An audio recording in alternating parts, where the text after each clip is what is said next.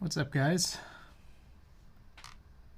Sinvec, Superior Kimchi, All Hex, welcome. This is it's gonna be my last stream of the year, but I'll be back next month. No big deal. All right, we got a bunch of packages to open. 5 packages tonight. So let's just let's get through these.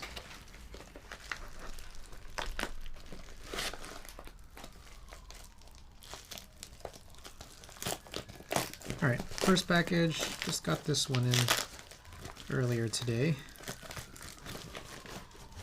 Interested in seeing this. It's from Divinity. Wow, this box is beat up. This is a Wuche Studio lube station. I'm pretty good on lube stations right now, but I did just want one that was going to be considerably smaller. I think the idea of having a smaller lube station has kind of intrigued me, just at least for the purposes of like doing fewer switches at a time instead of all at once, which is something that I used to like to do.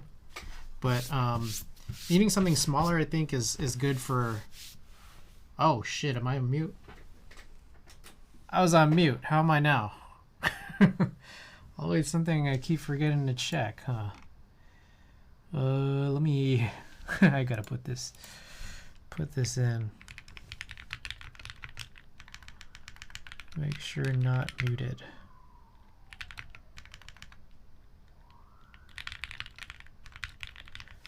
Alright, apologies for that. Guys, welcome to the last stream of the year. But I'll be back next month. No big deal. What was I gonna say? I said a bunch of stuff. Well, anyways, I just opened this first package, which is this Wuche Studio loop station. Have been looking to get some, like a smaller loop station, which I think is helpful for when you're doing fewer switches at a time, or like when you're trying to do singular switches instead of like assembly lining them. Just something small to hold the switches up, I think, is useful. So this thing is, I think, just interesting in general because you have like these guys here, like that you could put the stems in. Part of me wants to try this out now. Why not?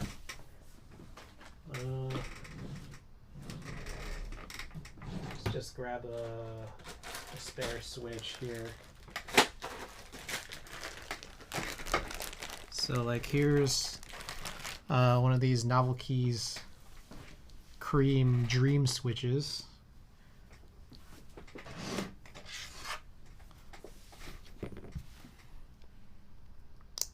So like I think there's this notion that you should keep every part together for things like worked in switches. But it's annoying to just do this without like having it be held in place. Because then like your switch will be like tipped over a little bit. But I also don't want to use like a whole, like I have bigger lube stations that just take up so much desk space. So being able to like just have something a little bit smaller here is kind of nice. Meanwhile, just another thing is, put this here. You can rest all of these stems, I guess, on top of this thing, which is interesting.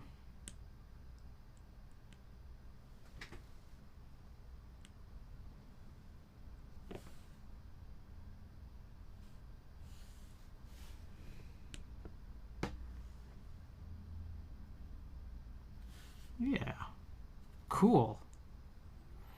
All right, anyways, that's a fun exercise.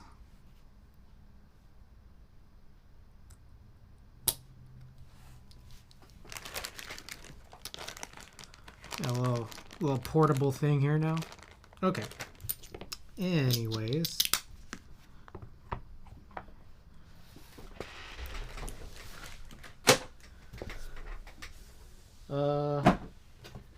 Let's see here.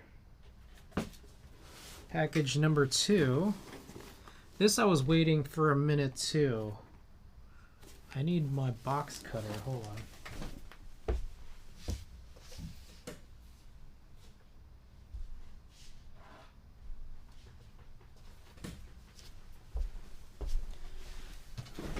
Okay.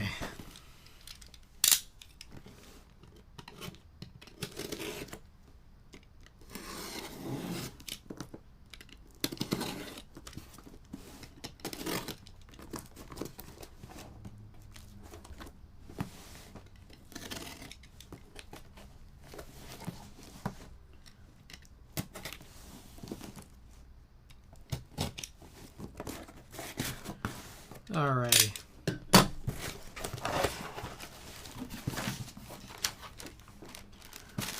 So here we've got, whoa, this packaging's really interesting. All right, I'm being sure not to dox myself. Oh, you know, I forgot to fix something here about.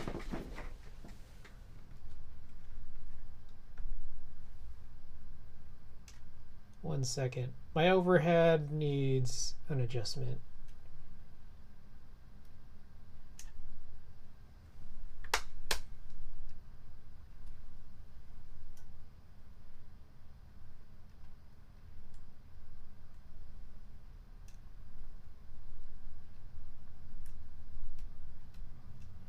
So for some reason, oh my goodness, okay. Alrighty.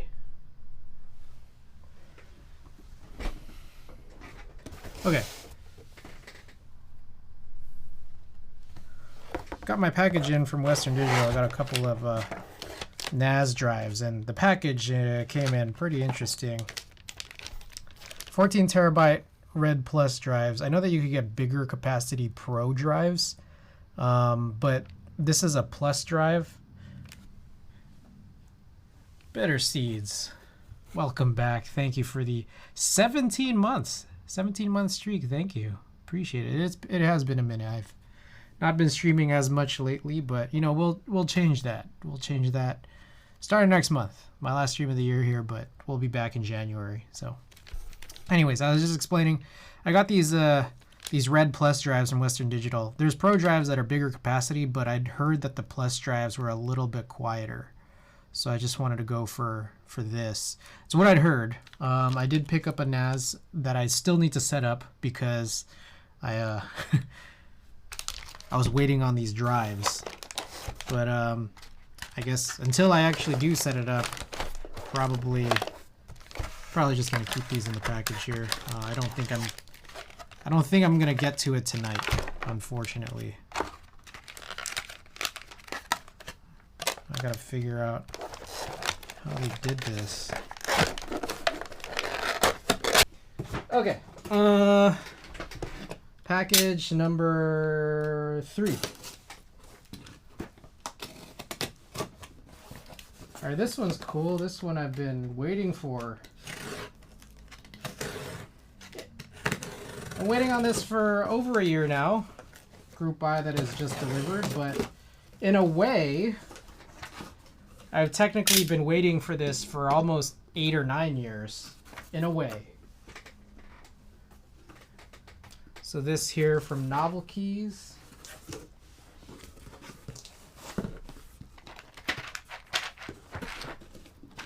It has arrived.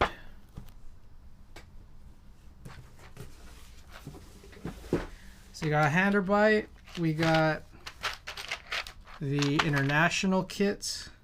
We got both Salvins, and we also got Noctarbyte. I don't know. I think after a while, if I really wanted Noctarbyte, I think for me, I'm more just because I'd missed out on the actual, like the round 1 Handerbyte. After missing it, you know, multiple times, you know, round 1 and even from before that, I wanted to be able to buy in on this so that I could make sure that everything hit MOQ, like do my part. So I got in on everything. But Noctarbyte, I ended up getting in on multiple sets that kind of have this sort of theme between GMK, I don't know how to pronounce it, Huhai, and also Mictlan. And I think Mictlan is probably going to be the one that has executed this probably the best.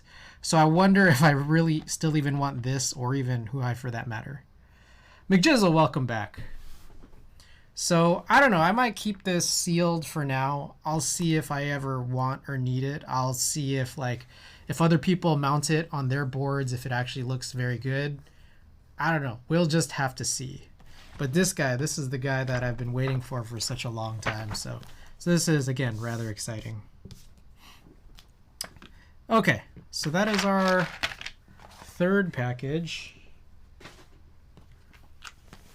All right, so we have two more packages, packages number 4 and 5, which they are very related to each other. And they're related to this stream, for anyone who had not tuned into last stream, which was on Saturday? I forget what day I streamed. We were trying to helicoil a couple of keyboards, and we failed after one singular hole because the tap broke. So I ended up buying a bunch of taps. Looks like this is the 5 pairs of taps. One of them is I realize these 5 pairs is not just like 10 total of the same exact tap, but 5 pairs, which I was laughing about, is actually because each pair, like the tap is slightly shaped slightly differently. So this is the 5 pair pack. And then meanwhile, for package number 5, they just separated this into 2 different packages. We got the Drill America one, which is supposed to be a better quality tap. So let's find out. I guess I ended up buying essentially, 11, not just 10, but 11 taps, because I didn't trust myself to not break this one, even though this is supposed to be the good quality one. So we'll find out. Let's find out how this works out. This does look better, I will say that. But we'll see. Good to see you guys. Regular stream schedule coming back soon. Yeah, that's the hope. I am going to go on a bit of a break yet again, which, obviously you could tell that I have been going on these breaks. Yeah, I will hope to be back next month with a much more regular stream schedule. So yeah, I really think you should use a drill. It's much easier to drill it straight. The hand tap will wobble simply because of the nature of where the pressure goes as you rotate it. I'll try that. I mean, again, we are using this testing.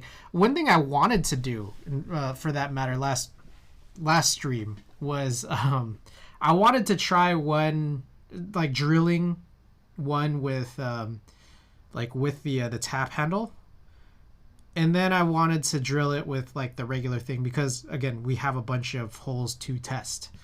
But as soon as I broke the tap, which shouldn't affect the actual drilling, but as soon as I broke the tap, I got very unmotivated. Very unmotivated. So the next thing is just the slight worry that these taps, what if it didn't match what I had? Let's find out. Okay. So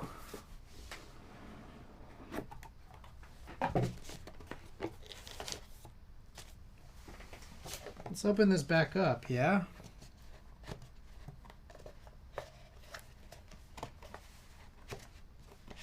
So just as soon as I can get it out. All right, there we go.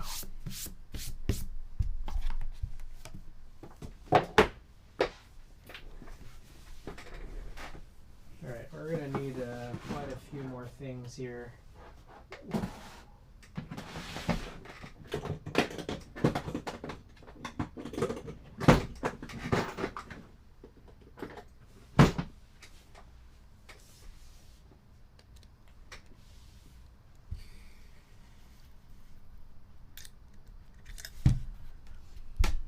All right, so let's get this back opened.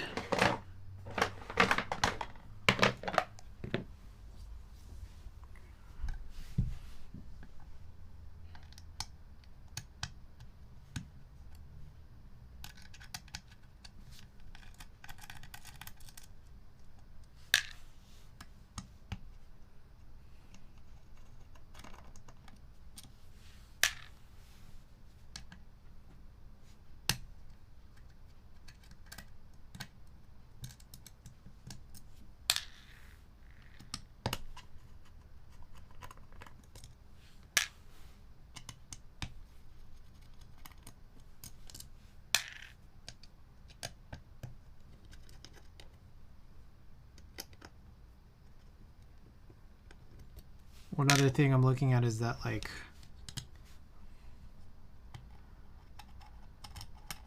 I have to wonder, I really do. Like, the helicoil set that I bought is made for M2 switches, which means that the holes you need to drill for the inserts need to be bigger than M2. But what's strange to me was this idea here that, sorry, what did I just do? I'll just leave that there, whatever. What's strange to me is, why was it labeled like the size of the screw, the actual tap? So, well, I don't know. M2 switches. M2 what? Okay, anyways. I'm gonna get the drill.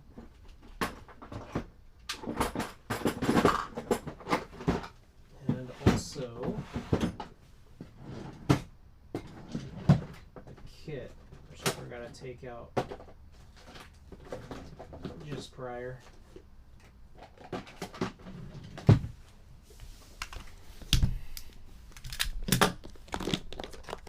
Ah, crap, I forgot to put in a work mat.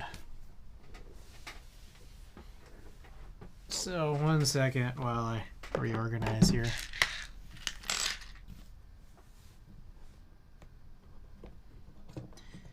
One thing I was wondering is whether or not I should have gotten some like Loctite to make sure that the insert stays in.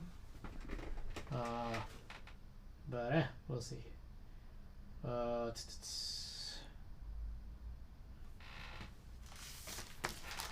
use the same one from last time.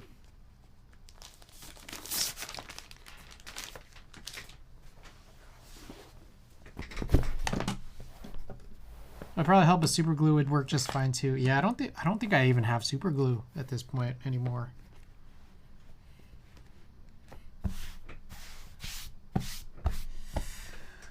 I should. I don't. Okay. So let's check this out. So right here is the tap handle.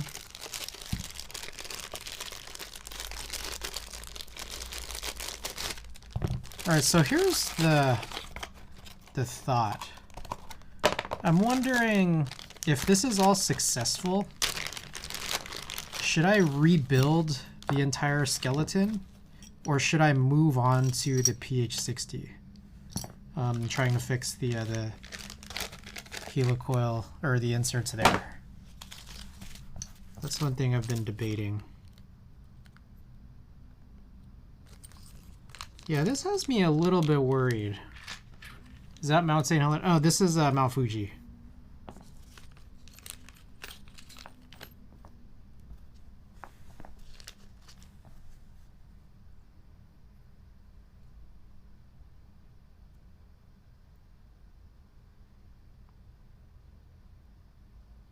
Okay, so this is the shit I broke. And I'm trying to just like determine if it's really the same, because like it's not only just broken, but it's all really like fucked up looking. But I'm trying to determine whether or not this is really truly 100% the same size tap, because one thing I can tell is for certain is that the Drill America tap or tap set came with a drill bit, and this drill bit is definitely smaller.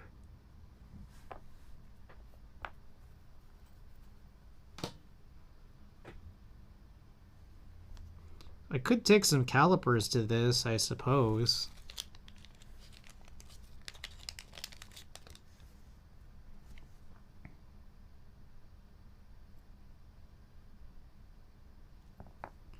But they are labeled the same. M2 by 0.4 D3. This one says D3 now. I don't know what D3 is. I mean, I guess I'll just go through with it. All right, Sinvec, let's go with your plan.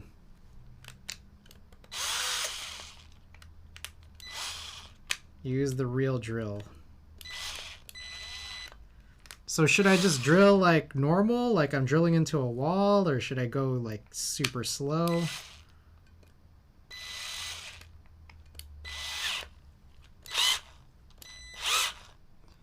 An M2 drill bit should be a tad smaller than an M2 tap. Well, okay. So let me try to explain again. So I bought this this helicoil set that came with the inserts, this helicoil tool, this tap which I've broken, and then this drill bit. So I used the drill bit. I drilled into that hole there. I used this, and then it broke after the first try. But, you know, I was able to get the insert in, and it works perfectly. The tap handle wasn't included, so I bought this separately. But because this this tap broke, I bought new taps that are, you know, have the same exact label. This one says M2 by 0.4. This one's M2 by 0.4. And I'm just like, I'm not 100% sure it's the same exact size. Maybe it is, but the drill bit that was included in the original tool set and the drill bit that was included with this new tap are slightly different sizes. Good idea too, in lieu of some, yeah, I need to grab the dish soap. Forgot about that.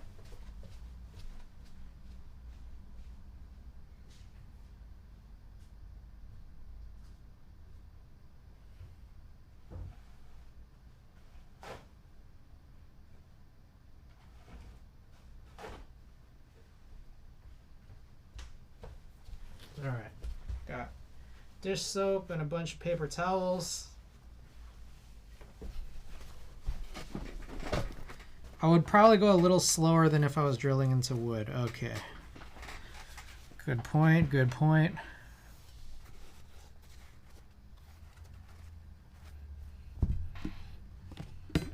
All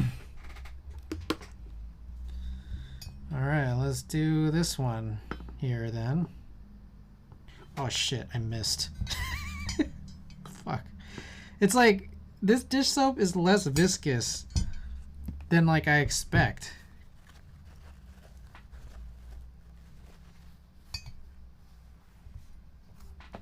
Okay.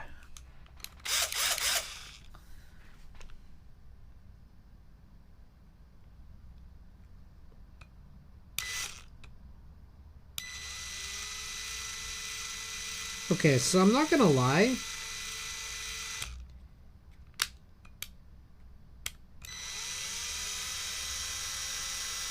It just feels like it went through the hole. Like, it does seem like this bit is too small. And that has me worried about the taps. I'm not gonna lie. Like, the idea that maybe, just maybe, this tap is smaller, and that like the tap here that works with these inserts is like mislabeled or something. I am worried about that. I'm just not 100% sure how to be certain.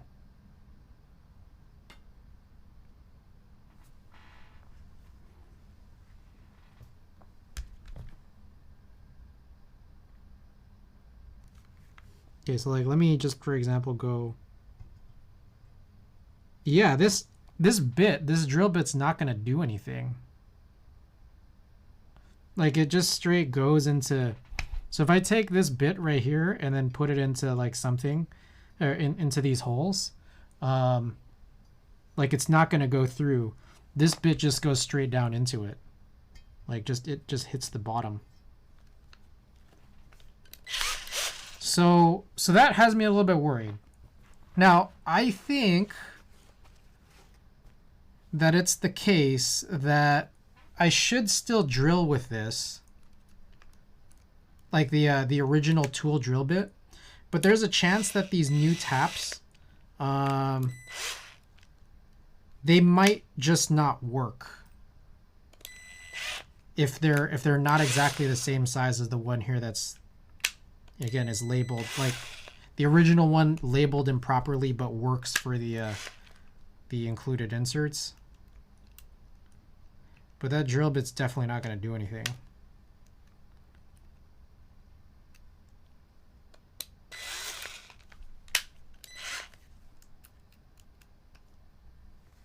And I had this worry when I bought it too. Like that, what if it's not right?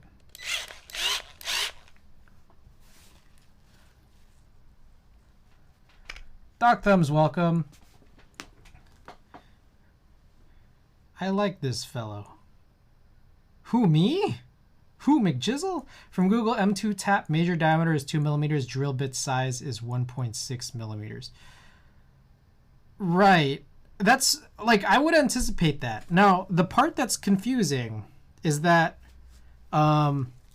these inserts are meant for M2, which means that the hole that this is supposed to sit in, oh my. Doc Thumbs, thank you so much for the 5 gifted. I appreciate it. Anybody who's out there who's just received a sub and is here right now, enjoy the 10 best emotes on Twitch. Doc Thumbs, thank you so much. Hope you're having a good holiday season. Thank you.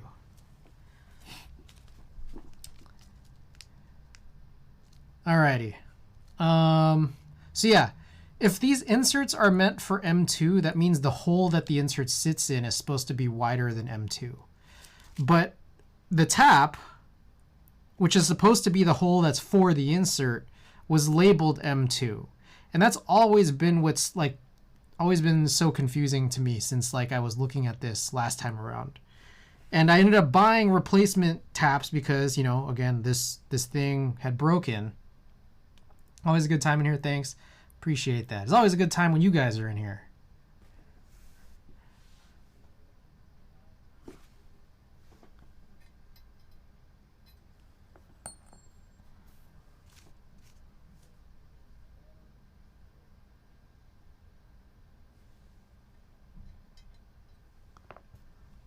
Okay, let me check something. I'm gonna take these pliers and then just I'm gonna set the broken tap right on top of an existing hole, and I can tell that it's not going in. Meanwhile, these new taps that I just bought, they go in, and that worries me. Like, they go in a little bit. So, tell me what I'm supposed to do. Like, I can begin drilling. That's for sure. But if I use a tap that's too small on a newly drilled hole, my guess is that either it's not going to do anything or I might make things worse. So am I going to make things worse by doing this or no?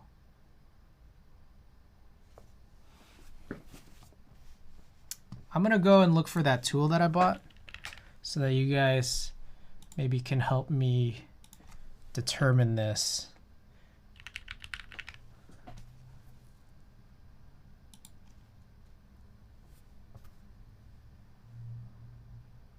Oh, shoot. Wait. I see an issue.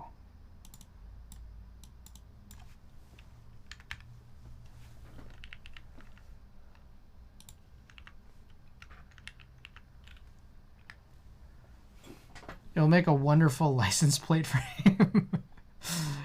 License plate frames with blockers. I should do that, huh?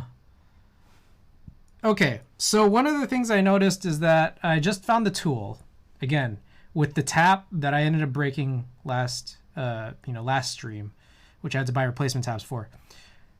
This thing says M2 by 2D, and this new tap that I bought says M2 by 0.4 D3. What does the 2D and the D3 mean?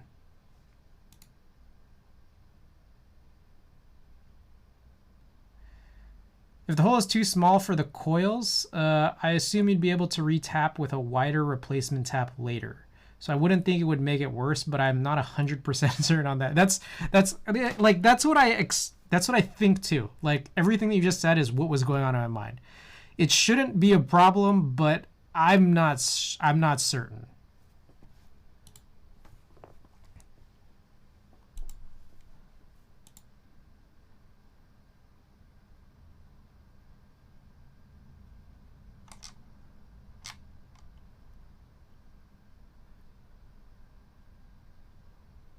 (2D) means the length after the installation is twice the diameter. Ah, okay, so that's just length.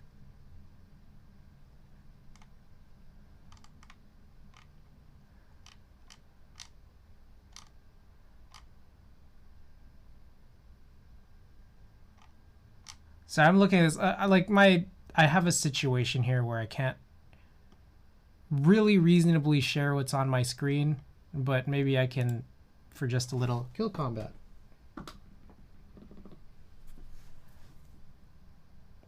(2D) is 2 times the diameter for the length. Got it, okay.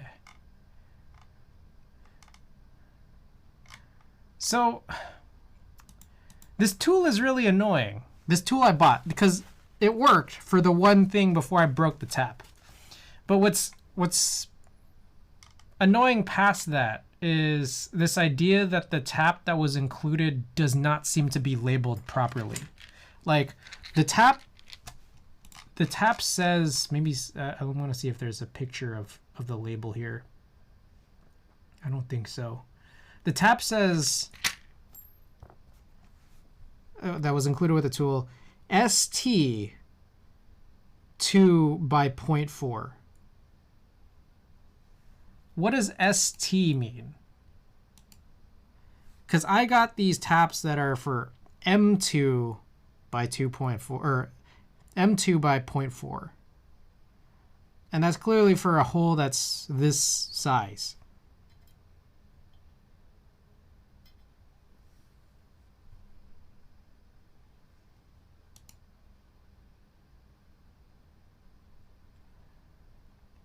And Thixius, welcome.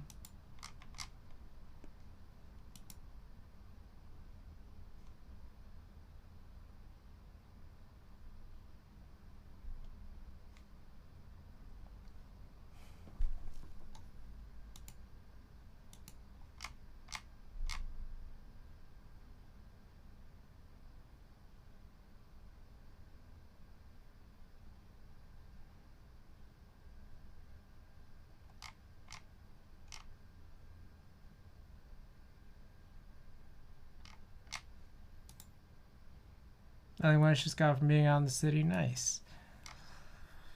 Damn.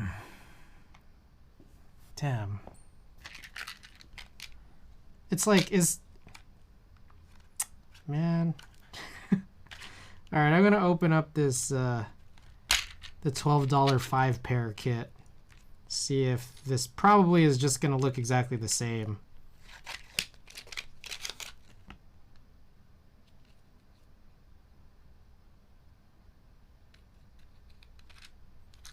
Boy, what a weird, such a weird container.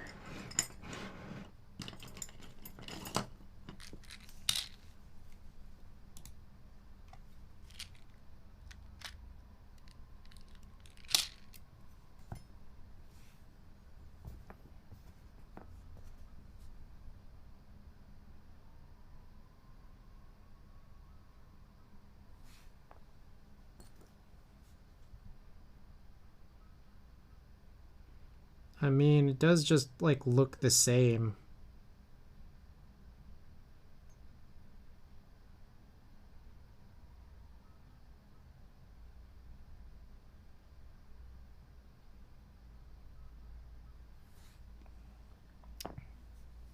I mean,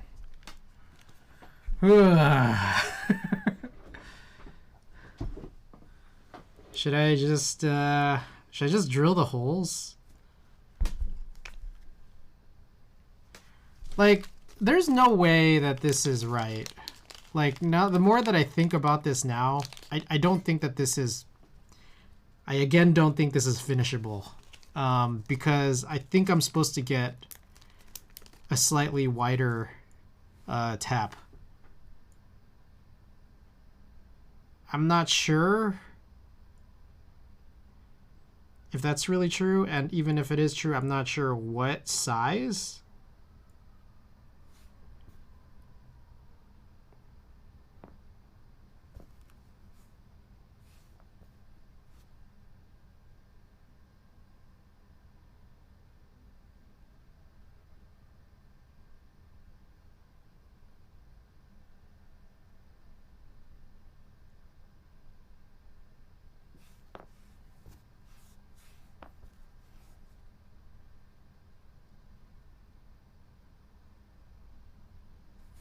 Yeah,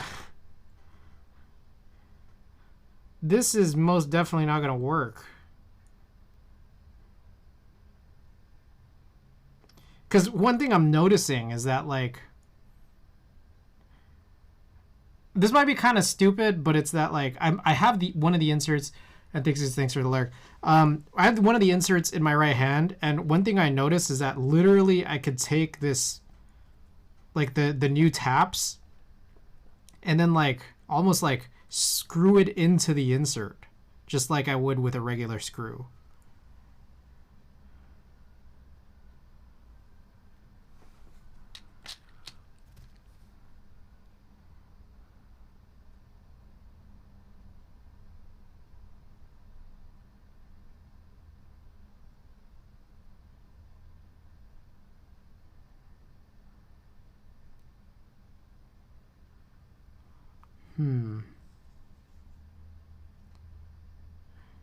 And this is kind of stupid, but, like,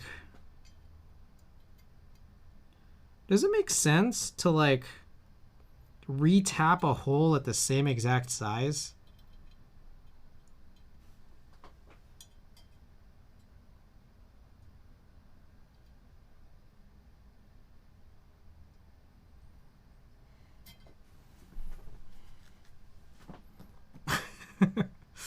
Man, this is silly.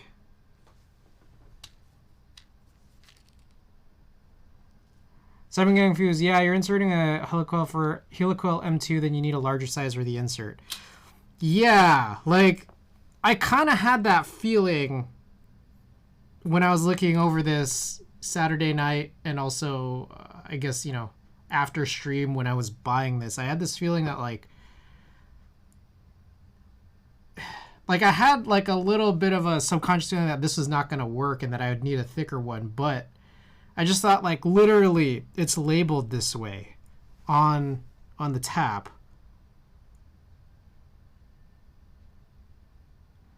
So I just, like, I went with it.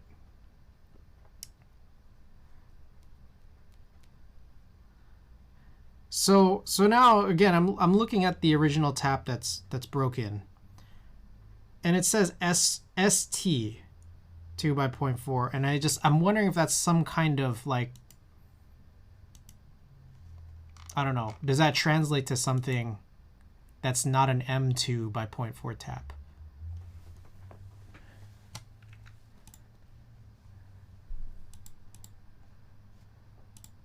So I'm currently sitting here on this page. Let me see if this works. Does this work? No. No, it doesn't. Let me try again.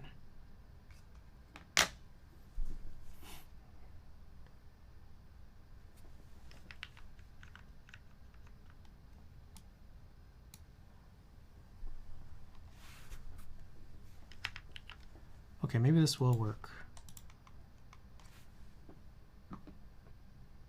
No? Really?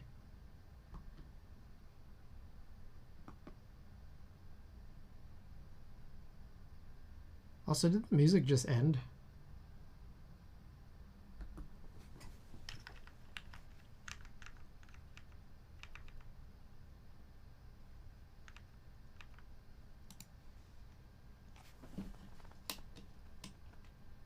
Might just be me.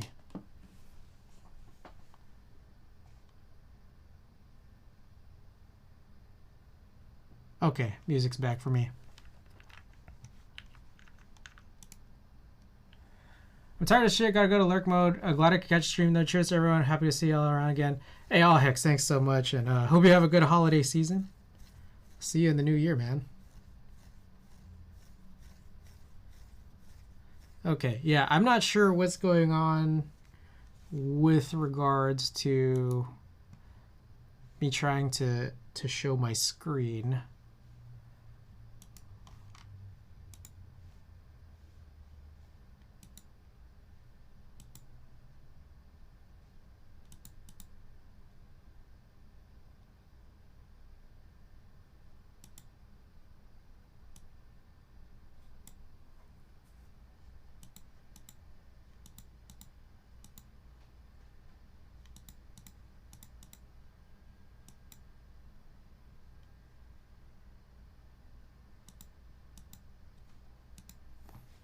Try this.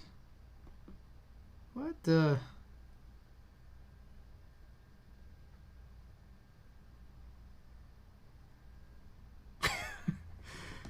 All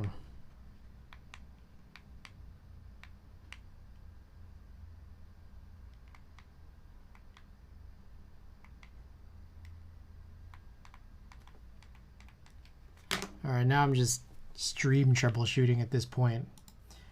Kind of stalling, half stalling here.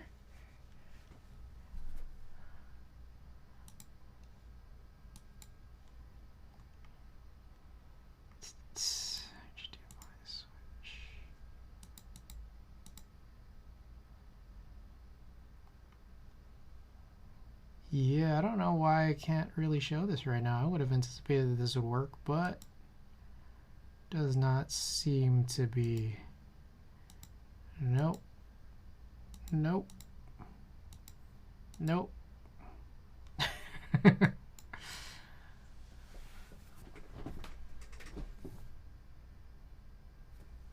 Wait. We're gonna get this.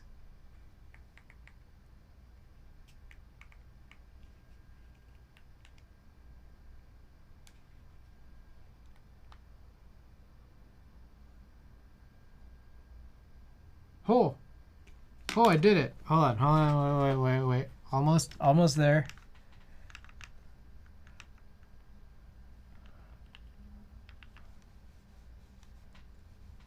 Hang on.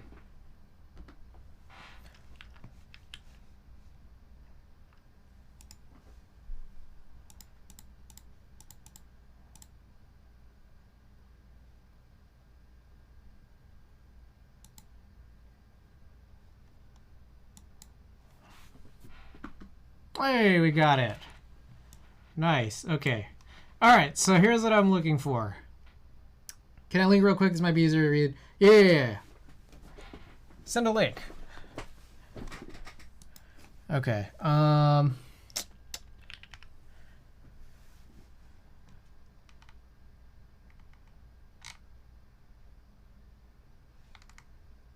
Tap broke after just 14 uses. So the thing is, no one here explains what the replacement tap should look like. All right, let me check this out.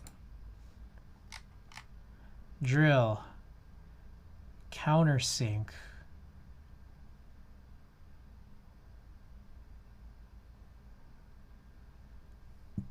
Interesting.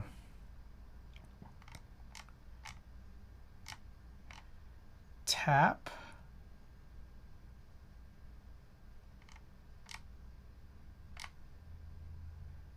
gauge, install,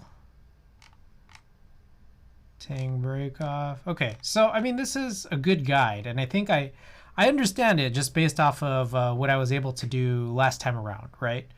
What I think I'm specifically looking for is some information on what taps I need for the insert to work. And unfortunately, hey yo, Spring Roll, welcome. Unfortunately, I could see that there's someone with a 1-star review saying it's poor quality. But no one explaining what the tap replacement would be.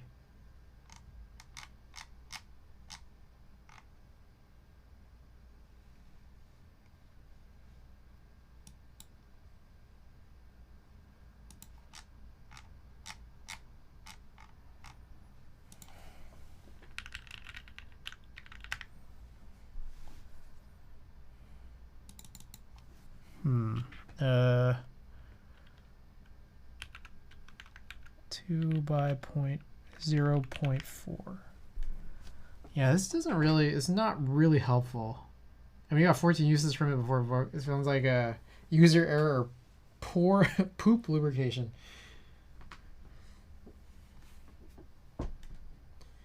Okay, so I don't know where to go from here, to be perfectly honest.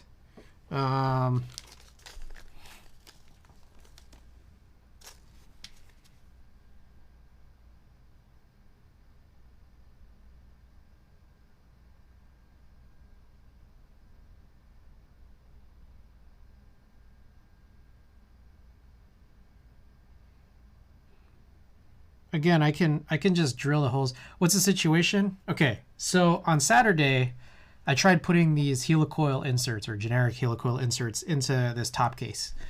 On trying the first hole, I broke the tap. It snapped off. It was still in there, but I was able to remove the tap from it, and then actually that hole was usable.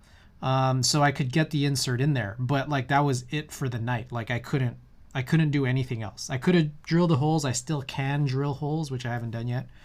But actually tapping the holes could not do because I broke the tap from Saturday night. So I look at the tap, and the tap says ST2 by 0.4. Now the screws that are supposed to go into these inserts are M2. So if it's M2, like I had this sinking feeling that like this tap that's labeled this way doesn't make sense, because ST2 by 0.4 means that like it's labeled incorrectly, because your inserts are going to need to be bigger than M2 if you're trying to put an M2 into the insert. So I had this sinking feeling of that, but I thought like, hey, like that's the way it's labeled. Let me just go and buy these taps. Lo and behold, the taps arrive, and like I can just tell it's not going to work, because like the tap itself can basically screw into the insert, which means it's just like it's not big enough to tap like the newly drilled holes. So this doesn't make any sense. So let's see. Okay, so McJizzle. Let me see this here.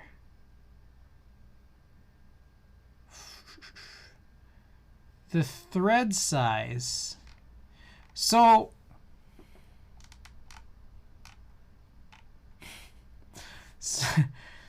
I have a curious question, which is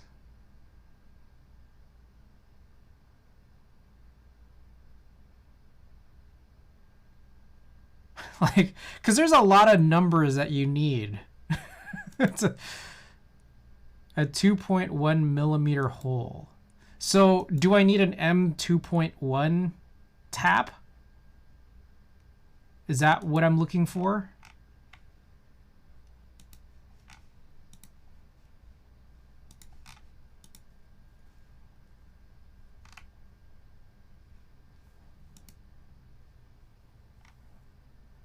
Like when I go back and look at this guy,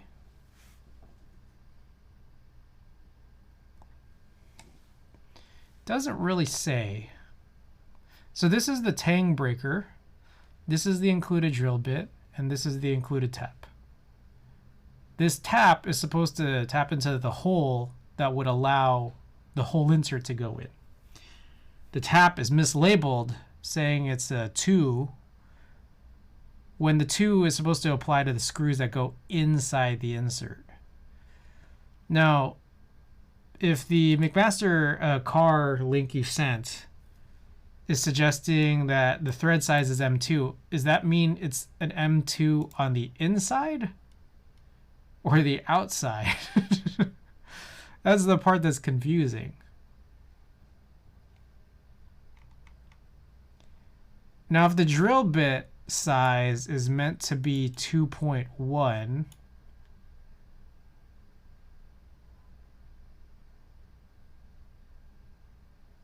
that would suggest to me that that means that the outside is 2.1.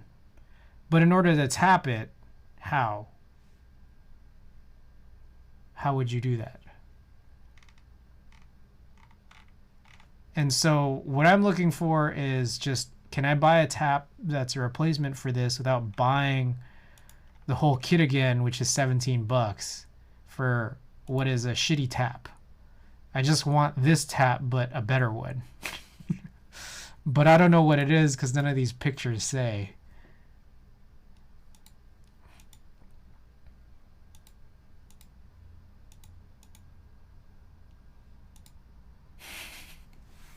Crazy, right? What's the outer diameter of the tap you broke? I mean, the tap I broke is pretty messed up, but like where, I mean, here, I'll grab some calipers, but I don't know how necessarily I'm supposed to set the calipers.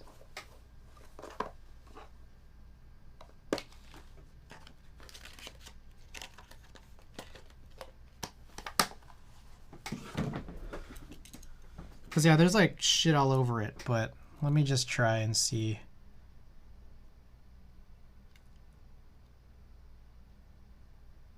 This tap looks like 2.3.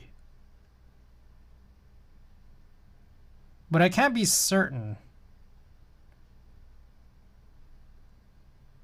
I'm not 100% certain. It might, because the thing is that like it's almost like around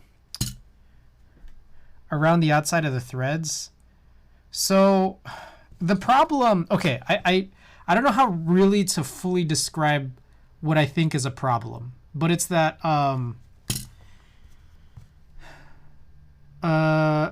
this tap, all these taps, like including the new ones I bought, this old one, they're kind of like tri-winged, and the caliper, I mean, these calipers are like, how do I put it? If I'm against one side, like one longest side, that means I'm getting to a part of the calipers that's like, or the tap that's like a flat edge between the other two angled corners. So while it says like 2.3 right here, roughly about 2.3, it's that like I'm not sure if that's really true, because if this whole thing was a giant screw, I mean, maybe what's more worthwhile is checking the diameter of the outer diameter of the coil. Shit, I just dropped it. Does the broken tap threads match the outside of the helicoil you're using? Yeah, and I was able to see that because I was able to install the one singular coil insert, you know, after the tap broke. Okay, so I think maybe what I'm thinking maybe is more worthwhile is to check the outer diameter of the coil, because that's got to match the outer diameter of what the tap's supposed to be, right? Oh yeah, you just buy the same tap then? Okay, It was for real.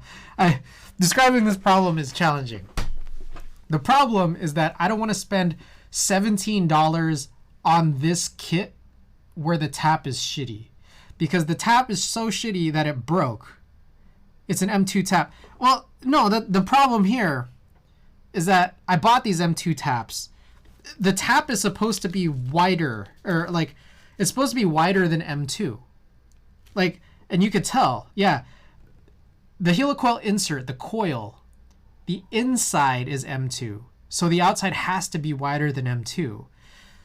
But the stupid included tap on this kit, the shitty kit, or the shitty tap in the kit, says 2 on it.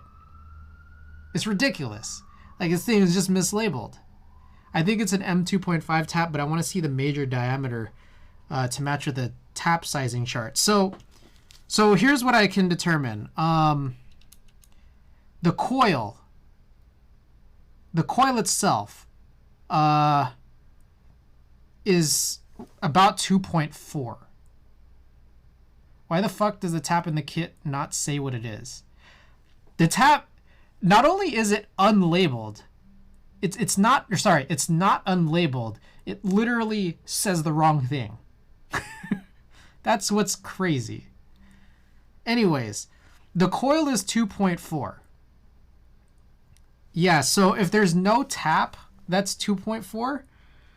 What that suggests to me is that I would need a 2.5, and then presumably that's just supposed to be a little tiny bit, like, but working with a 2.4 coil. Now the problem is that, like, I can't really reliably measure the tap because like I guess I can just kind of draw it. Like,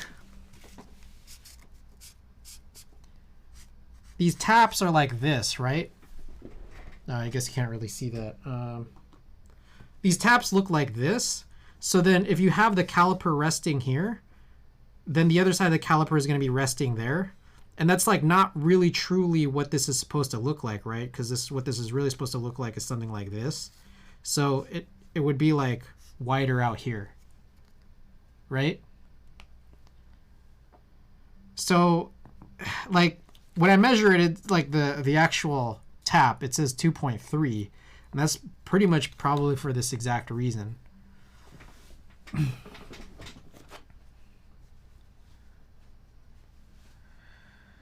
Okay, so I think, yeah, I need a M2.5 tap. So I won't be able to complete this tonight at all. Ugh, so sad. There's M2.2?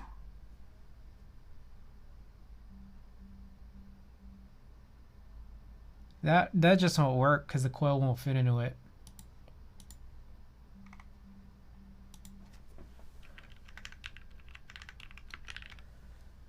So sad, man. Okay, I see a UXL pair for $10.49. This is so stupid. Just bought all these taps and they mean nothing to me.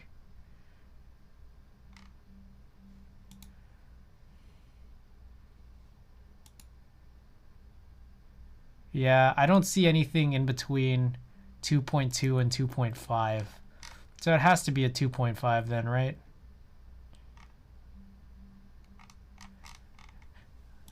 What about M2.4?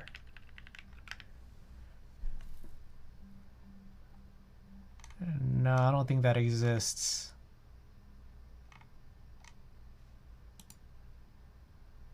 Ugh, yeah. Guess I can't work on this tonight. All right, BRB. All right, right on. Ugh. So sad. Well, I guess this project will roll into the new year. I mean, in the meantime, one thing I could do is just I can drill the holes. Like I can do that, right?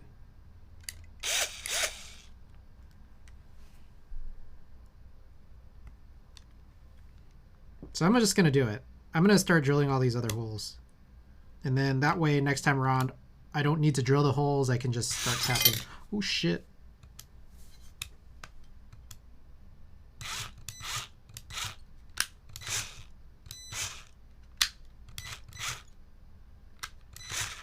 I don't like this. I don't like this as much as the handle, because like I don't know. I don't know what to say. It gets me worried. Icono, welcome back. Helicoil, look at what do you want from me?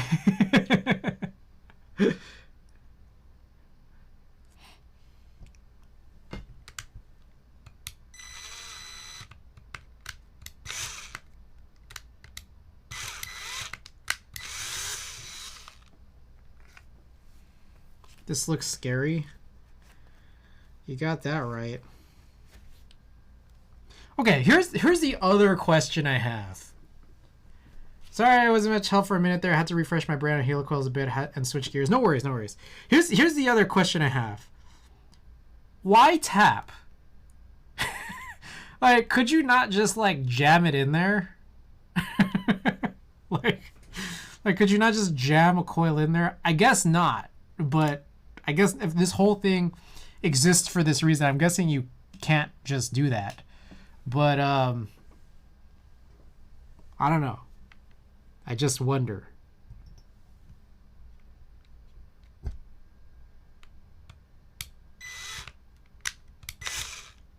This looks scary technique. Welcome back.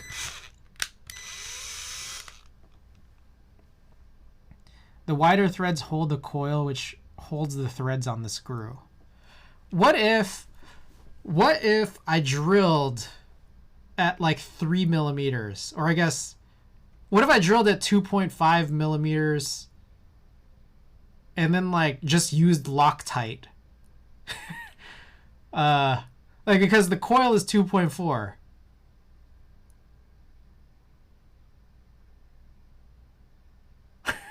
I'm thinking about this. You just jammed it in there, it would slide back out. Okay, hold on.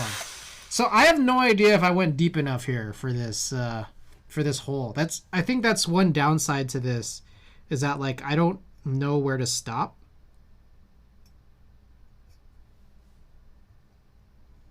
I mean, I guess maybe that's good. I hope.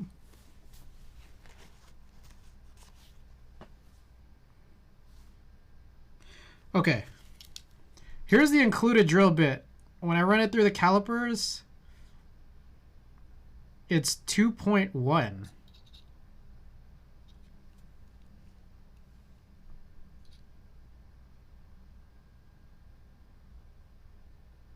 Yeah, interesting. Mark the drill bit.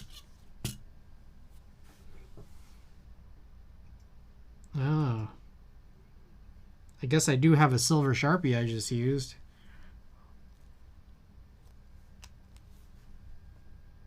So that lines up with the one I linked 2.1 millimeter hole. Yeah. Okay. This seemed like a stupid idea. Hold on. There's all this dish soap in here.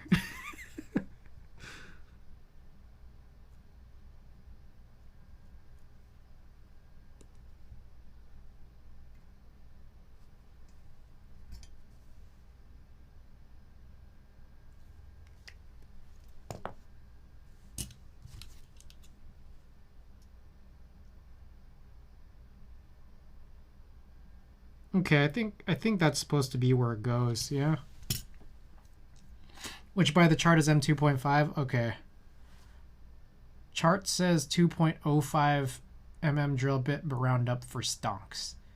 If you use tape and make a little flag, then it's easier to see when drilling. Ah, okay. Well, I think just generally that was the right place to be. So I don't know. Again, I can just continue to drill the holes, I guess.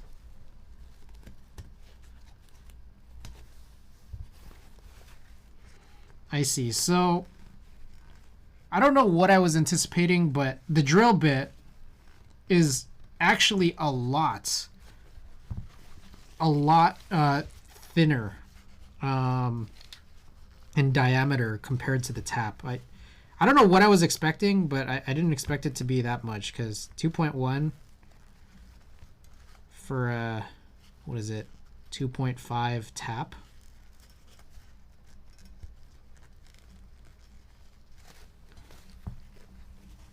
Damn, there's like this is literally dish soap residue that I'm trying to like take out of here. Oh, you know what I need? I need those like those little pink swabs somewhere. Be right back.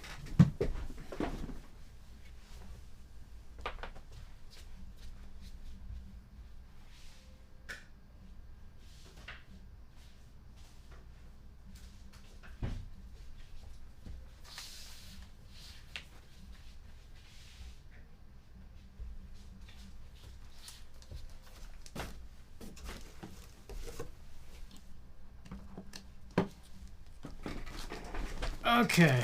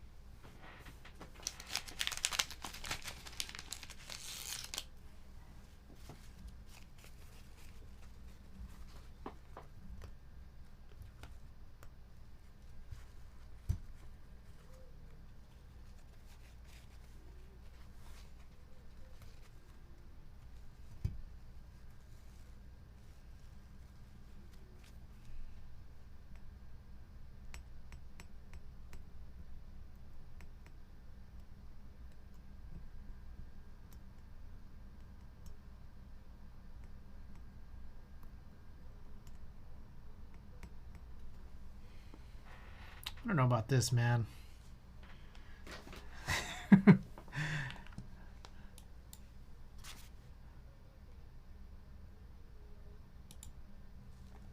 Okay.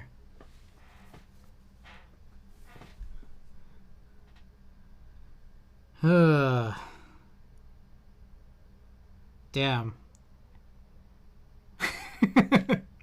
This sucks, man.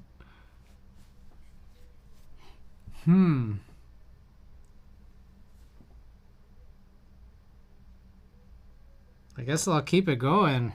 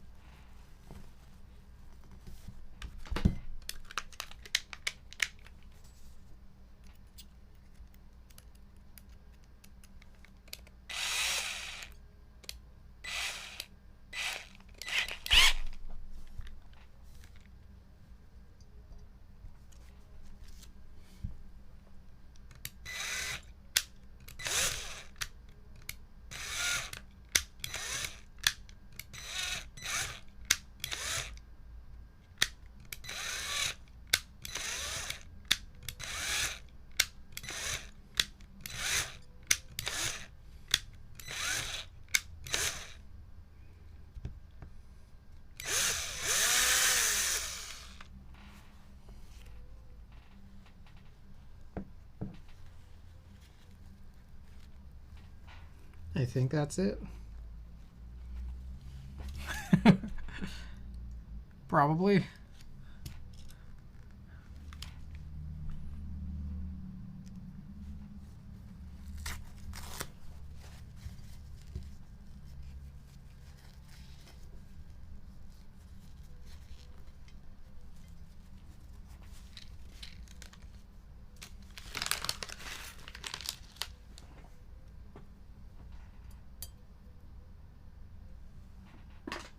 Small holes are a pain. I've tried tapping M2 threads for a custom case before, and it's a massive weenie.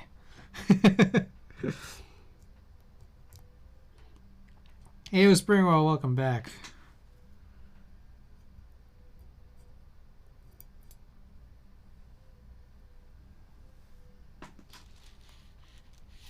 I mean,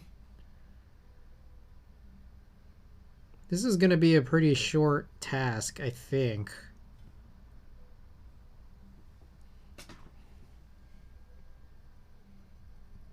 Debating whether or not it makes sense to work on other tasks.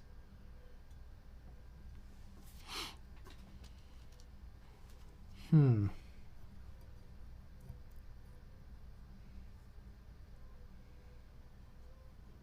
have several builds, but a part of me is just that, like, I don't know. Weird to do a build when this is all planned like this. I know that there's a ton of chores I could work on too.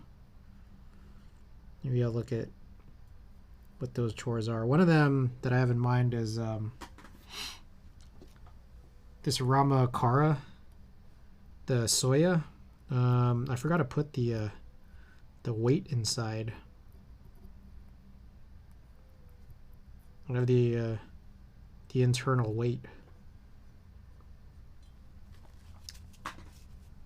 Arias Borealis, welcome back. And Thixius, welcome back as well. So I'm thinking we could just insert that weight. It's probably like 5 minutes of work.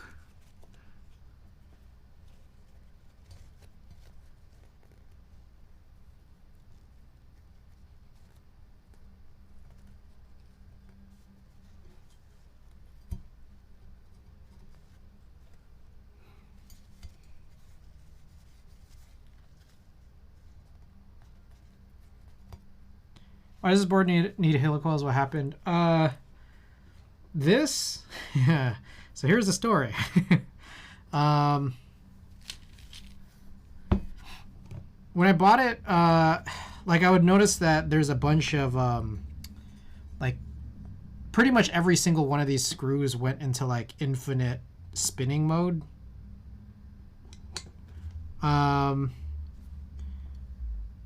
And so I reached out to the group buy runner, and he actually just sent me a whole top and bottom, but without like the extra weights. Whoa, shit.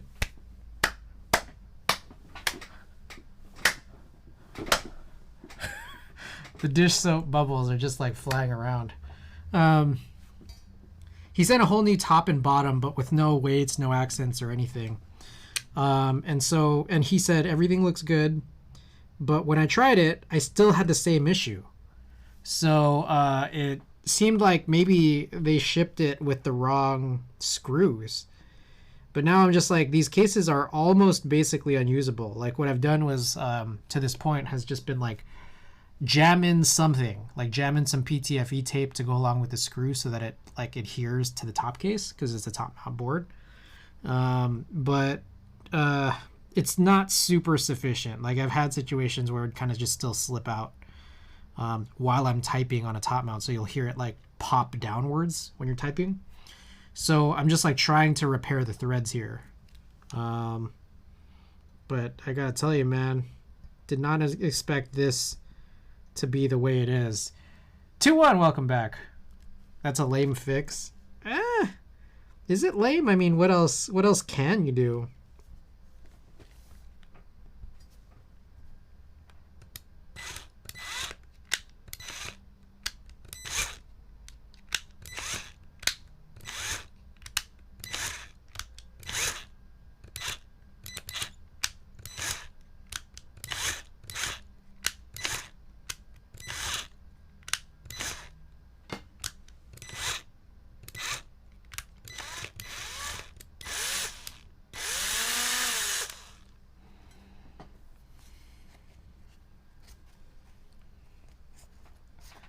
Full commit, JB weld it back together. People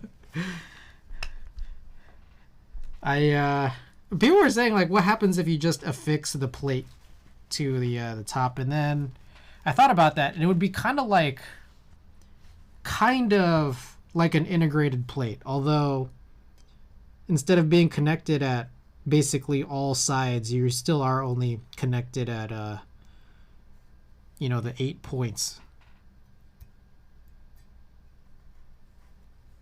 Ship it to me, I'll weld it on there. The only issue that I find with a plan like that is you literally won't be able to change plates. And I'd like to be able to change plates.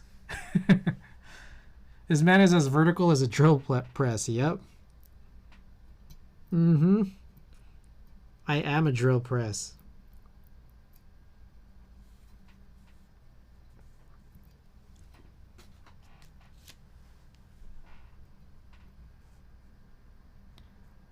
Fill the screw with melted titanium and rethread, rather.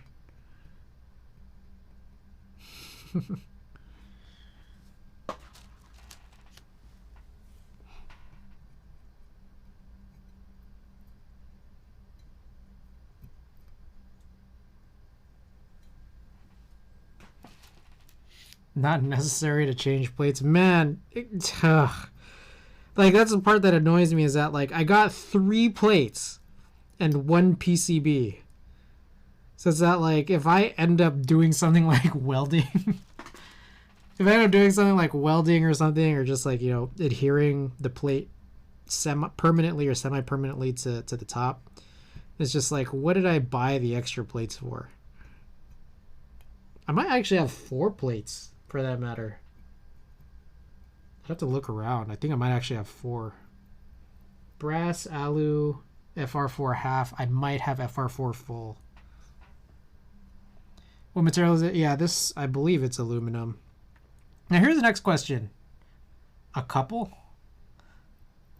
4 plates. I only have 1 PCB. That's the worst part. And it's like not even a standard PCB. I wonder if the LDN PCB works. Hold on, let me look this up. From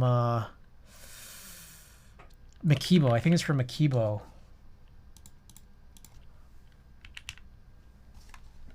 Check this out real quick. Hold up. Look at this. Look at this. Will this work?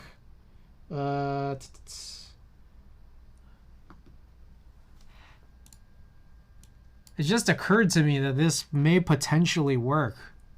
Potentially. Got that protrusion there. That said, this is not my favorite PCB, like, at all. I think it's like, it wasn't even VIA compatible. It's just like weird to program, I believe, if I recall correctly.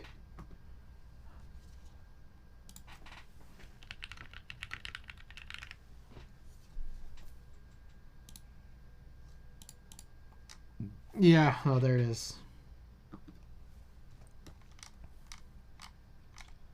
One thing I could do is desolder this from the TX60 that I have, and then just try this out. Do a rebuild on that one anyways. That's maybe one thing I could try.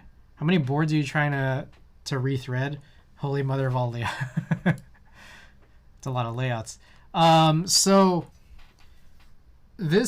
I have 2 of these now, both of which that need to be rethread, but it's that, like, well, I'm only gonna ever use one unless I opt to, like, with the extra top and bottom cases, just kind of have like a, I don't know, just a really janky, no weight, no accent board.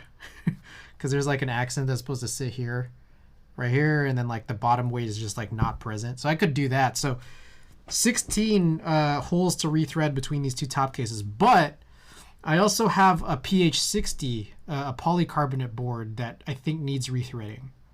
So I don't know. I'm wondering whether or not I should drill the holes for that tonight.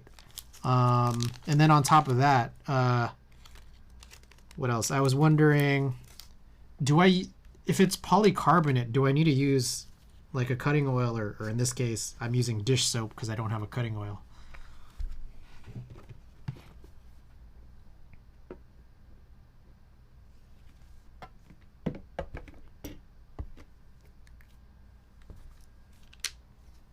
All right, drill press mode.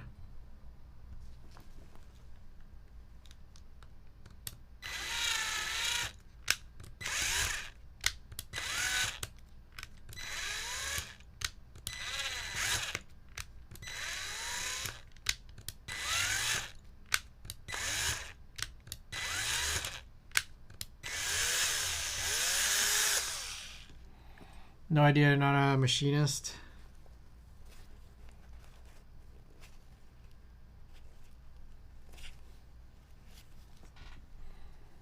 No, I don't need it for poly, just have to be extra careful because it's easier to read the hole out on plastic or go crooked. I see, I see. Good call out. Okay, what was I doing? Oh, cleaning.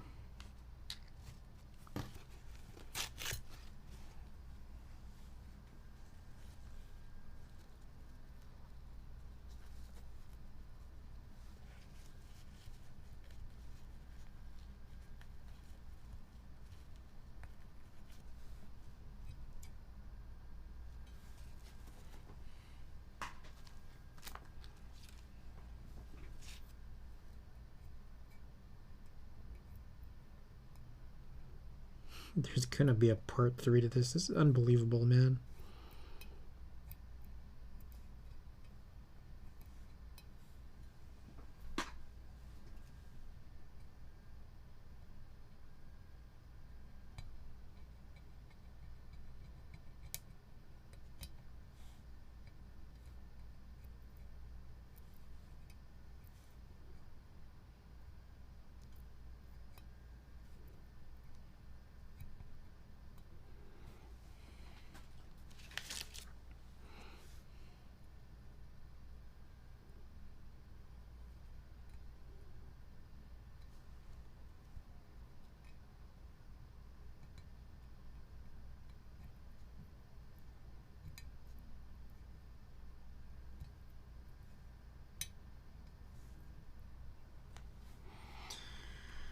All right.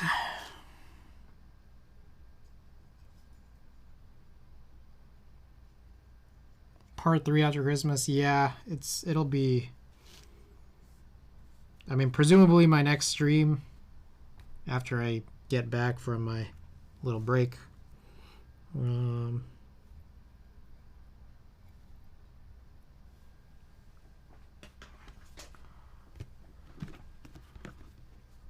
And then we have a bunch of builds. And I guess this is going to be a part of that. Because I just figure if we're doing all of this, I might as well do a rebuild. I think the Gateron black ink switches on half FR4 is just like super whatever.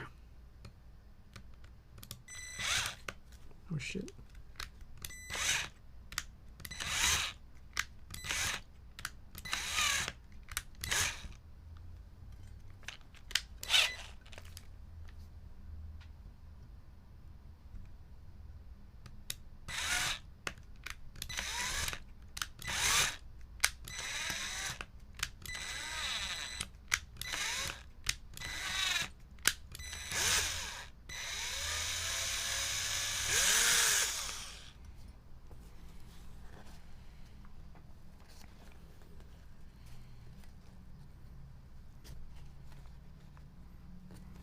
Unbelievable, man.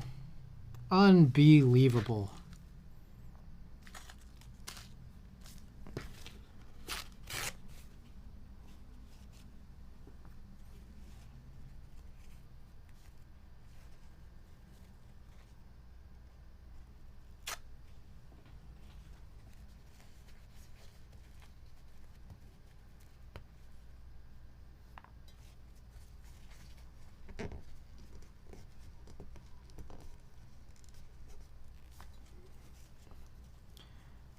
Frank, what's going on? Welcome.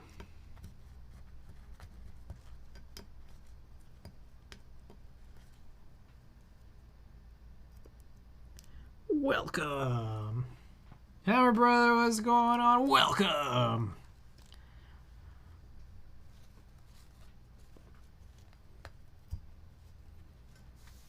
Happy holidays to everybody who's in here.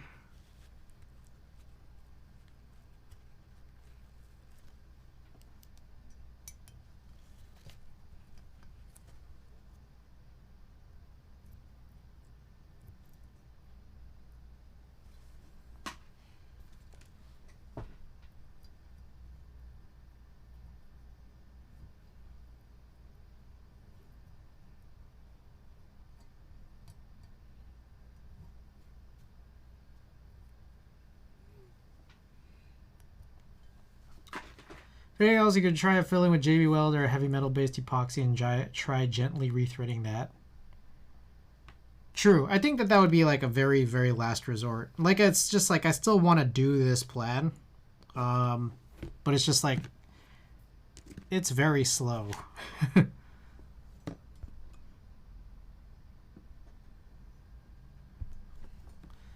So, okay. So, from this point, I'm also a Ryobi guy. Also, check this out. I don't know if you noticed, but the back edge of it is all fucked up.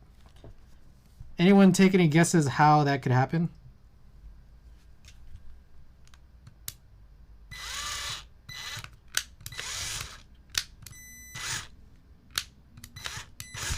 You got this, Chris, King of Jank.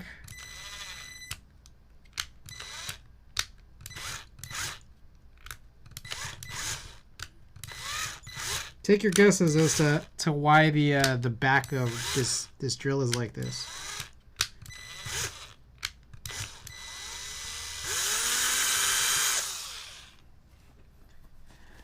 Got stuck and spun itself around. Oh no, man, you guys are way off. It's super mega jank. Like, I don't think you guys will really understand how crazy, how ridiculous it is to figure out why this looks like this. What exactly are you doing now? We're prepping for a helicoil installation, which won't even happen tonight. I'm just doing it now so I don't have to do it later. A vice? Oh no, man, you guys way off.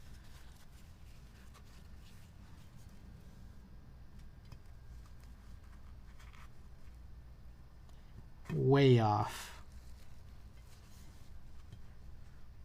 Visited Scuff City. I mean, that's pretty much the closest. The closest anyone's gotten so far.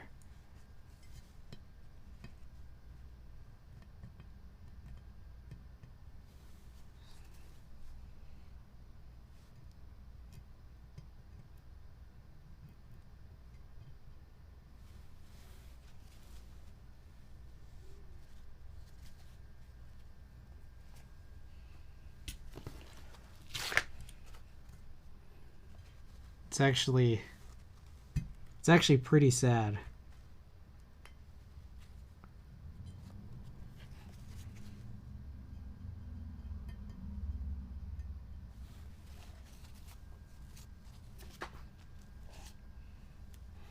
All right. I'll reveal, guys. I bought this drill a long time ago. I needed a drill. I needed tools.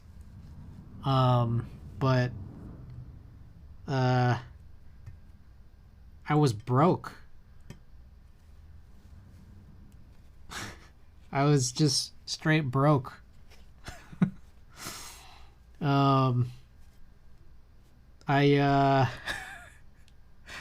Yeah, 2-1, you got it.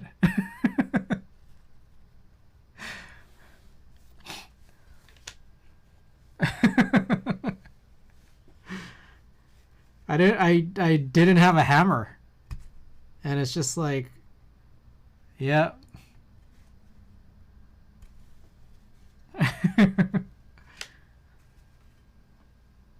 As they say, a right tool for the job. All right, I'm gonna get rid of this. There's like too much soap on this.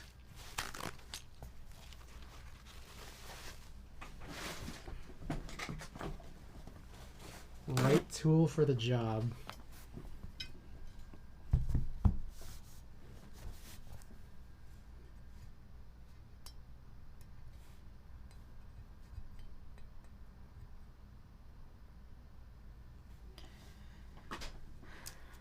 All right, I'm cleaning all these. I got this one, I think the last corner.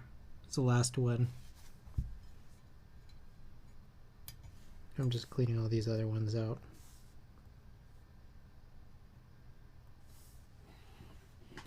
Alrighty. Guess it worked. It did.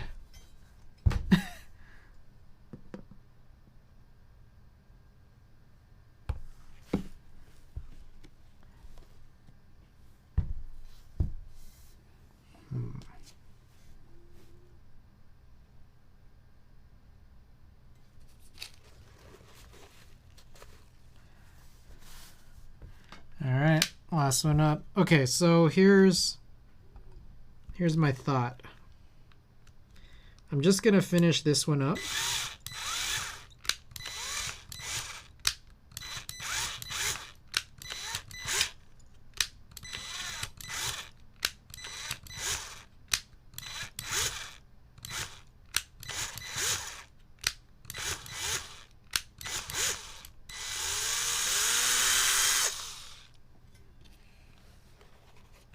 On this episode of Non-Warriors. Oh, so good. Okay, so I'm gonna finish cleaning this one up, and then let me think. I am going to look at the pH60 and try to figure out if this working on this makes sense. Just like drilling the holes there. Maybe not. Maybe I might still want to just wait and see if the inserts work properly on this guy before I start touching polycarbonate. The pH60, that's the only one I have, and this is just like a test top. Always doing different content on this channel. Never seen someone take a drill to a board like this. So this idea came from Tempest. Mr. Tape Mod. He talked about how his Constellation had needed some thread repair, and so he basically did this. He said he was really terrified too, but you know, just it worked out. It's just so crazy that for this board, it's like every single hole. It's not just like one, but like every single one has a problem basically.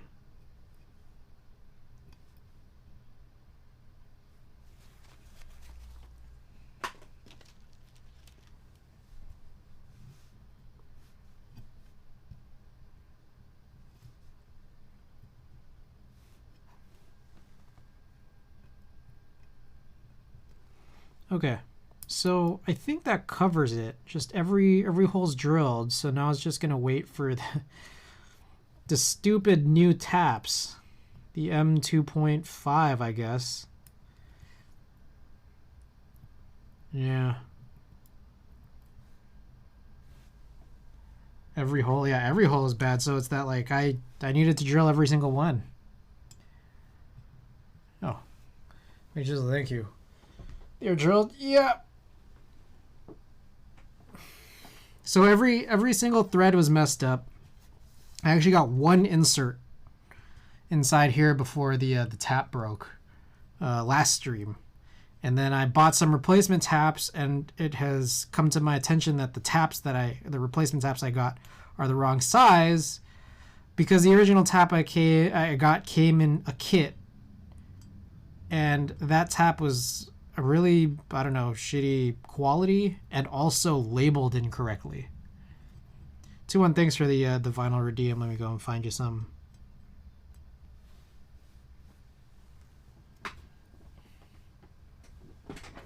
Where'd my phone go?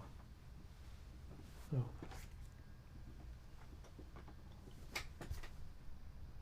Just make sure every single one of these is clean. Seems pretty clean.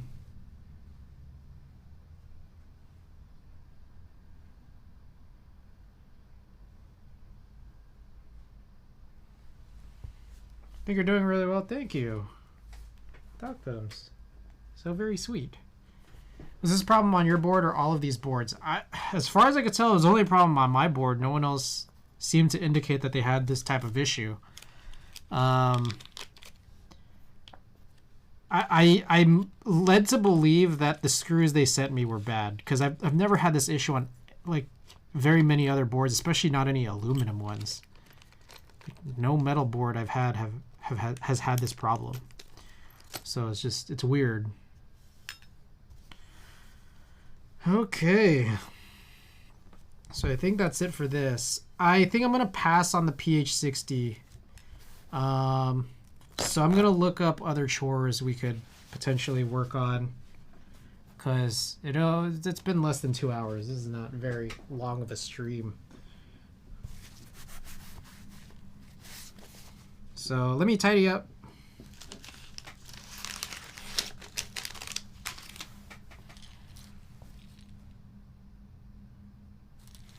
God, I bought all these stupid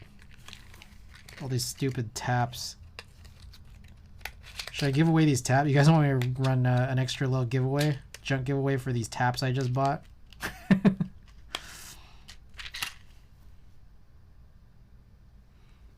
Maybe I'll keep the good one.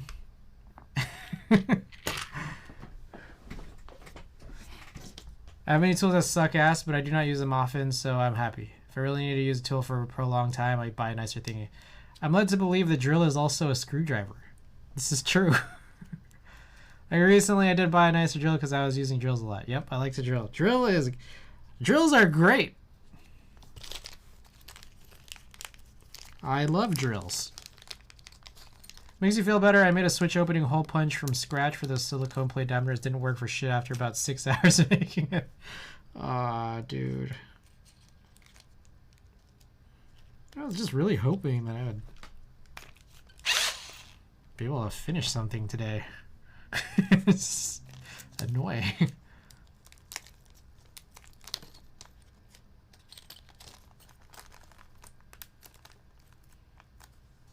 Man, this has been not a great playlist, I'm not gonna lie. It's like the acapellas are thrown on off beat. It's like I think that's the second time so far.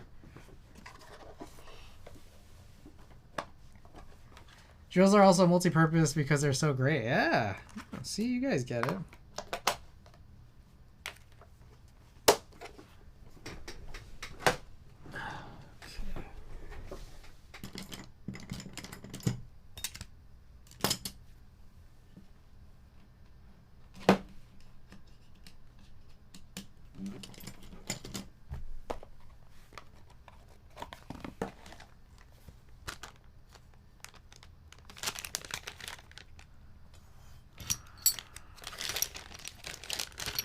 That goes in there with that. What am I forgetting? That goes in there as well. All right, we are, by the way, guys, I don't know if you guys saw the stream title, but we do have a giveaway today. I did promise on Saturday that my next stream would have a big giveaway.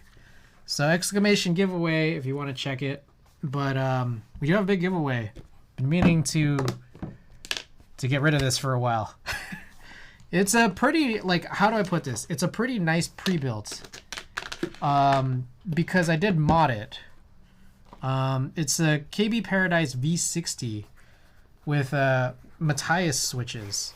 But very specifically, they're Matthias tactiles that have been undampened. So they're a lot like... they're clones. They're Alps clones. I guess they're meant to be like cream Alps that also have dampeners in them as well. And you can open up each individual switch and then remove the dampeners from the stems. And yeah. I think it's like so much nicer after I undampen them. And we'll run a type test for it a little bit later so you guys can just see. I'm gonna go wash my hands. Be right back.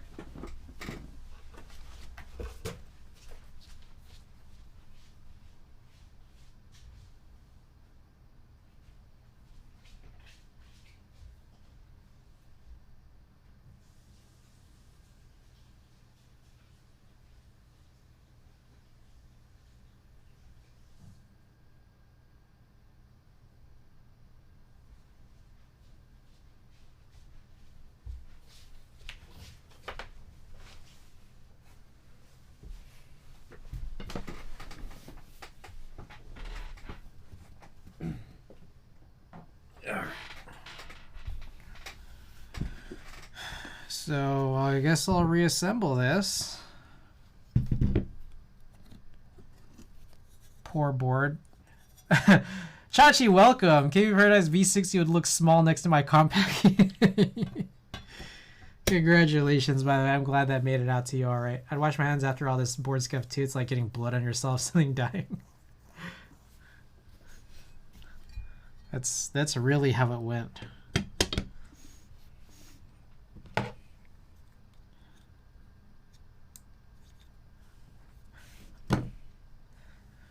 what's the saying? Like the operation was successful, but the patient died. It's kind of what happened here, right? My goodness.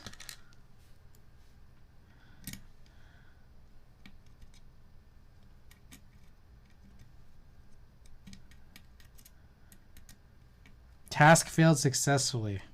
More succinct version of that. Second time around too. Saturday and then today. Lurk for a bit while I put my kid down. All right. Thanks for the lurk.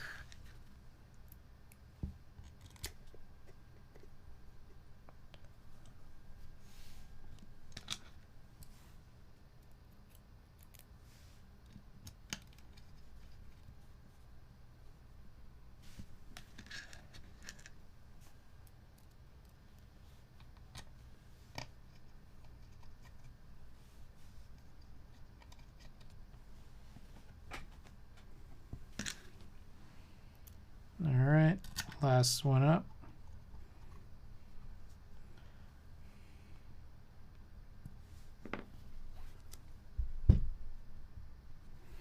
Okay, so that's that. I'm gonna put this away again.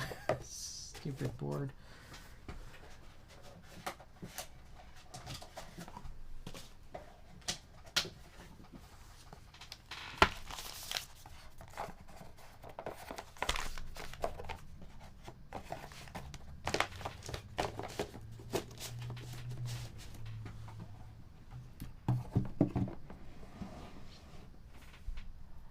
There was another, whatever. Another little baggie missing, I think. Oh, it's in here.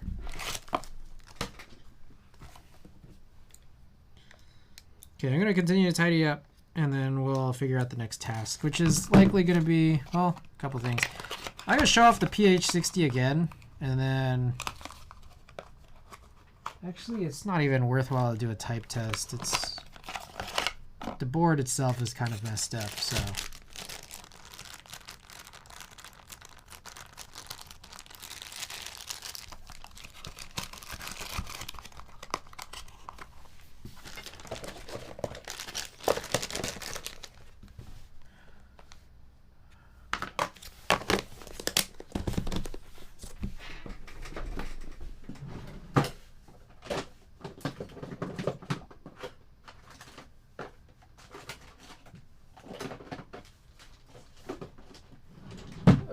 Okay. What's the deal? Continuing to clean.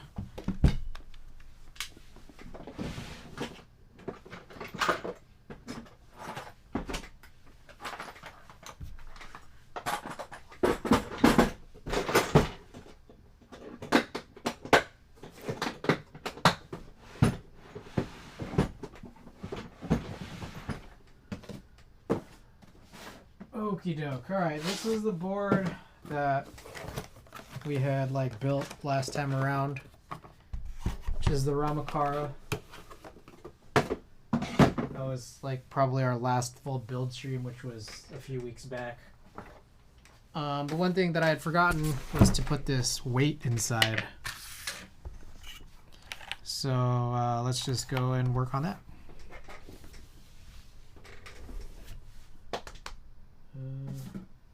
This came with some tools.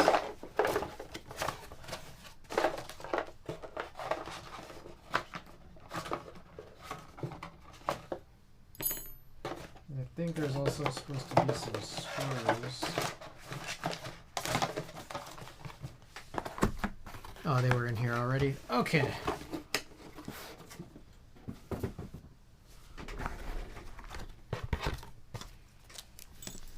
By the way, guys, I do have a Ramakara Azure, that teal-looking one, up for sale with a dampener. So if anybody's interested, let me know. I can give a really, really solid price on it if anyone's interested in an Azure Ramakara.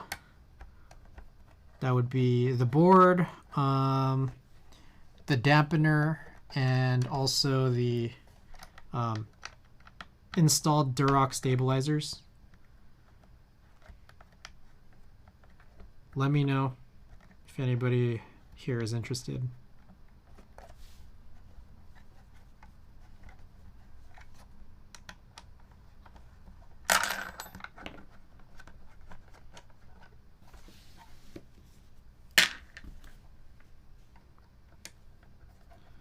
One thing I'm wondering is, should I even be doing this? I think the weight makes it nicer, but it's also would make it a little bit less portable.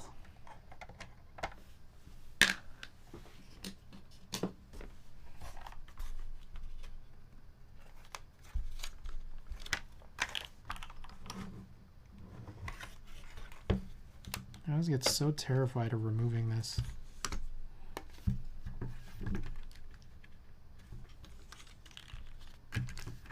Actually, I don't even think I need to do...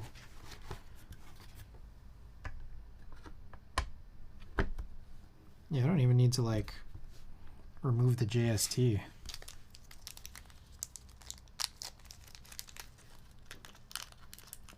VOC looking mighty fine as usual. What's your honest opinion on the Ramakara? I don't know. I think it's pretty good. Like, for what it is. One is, you know, among very, very affordable, like, HHKB options. One, it's an HHKB, so I love it. Two is, for what you get, it's pretty nuts. Three is, one thing I was always wondering was what the hell the mount really was, and re-exploring it the other, what was it, 2 weeks ago or whatever, I was like, wait, this is actually kind of interesting. And then four is that, like, it also depends on the switch you use. So, like, basically the way that this this whole thing is sort of mounted is like, there's a silicone, it's kind of like a foam that sits in between the plate and the PCB. So it's kind of like plate foam, but it's a piece of silicone. Hold on, I'm realizing I need to grab, I think this cable has to, like, angle itself slightly differently, just given that there's a giant weight here now. Okay, I think that's how I want it. I think. One second, I still have a thought here. I just need to come back to it while I figure out how to reassemble this.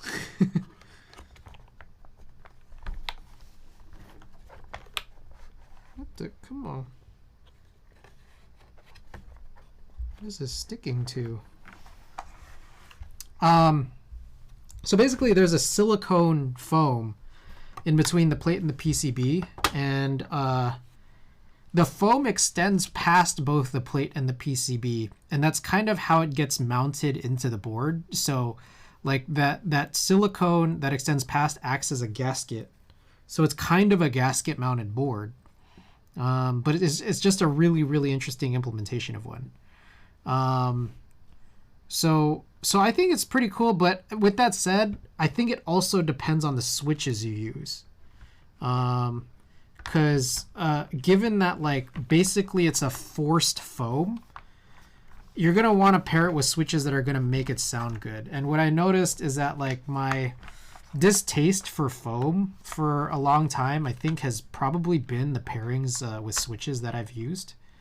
So I think it's something that I probably am going to want to explore a little bit more down the line, just like using plate foams, and being wiser about the switches that I'm throwing in. All right, now here's a weird thing, is that, like, this thing protrudes, like the plate, or sorry, the internal weight protrudes inwards, and I feel like the way that this cable routing doesn't allot for it to be super smooth. But oh, okay, I think I got it. Okay, I'm just gonna hold this in place now, just to make sure that cable doesn't go where it needs to go. There is actually a cable routing channel that I guess I just might not have ever really noticed. Okay, so that's what I have to say about the Ramakara. Now, I mean, I guess there's just more to it. One is that like it is like an affordable, like people kind of call it a budget keyboard, and that's exactly what it is. So it's kind of like know what you're buying. I think that if you want to try an HHKB layout, it's something that like this price you really almost can't beat, but you have to find it basically on the aftermarket because it is a group buy board. It's not something that's constantly in stock. And then on top of that, I mean, truthfully, like there is an elephant in the room of like there is a lot of Rama drama. So like even then, like the round 2 that had gone on, I think still has not delivered. So your ability to get a Kara right now is dependent upon who's selling it on the aftermarket from round 1, which delivered what, like a year and a half ago. So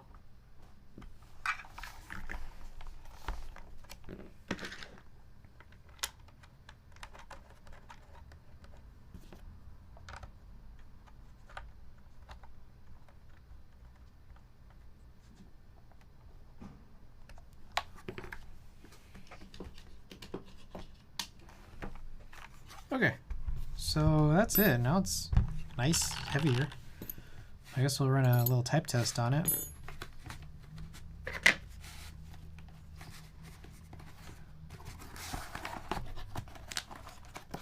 I'm gonna look for like one more pass to do because this just has been a very, very short stream, given that I wasn't able to finish any helicoil stuff. So we'll find at least one more chore to do, and then we'll run some giveaways.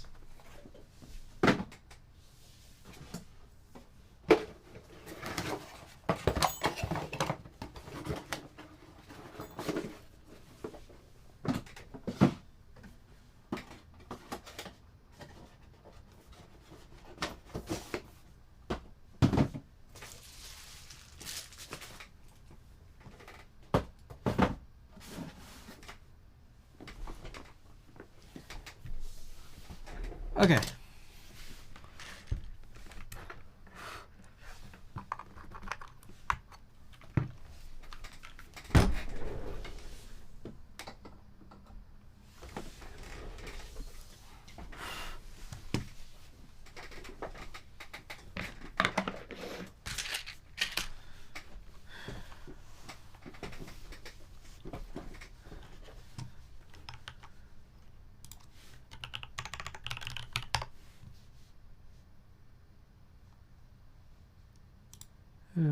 Okay.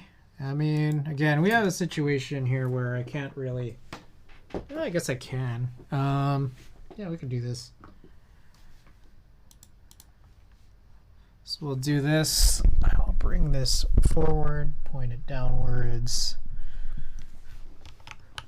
We'll turn off the music for a sec. Okay, let's do a little type test, 60 seconds. No prediction. Just taking it real easy here.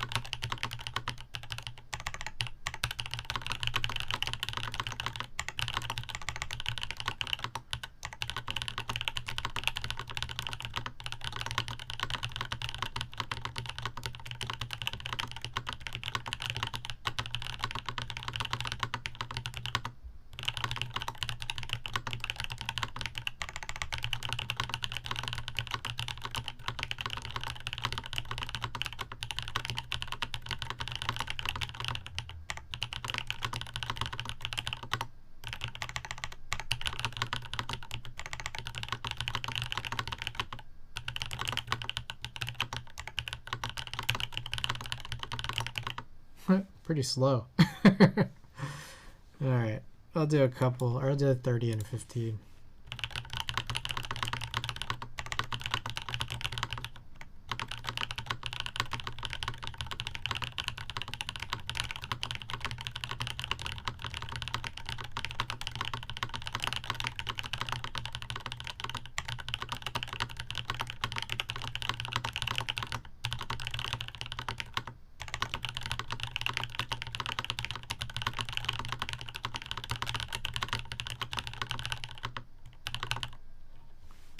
All right, last one here.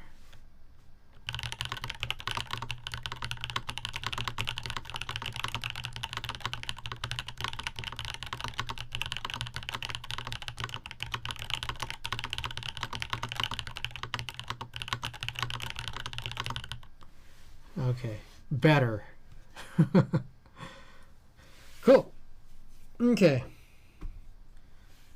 Let's get some music. Oh, shit. I was supposed to do a vinyl record, wasn't I?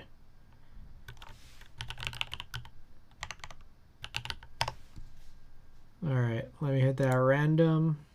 Oh, hey! The random was the most recent one. Toriwa Mahal. So let me go and grab that. This is my most recent record and also one of my favorite, basically my favorite album of the year. Mahal by Toru Imwa. Sag. Alright, let's open this up. That's cool.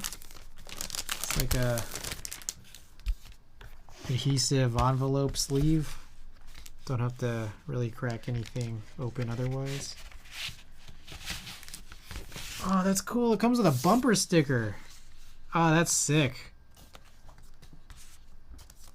I wonder if that's like Chaz's real phone number. Okay, let's get this up.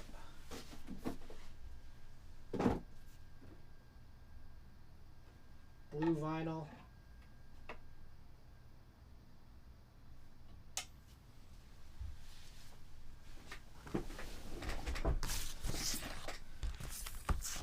Very cool, very cool.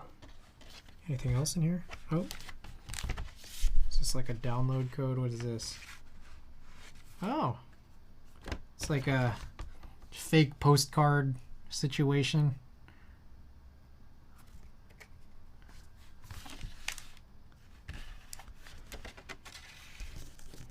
Yeah, this is my album of the year.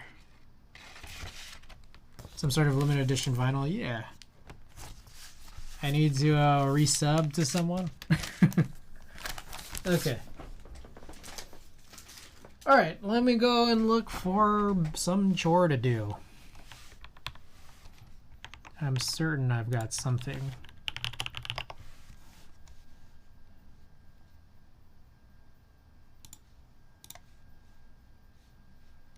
Let's see.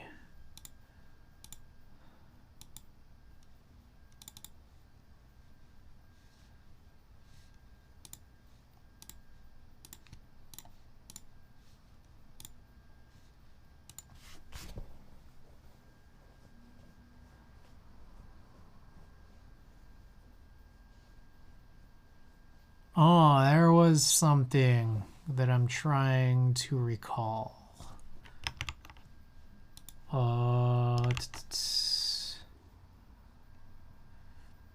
Okay, a few things in mind.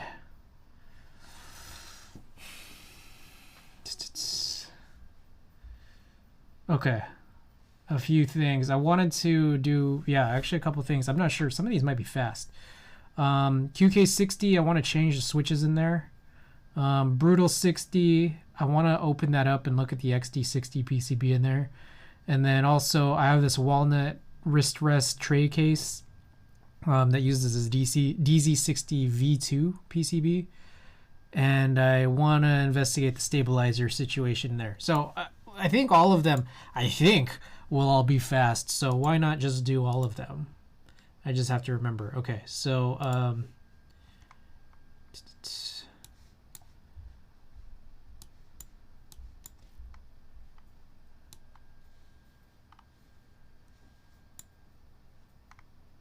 H. 1 second. Okay. qk60, walnut 2-in-1, and brutal 60. Be right back.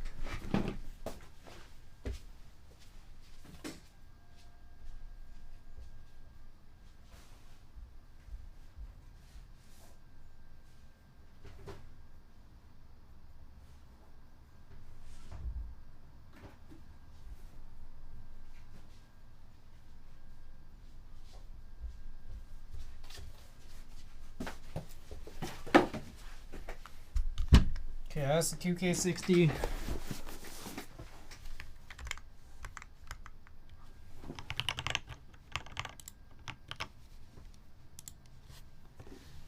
Some sort of a wrist rather than PCB. The case has like an integrated wrist rest. So that's this one right here. And then finally, this is the Brutal 60. Scuffed Brutal 60. Okay. So I really quickly actually do just want to look at this. But I'm gonna need some stuff. Okay. So yeah, literally I'm just gonna open this, and if you guys recall, this is so scuffed right here. The screw is held captive. It's very, very silly. That said, this board was free. Absolutely free. Where is my screwdriver slots? Oh, here. Yeah, I bought this secondhand and paid a good amount for it. And it arrived super damaged. And then the guy just, I made a big fuss, and the guy just said, hey, like, you can just keep it. And he refunded me everything.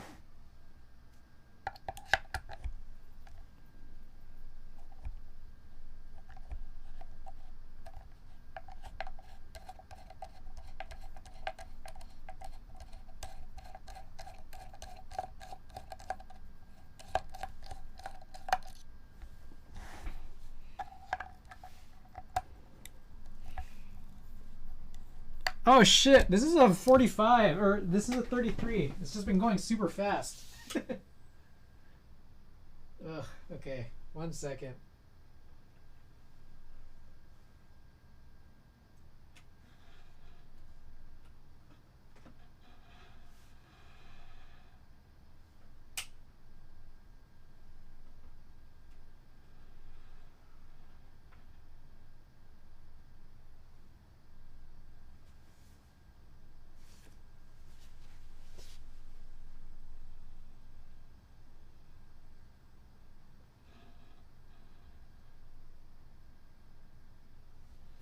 I think we're gonna have to start from the beginning.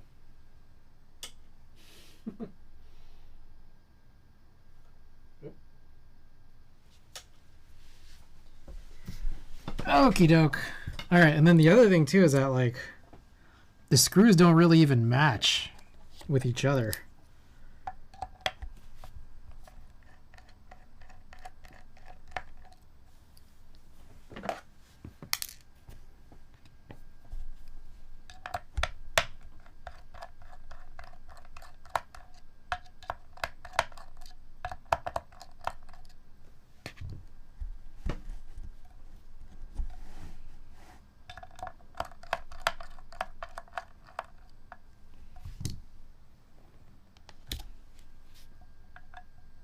It's not magnetic, okay. And also, are they not fully unscrewed yet? Man, it's been so long.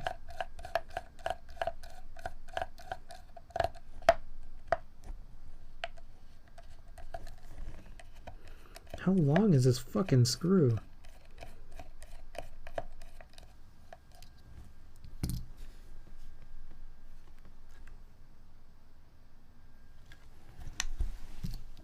How bad was the damage to warrant a refund?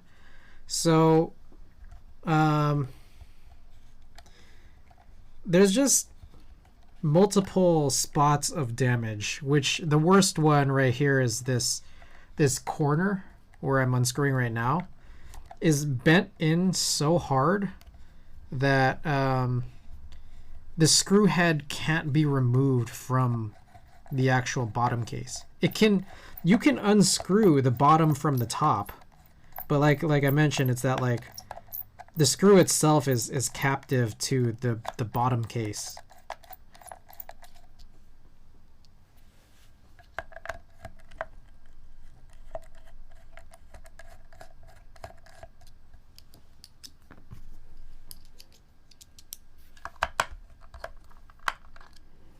Okay, for some reason it seems like, okay, there we go.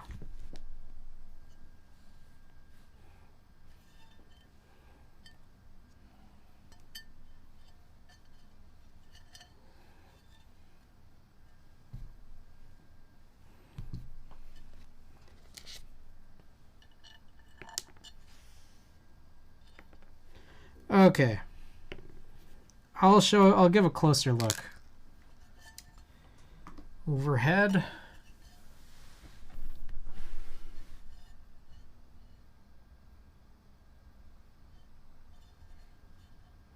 don't know if you guys could tell, but if I, for example, so that's what that looks like. See how much closer I can get. It's like bent in right there. So this screw can't be removed from here. Yeah.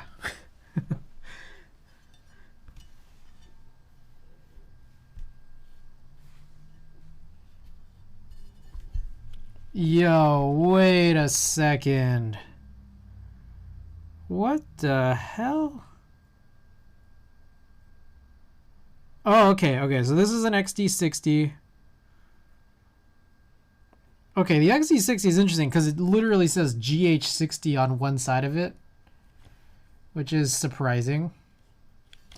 But it is an XD60 V2. One day that screw cap gets broken off. Oh, man. Yeah, then it's over, huh? I mean, the other thing I could do is just like break off that part. McJizzle, welcome back. I could break off that dented corner. I mean, it's a free keyboard, so. Okay, so anyways, one thing I wanted to look at for this was whether it had RGB on it or not, and whether or not it had Alps compatibility. It doesn't look like it has Alps compatibility, even though I think I've seen versions of an XD60. The XD60 is a really weird PCB because you apparently can only really get it from KP Republic in terms of vendors. Maybe you could probably get it on AliExpress too, but there's just, it's very weirdly described whenever it's being sold. There's like always like a million things that like it's being described as. I've seen a version of it that has Alps switch holes for it, but this one specifically doesn't have it. So I was looking for Alps and RGB and it doesn't have it, so. Okay. That's literally all I wanted to do. I just wanted to check that. But yeah, super scuffed. Everything about the screws are scuffed. The bottom screws that the guy included are both Phillips, and then they don't match each other. Like, they have different heads. And then the top screws, I mean, yeah, like, one of them is stuck in the bottom case. It's crazy.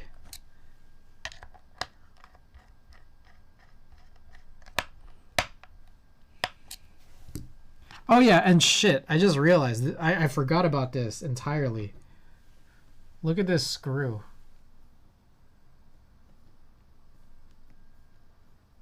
Will it focus? Come on. Look at this screw. It's like bent. Do you guys see that? There's a bend in the screw. I don't know how. And it's just like, it does screw in. I feel like I'm ruining the threads when I do this, but it's just like, I'm still using it, so, or I guess not really, not frequently. So I'm about to screw this in. Oh my god. McJizzle, thank you for the 5 gifted. Everybody who's just received a gift sub, enjoy the 10 best emotes on Twitch. McJizzle, thank you. Thank you so much. Happy holidays. Yes, happy holidays to everybody here. Happy holidays to you too, McJizzle.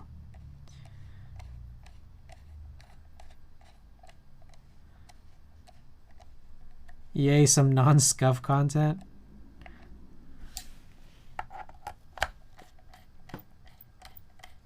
I don't know what screw that is. Maybe I should just email Canon Keys and ask them for new screws.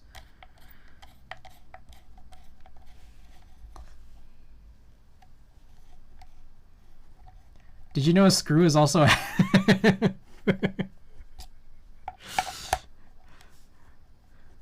yeah.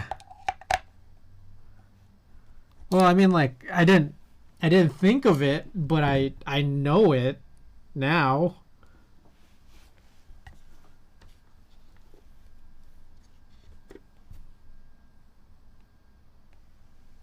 All right, I mean, I guess while it's out here, we'll run a type test. This has cherry reds in it. Cherry red. And they're like old, like they're like mid 2010s cherry red, so you know they're like really, really scratchy. And I gotta tell you guys, man, I tried my best. Chachi, thank you for the gift sub to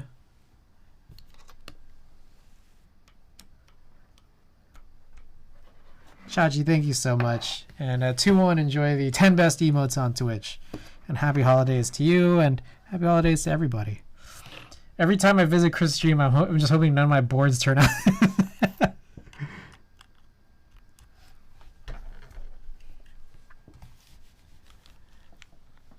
Okay. Is this?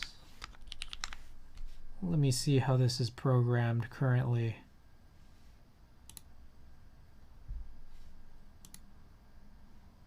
Oh, wow. All right. We have some work to do on this, because for some reason, I don't know how this happened, but it has a full backspace.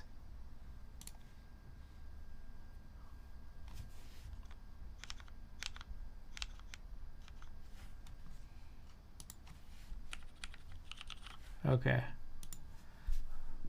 I think this is otherwise good. Yeah. Yeah. Perfect. Okay. Let's do a little type test.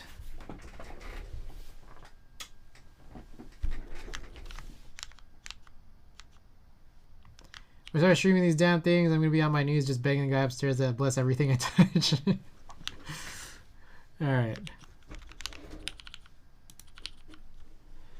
Okay. Let's do a 60. So these are mid 2010s cherry red switches. Some scuff switches for a scuff board. I think I'm using Slow 1 springs. SPRiT Slow 1 springs. This is DSA Dolce.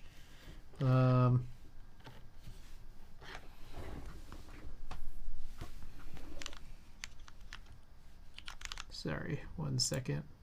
Oh, that's just shaking. DSA Dolce, I think it's FR4 is the plate. This is like a burgundy brutal 60 super scuffed. And then the XD60 PCB.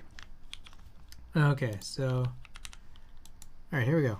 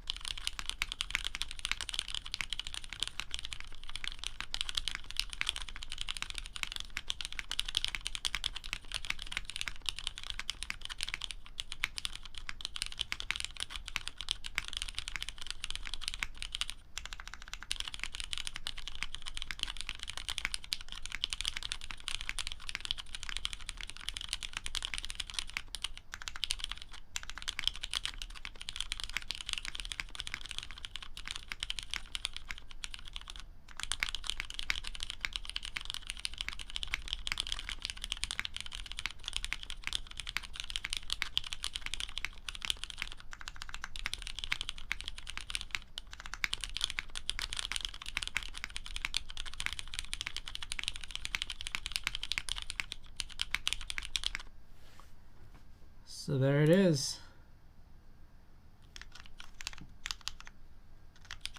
I think Chris just hits Murphy's Law by having so many boards. Yeah, I mean, not every board is perfect. For one reason or another, a lot of times it being my fault. So let's just do a 30.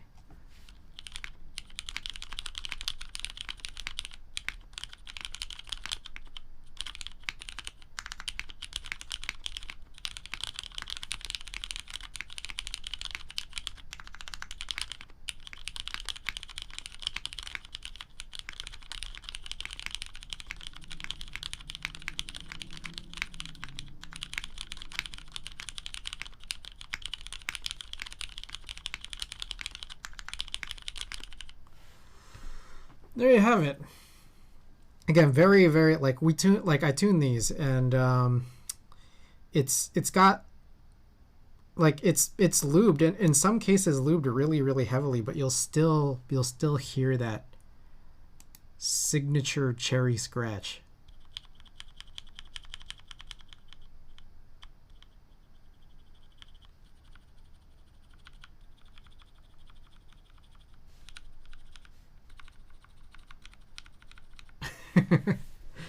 All right.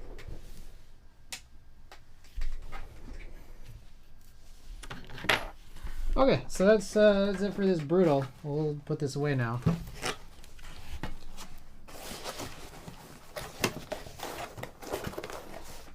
All right.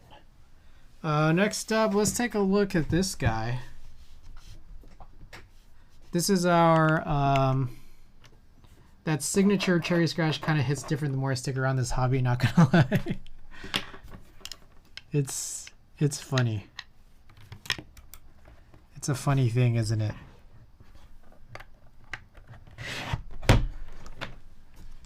Okay.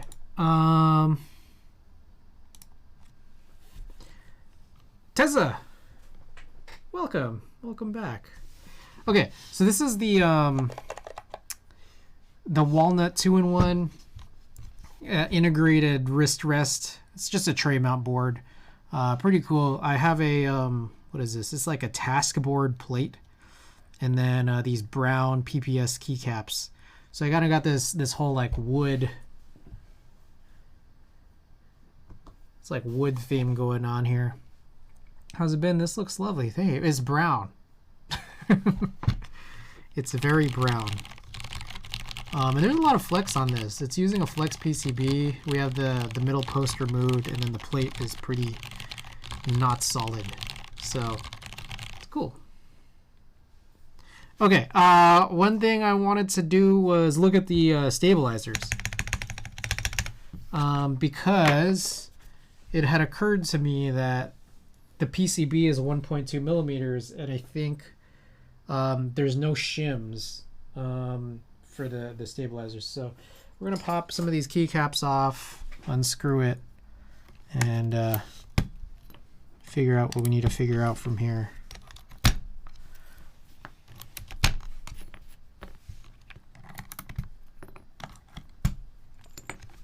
Okay. Oh, for those of you guys who don't know, PPS. This is a plastic. PPS is a type of plastic. I always forget. Constantly I'm forgetting what the plastic is generally used for. But what's interesting about it is it's plastic, but when you like jingle it in your hands, just listen to this.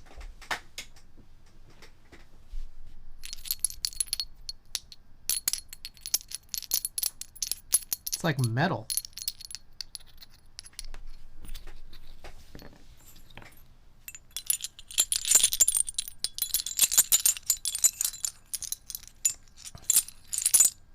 It's kind of interesting, right?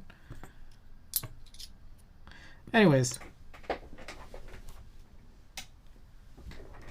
But it's not cold like metal.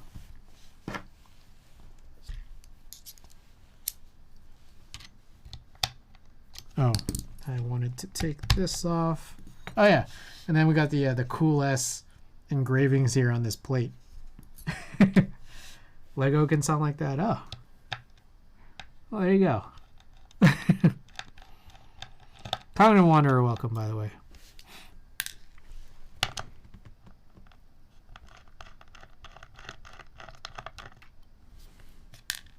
So these this tray case, this wood tray case, I got from KBD Fans, but I think it's a generic, so you'll be able to find it like on a couple of different places, including like AliExpress and just some other vendors, I guess are getting these wholesale. Now this is like not at all remotely perfect. Oh, it looks like I removed 2 of them. How are you? I'm good. This is the last stream of the year here, so we're gonna run some giveaways near the end of stream. But okay, yeah. So this, as I understand, is a 1.2 millimeter PCB, but I am going to grab the calipers, just make sure. And if that is the case, then it's funny. These are using, I believe, Gateron stabilizers, and they include these shims, but I didn't use them, and I don't have any good explanation for that.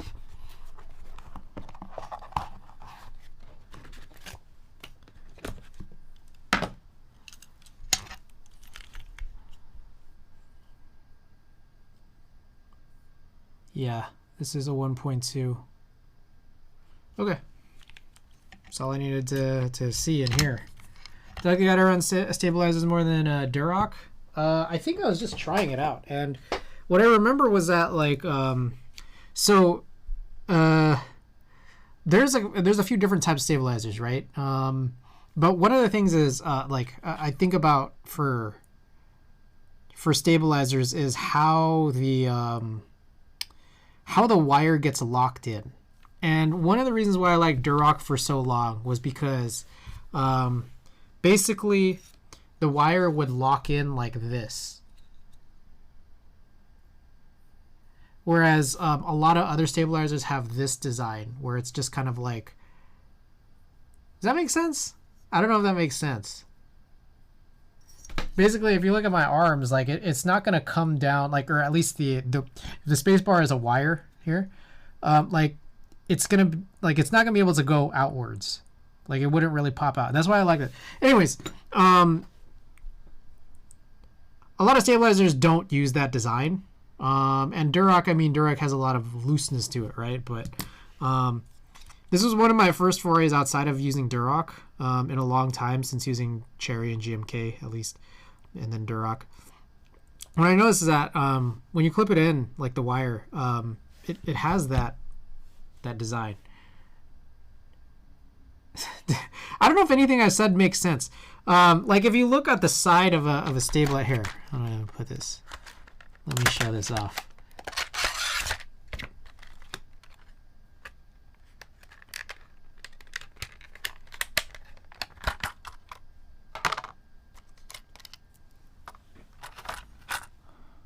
Actually, oh shit.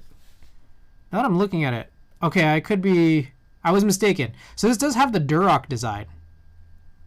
So here, let me try to. Yeah, the clips. So I was mistaken here, but let me just try to clarify.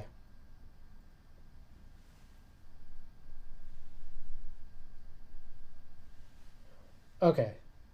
So this, like, I call this like a U.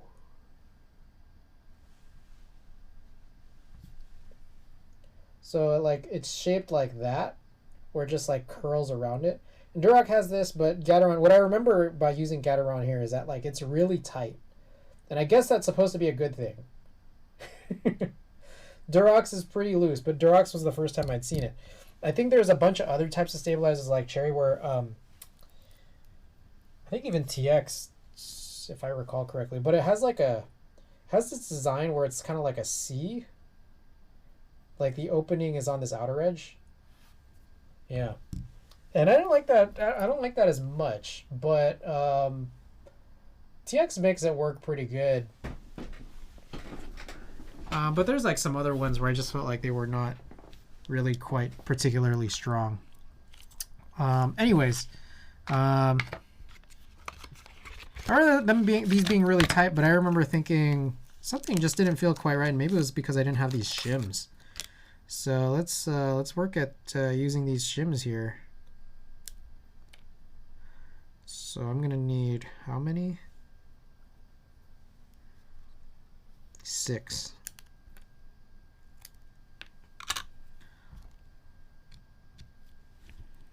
Okay, so the idea is, wait, so I guess I don't think I've ever used these shims before, but Gateron actually came with it and I just didn't install it.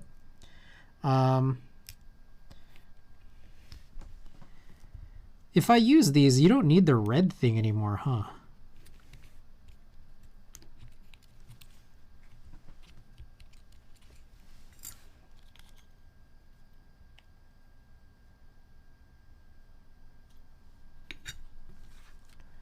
I picked up WJ Studio Kraken, just opened it. There's a note in there. I think it's a straight up legit handwritten note. Sus about it, but it even smells like actual pen ink. You think it's real?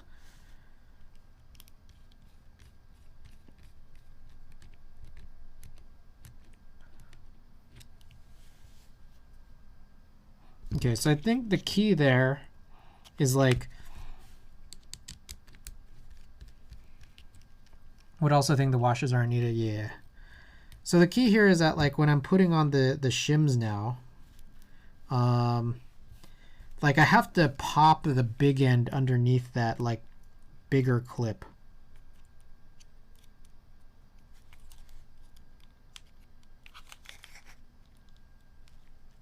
Okay, I think I felt that clip in. I'm guessing the side doesn't matter. It's the same on both sides. Dude, it's really well copy or legit. I'll post a pic in Discord. All right.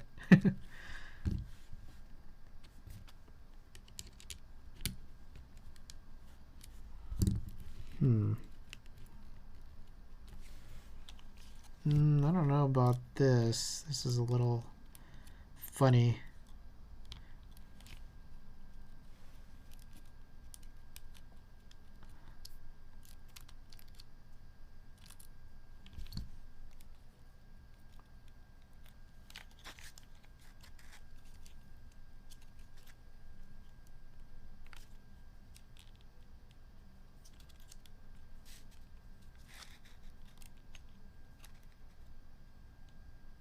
Okay. I think that's better now. I think. I hope.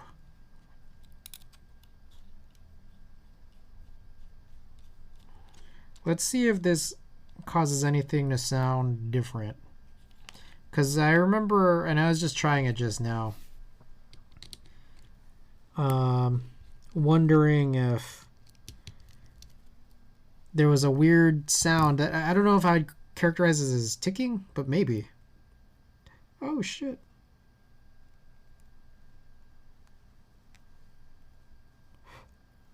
Ah, I think I've messed this up. Damn it. Yeah, I broke that one. Shit. So I broke a shim, which was kind of stupid. So I'm now going to have an odd number of them. But I guess like fixing it kind of doesn't really matter. No pick necessary. It's definitely a copy of a handwritten note, but still legit.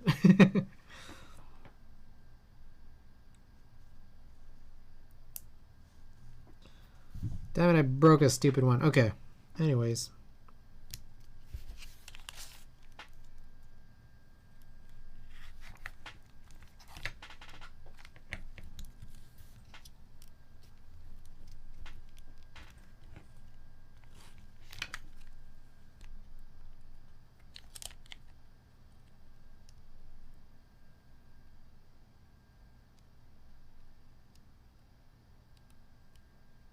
I need to flip the disc. They give you lots anyways. Yeah, but I was hoping I'd be able to like reuse some, but I guess probably not. And also, not every PCB is 1.2, so I think it's probably fine.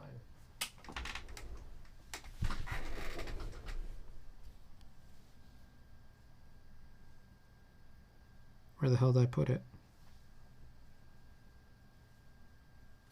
Oh, there it is.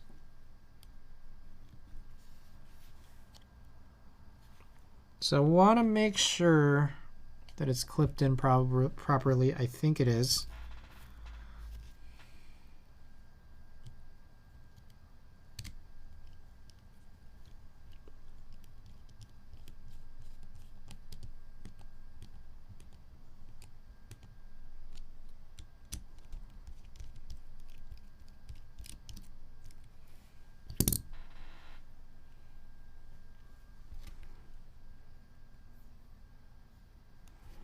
Alright, I'm going to cut this, or I guess bend it.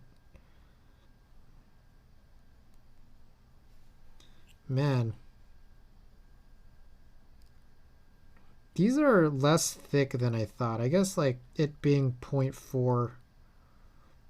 I don't know why I was expecting it to be like thicker. I'm trying to figure out how to reliably break it, because one end is on the big one and one end is on the small one. So the small one, it doesn't really matter. Fucking, I'm breaking this one too. Jesus. Ah, so terrible. Okay, I just broke a second one. Great job.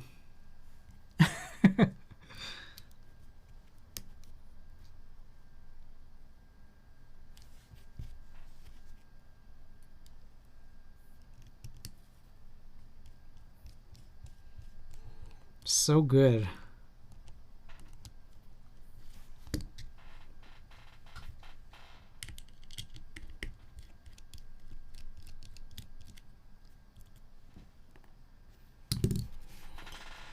All right.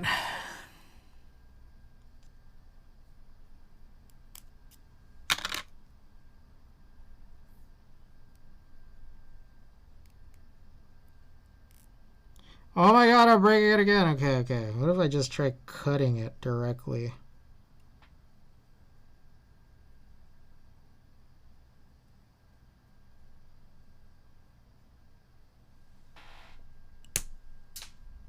Then I lost one. It's like, what's the point? It just flew off. It's ridiculous.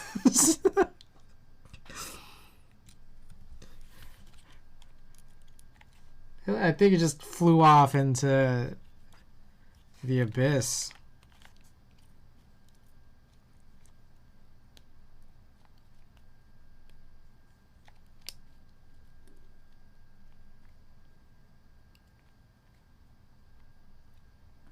How many left? I have 4 left and only one last one to install. So it's like they do give plenty for an HHKB, I guess. But still, ridiculous.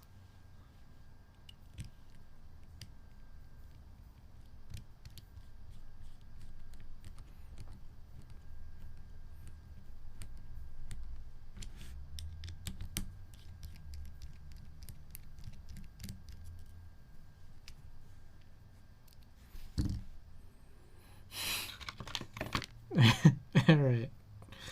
Now, what if I just... Here, I'm going to cut this like this. There, that's probably the solution. Oh my god. Ridiculous.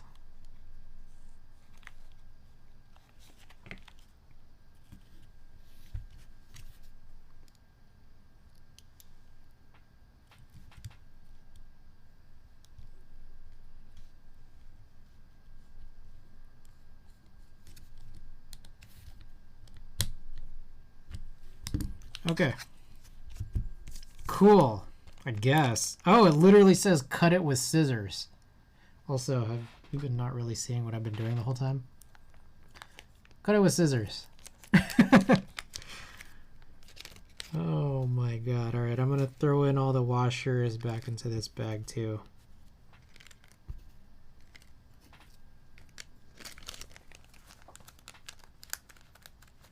The very first pair,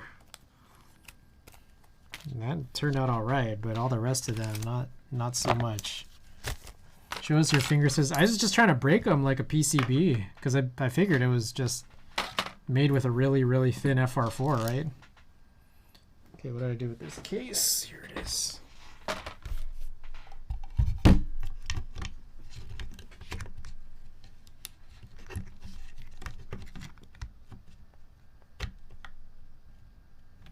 All right. So one of the terrible things about these, I don't know if I've mentioned this earlier, but one of the terrible things about these wrist rest tray cases is that like the quality is off. Like the finish is nice, but like just as an example, like the tray holes, like the tray screw holes, they don't really line up with each other very nicely at all.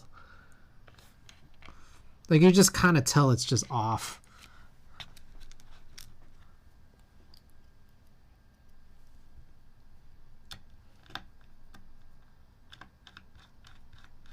So one of the things I typically do is like, I won't screw in all the way, but I'm just trying to make sure that the screws get in there properly because alignment's not so great here.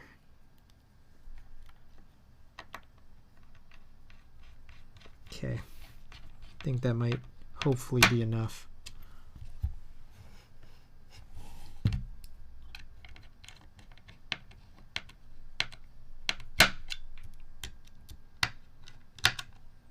At least you're doing very well, though. Thank you, thank you.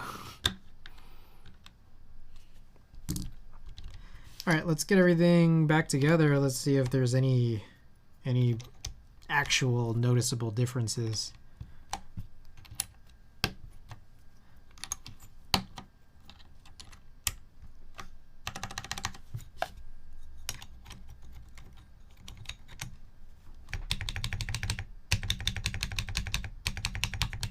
Maybe. Your desk mounts are looking very... Thank you.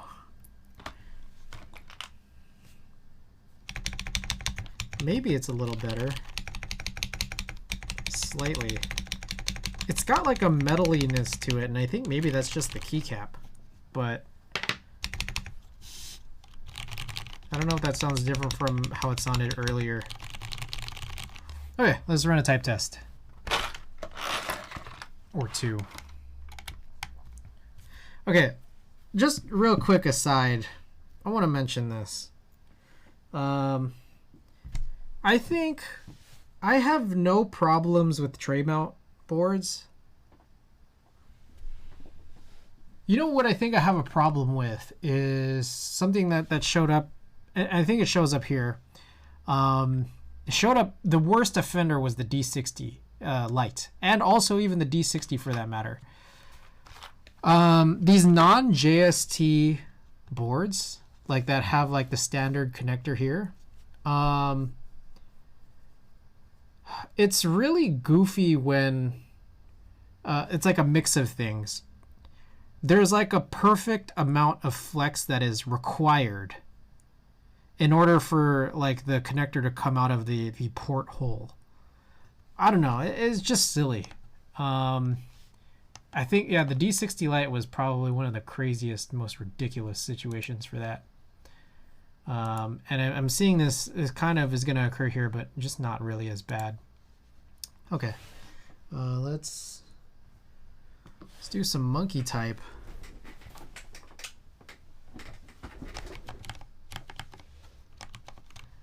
Okay, here we go. Oh, I forgot to mention. This has Cherry Browns, I think also mid-2010s, so pre-retool, pre-Hyperglide, but not exactly vintage.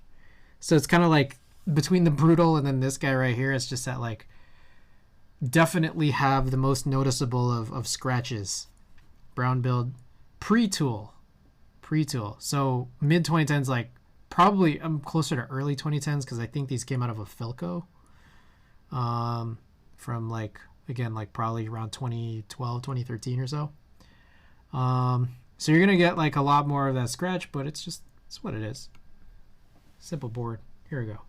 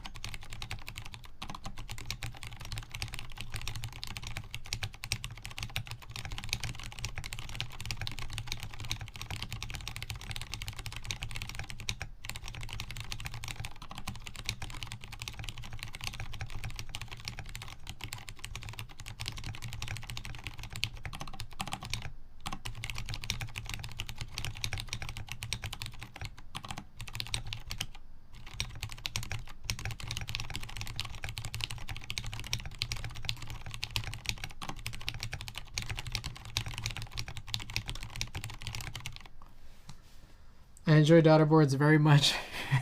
I enjoy them. All right, we'll do a 30. What do you guys think of this board, by the way?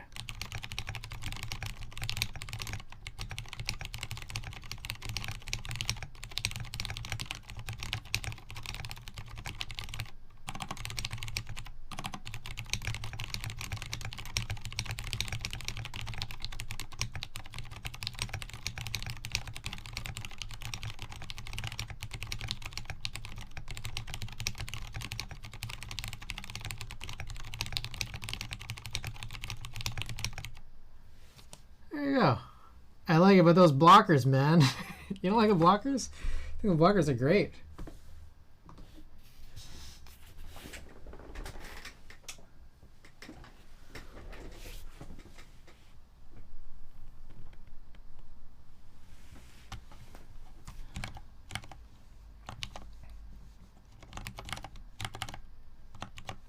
Okay.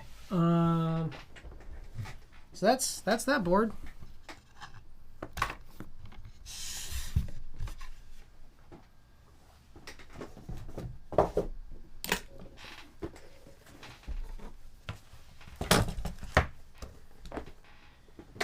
All right, I'm going to tidy up just a little bit. We got one more chore, which is change the switches out of this qk60.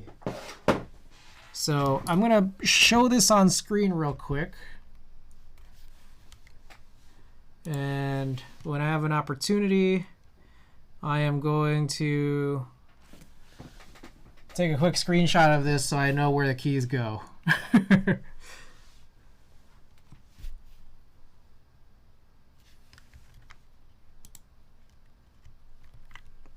Oh shit, I didn't plug it in.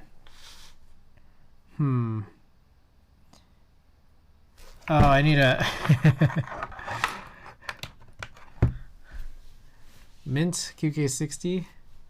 Nice flex. You mean the last board? You mean flex as in the keyboard characteristic or flex as in the slang term?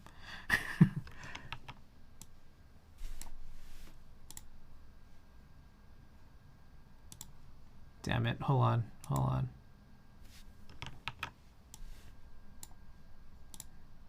Okay.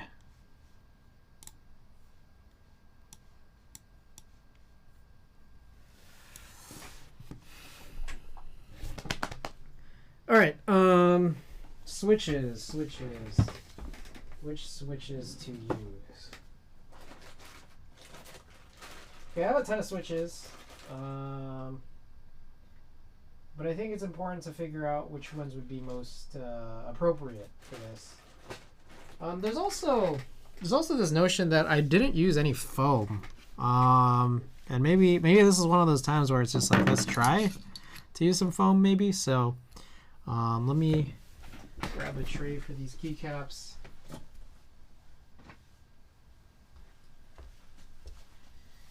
Also, let me try to figure out what opportunities for switches we should use here.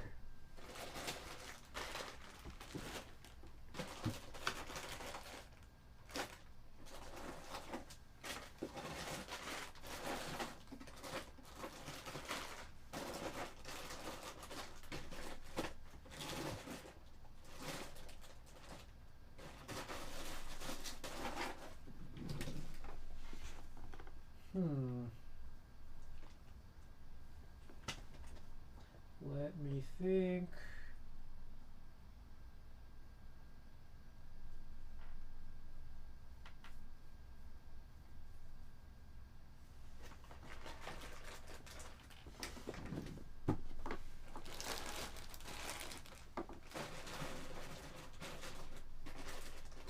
And the ones that I kind of want to make available.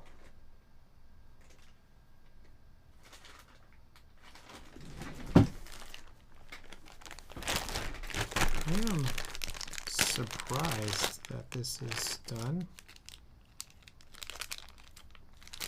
Okay.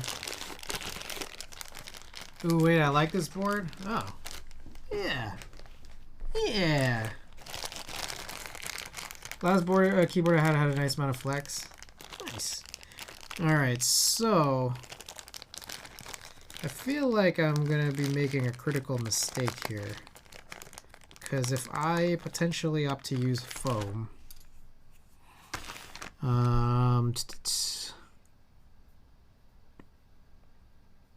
I'm not gonna use foam because then I have to open the board up.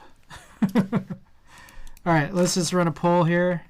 Damn, I keep thinking that that board is the one I have plugged in. Okay, which switches C3 QE?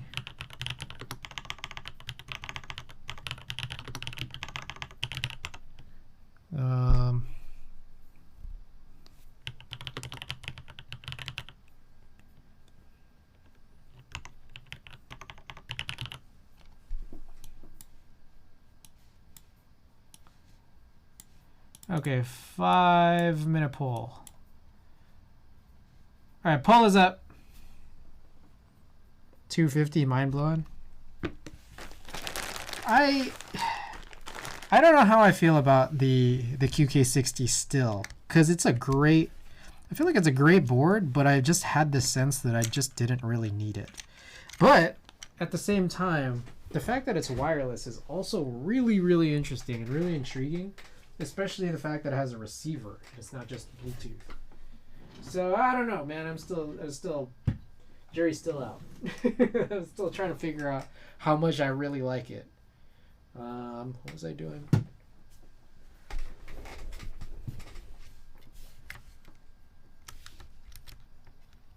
I don't know enough about these to choose switches. Choose by coolest name or how they look. That's KTT Strawberry, Kiwi, Hyperglide Black, and Mauve.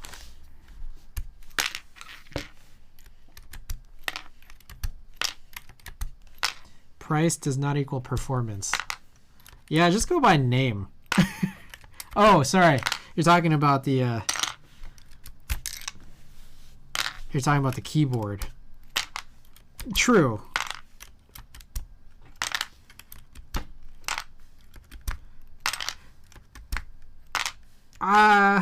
I'm thinking. There's a lot to like about this board, but for some reason I still feel a little iffy. I don't know why. I think part of me kind of wishes that maybe I didn't get a PC top. It's a really interesting thing to have a PC top and a metal bottom, but I'm not sure if I like it. Or maybe I should have gotten a different color. I also don't like that the weight isn't engraved. Like, I wish there was just something here. Just something. Stock. All of these are tuned. So feel free. Get your votes in.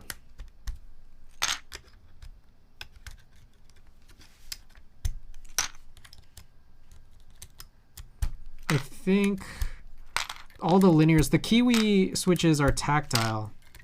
The other three are linear. And I think all of the linears, I gotta check what springs they're using.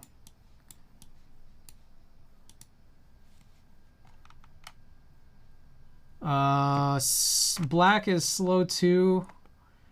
KTT Strawberry is slow 1, and Mauve is slow 1. If it were stock Hyperglides, I would have picked those for full chaotic neutral vibes. So I think was Duroc. Use Duroc on these. Oh no, these are Owlab stabilizers.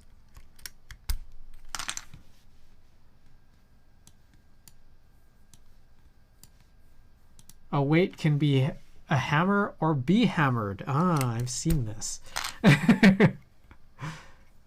KTT, not roses.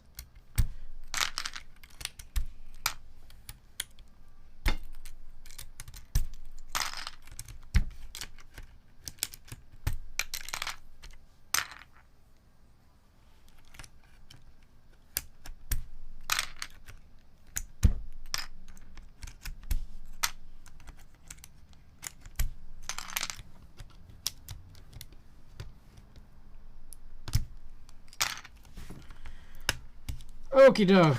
Those remind me of my old Razer keyboard. The switches? These are, what are these called again? Fuck, the name is escaping me. Shit. Antixius definitely knows. The name escapes me on these. Lightwaves. KK Lightwave V2 switches. I need to go grab a thingy. Another tray. Yeah, those switches. Oh, that was the end of the album. All right, let's get back to our playlist.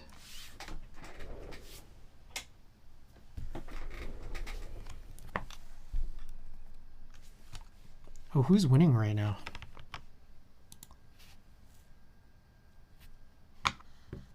Oh, Mauve is winning.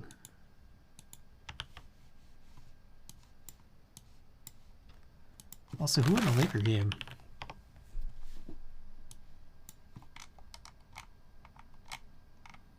Kings won. Oh, that's not unexpected. All right. Okay. Mauve won. All right.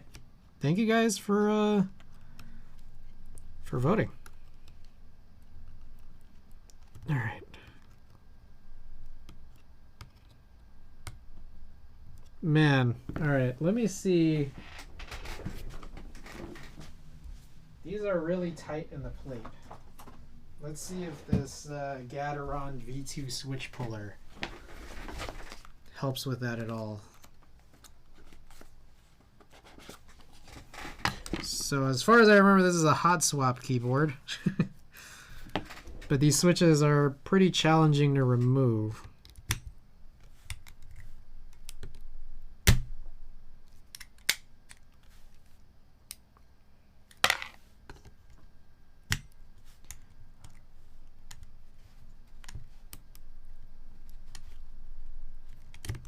Man, maybe I should disassemble it. Do you guys disassemble your keyboards to like remove hot swap switches? Because I'm kind of getting to that point where I'm just like, maybe that would be a good idea. Yes, I do. Okay. Because I feel like I'm pulling on something I'm not supposed to. I never use hot swaps, so it's weird. I dislike to, but it depends on the keyboard. Yeah. I gotta get the right bit. Yeah, this board was actually a real delight to use, or to build. I just wished I had a solder PCB.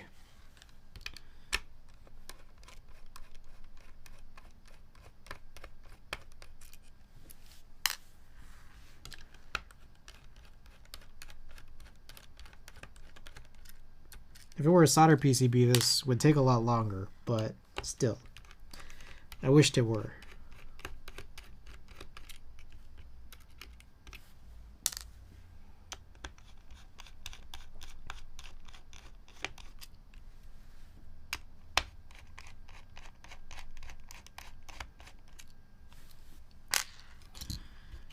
Okay. Aha, all right, the Gasket socks. I remember those. Oh shit, the JST. Probably. There we go.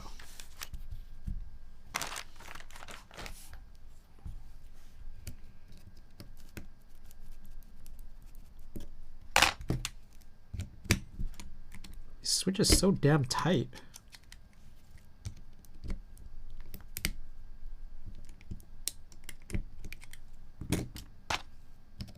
I don't think the Gateron puller helps that much.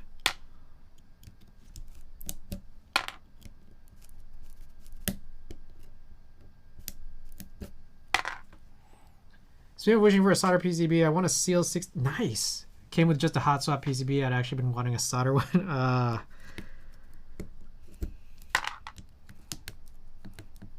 I am both happy for you and sorry to hear that at the same time. The Gateron man, oh my god.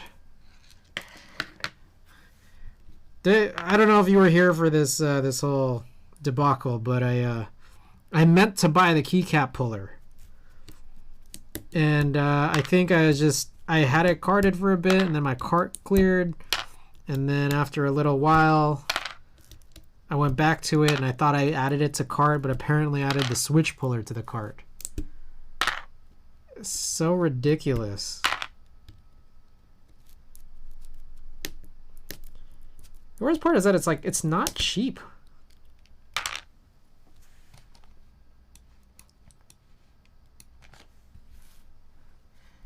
I could see how you made that mistake. Yeah, they look exactly the same. I don't know what I was thinking.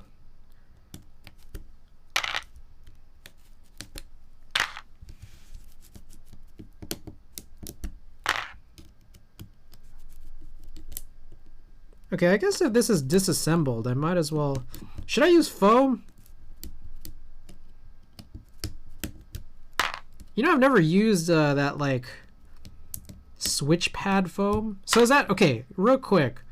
I guess I've never really fully understand. When people talk about PE foam, are they referring to, like, the foam that goes under the switches? Because that would be confusing if so. Let me know before I continue. Yeah. So why the hell do people call it PE foam? Like, PE is in reference to the material? Oh shit. Carmen Marvis says, yeah.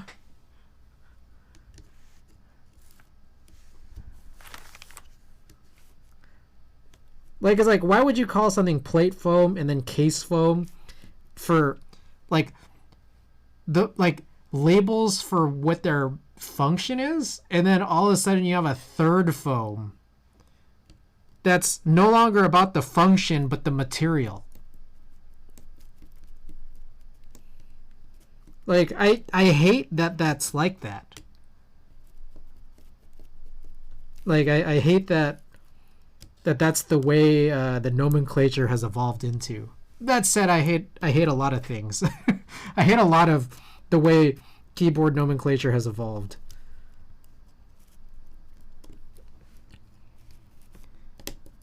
Because the material is what creates a signature sound. I see. I still hate that. Because it's that, like, you could have PE foam somewhere else. You know? You know what I mean? Like I hate that. Like, why wouldn't you name it the function? Like, the function of, like, you could call it PE, like, switch pad foam, and at least that would be clearer.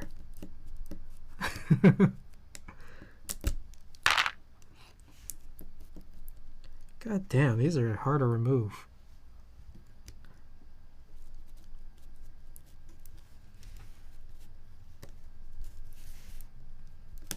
Yeah, what if you put, like, paper or shelf liner? God damn, these are impossible.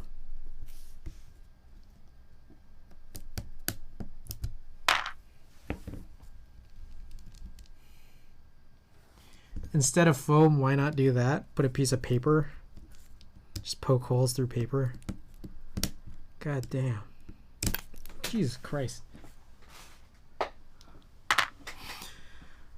Whew.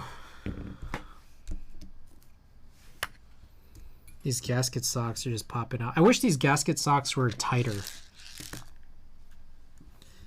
I'm gonna pull all of them off, just so I don't lose them.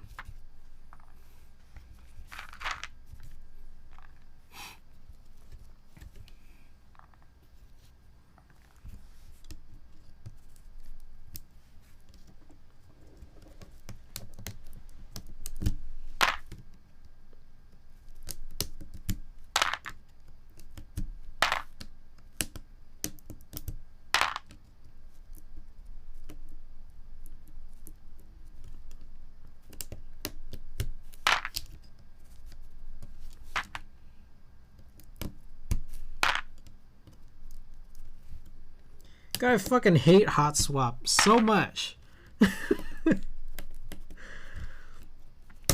Jesus Christ.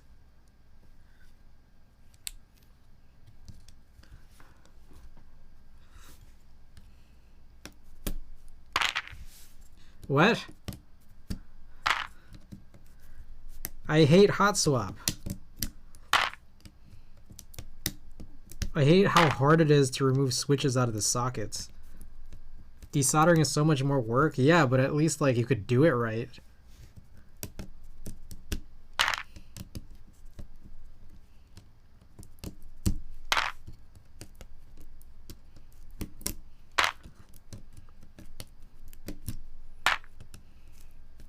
Chris is just an OG like that.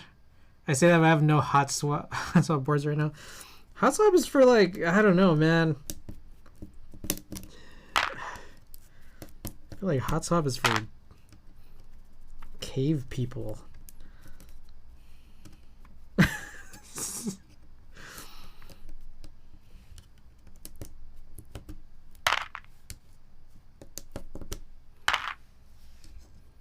Hot swap is for cockroaches. Meanwhile, the cave. Chad, desoldering is easy. It is! It literally is. Look at this struggle right now. Can't even take the switches out.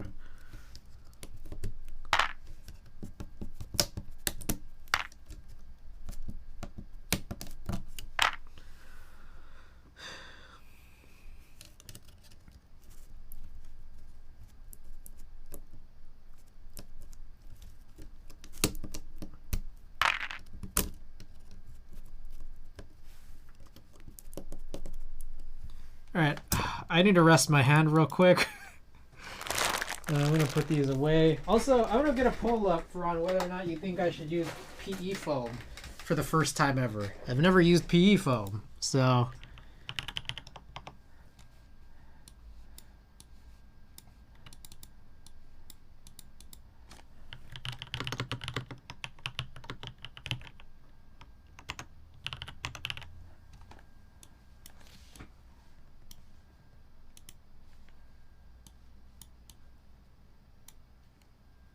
Is this a Christmas song on this non-Christmas playlist?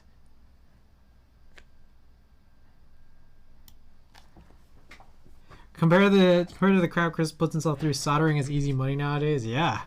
Desoldering way easier than this. You kidding me?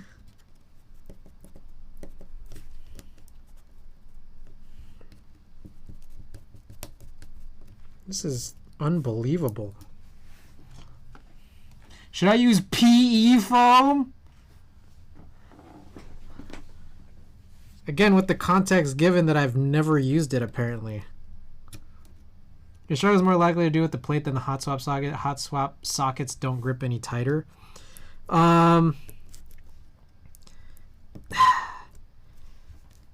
You might be right, but...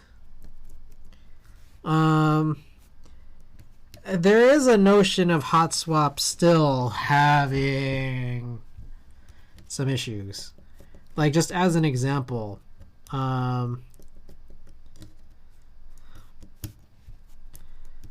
like, if this were soldered in, like, it's like you'd still have an easier time taking this out of it because, like, it's not affixed to a slot.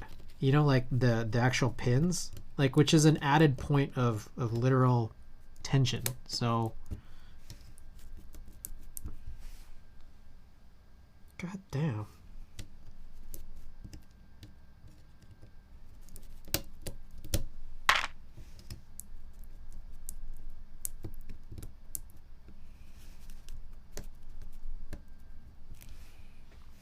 I'm struggling on these last 5. The problem is the plate, I think. I mean... Like, no. I mean, it's just like... The problem is not just the plate. You see what I mean? Like, the plate is not solely the problem. I just broke a few switches yesterday because the plate was so tight. Like, This would be less of a problem. Fucking God. If it were a solder piece, because you'd be able to take it out of the PCB more easily. And God, are you fucking serious?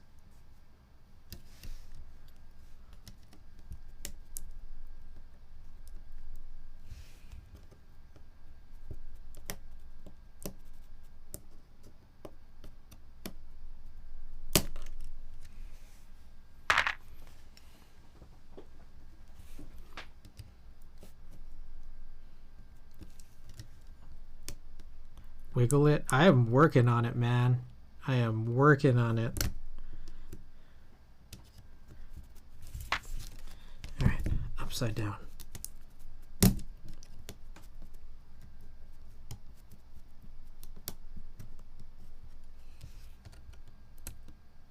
Okay. What I'm realizing is at some point I can peel the PCB off. Maybe that point is now. Oh wait, the plate is screwed into the PCB. Hold up. All right, pull almost closing. Hey, you guys are against PE foam.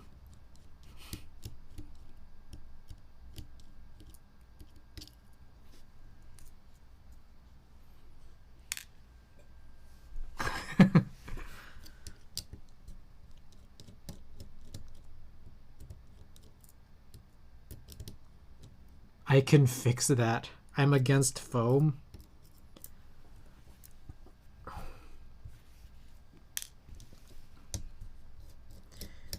Pros for foam. 1, I've never used PE foam, so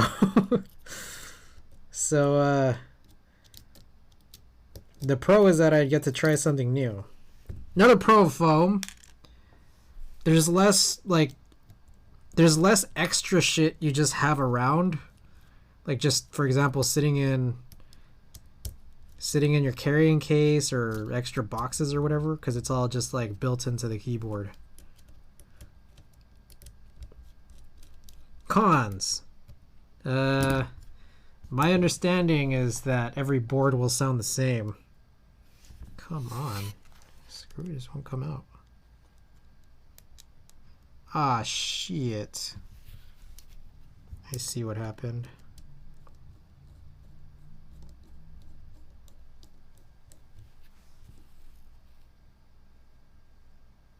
Ah, fuck. I'm an idiot.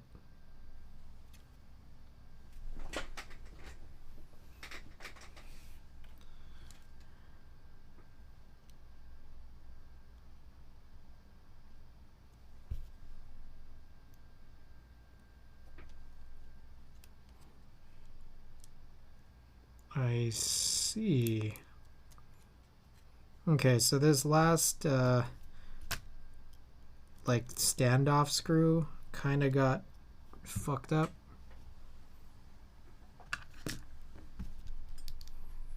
Oh man, this was not the task I was expecting.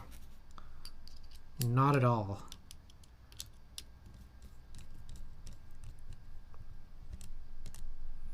Okay. So I need this standoff screw to be really, really tight from the PCB side, because I'm trying to unscrew the plate side from the top. There we go. Perfect. Oh, did we lose? Did Team PE Foam lose? Okay. All right, I was just able to peel that off. All right, let's see. Oh my God. I guess the plate is really tight in some of these spots. All right, that one was easier to take out. This one's still impossible.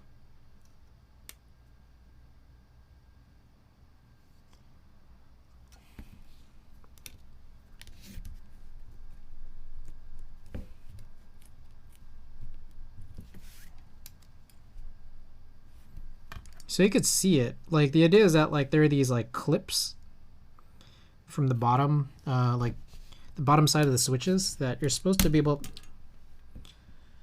Okay, I got that one out. Yeah, this is like still hard but easier. Oh, I just realized the spacebar switch is mixed up in here somewhere, which I've marked. I think. I think I marked it. I wonder where it is though. I'll look for it later. Personally, I'm not a fan of foam at all. Okay, so are we no foam 1, right? How do I check the poll results?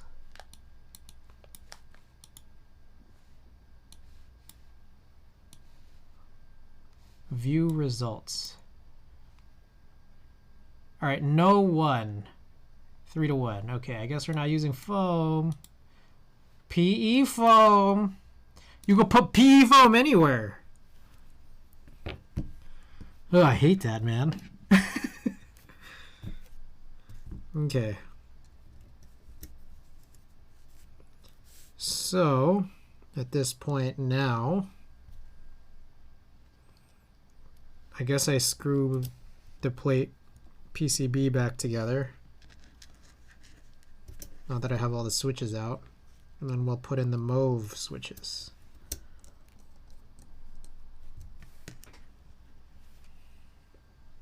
Love the enthusiasm, Chris. I rarely see you blow up about anything. No, just the PE foam thing pisses me off. Because you know what I thought? Like, I thought when people talked about PE foam, I literally thought like they were referring to a material that you use for one of the other foam positions, like a plate foam or a case foam. It's like, oh, PE foam. Like this whole time, there was a point where I was thinking, like, oh, people really like PE foam as case foam. It's like,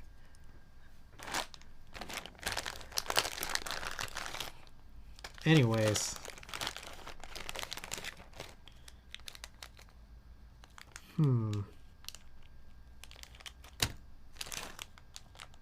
Did I not?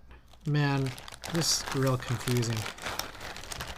Sometimes I have like a spacebar switch ready, and then I guess sometimes I don't.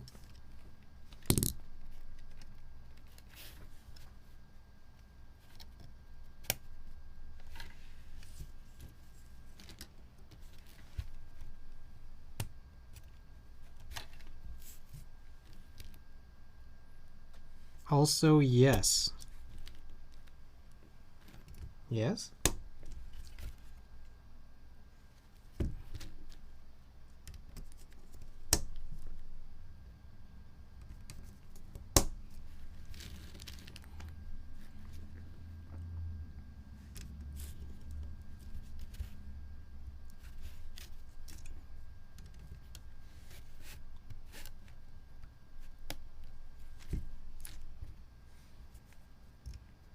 All right, then when you do hot swap, do you just kind of like what's the arrangement? Like I tried putting these in the corners. Is that the way to go?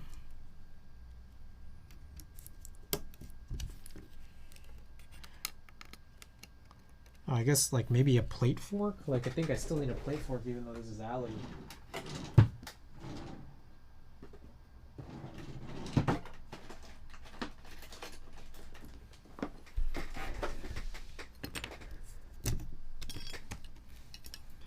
Yeah, I do have a plate fork.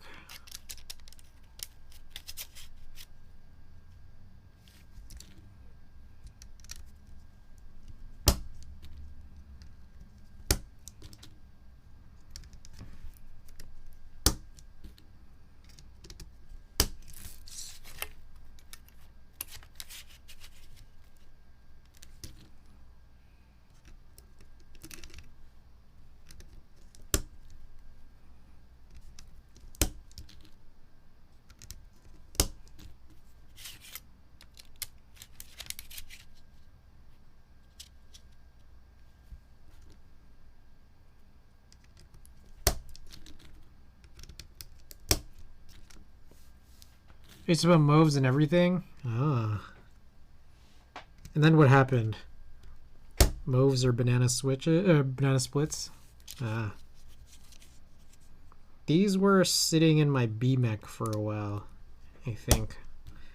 And then I took them out just because, I don't know, I was doing a rebuild.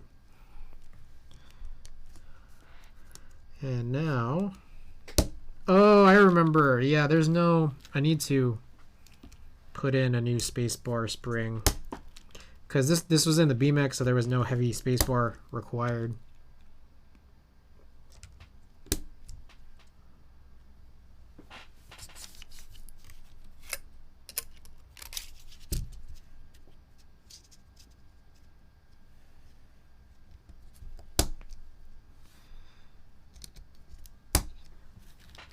Oil Kings? Ah.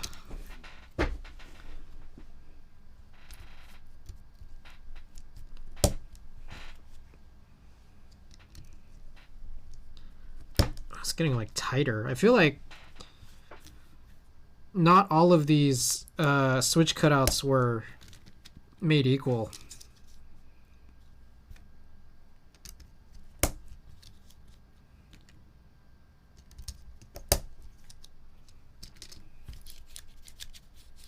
Oh shit, it's captive. Oh shit.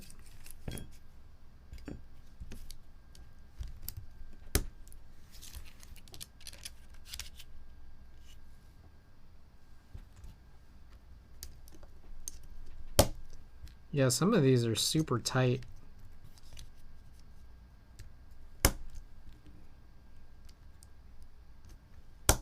It's really nice. I'll put polished cherry in it. Ah.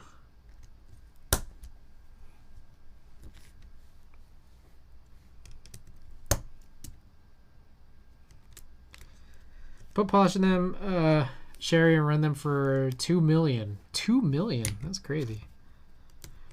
Rotating every 8 hours. And hit them with another 2. Wow. Juby! Juby, you got a new username? Is that the Juby?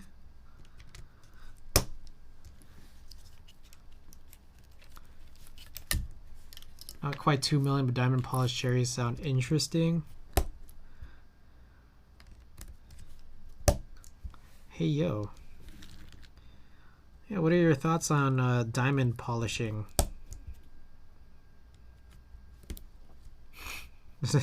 Does it just feel like JWK at the end?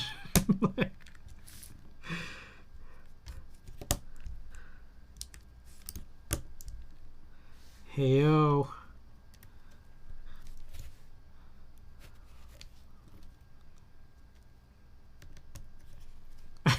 Yeah. Still retains the cherry sound, though.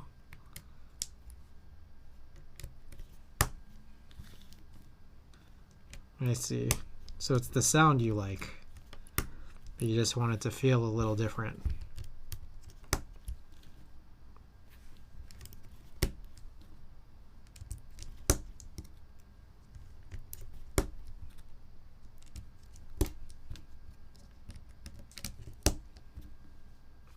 Wow, so there were exactly 60. Okay, let me make sure that I don't have a marked up spacebar switch somewhere. I don't think I do. There isn't one that's just unnecessarily heavy compared to the rest. There really shouldn't be. I was just surprised that I did put together exactly 60 in this bag. Okay. I guess we'll open this one up. Do like 10 or 20 a day. Oh, okay. Let's open this up and then we'll do a spring replacement. So this was Slow 1. Started with Slow 2. I don't think I have any leftover Slow 1s, do I?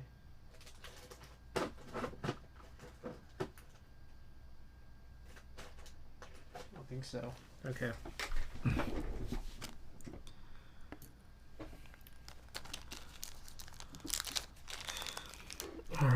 Grabbing a slow 278 gram spring.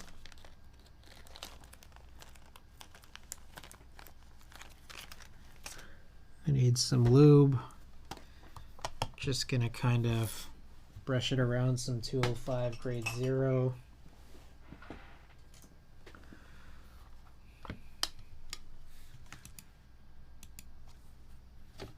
Actually, I did 40 in one sitting 1 week ago, but I had a lot of free time. We're talking about diamond polished? Oh, yeah.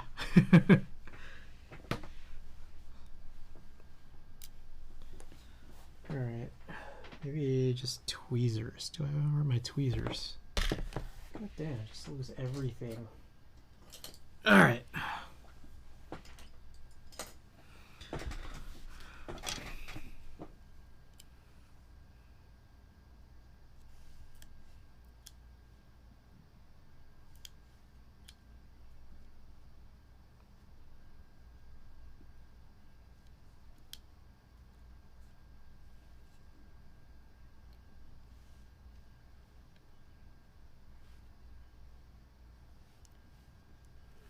Good amount of lube. Maybe it is. All right.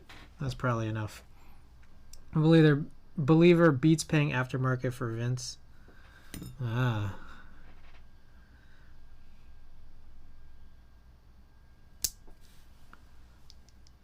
Yeah. Feels right. Okay.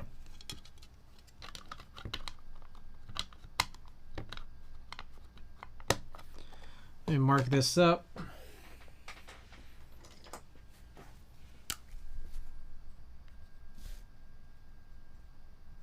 Damn, that really does not retain. Let's try a black Sharpie. There we go.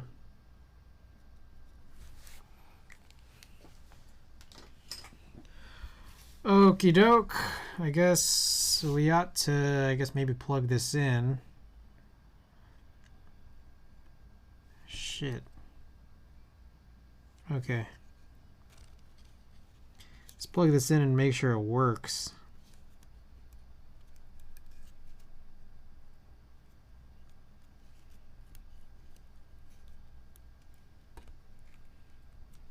God damn, getting this battery JST in is annoying.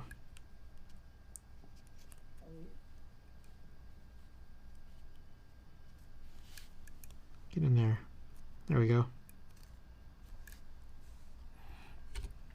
Oh, Chris, not a new Nixie, seeing as you're the only dude I talk to who actually has an OG Nixie board.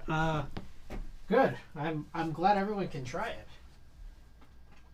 Then that way we can now establish that Nixies are just cherry black switches.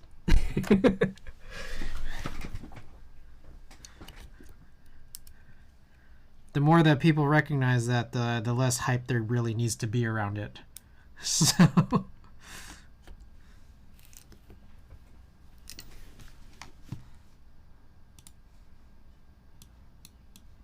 okay, let's go to key tester, and then I need to figure out how to get this working right. Okay, so I think it's that. Oh, perfect. Okay. But the exclusivity is cool. Whatever. I just whatever. I mean, it's cool. It's cool having rare stuff, but it's like to say it's better for any other reason other than rarity. I felt like has always been foolish, because it's just not true. It's not.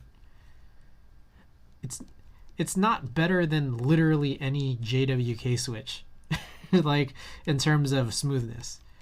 Oh, I think I have a bent pin there.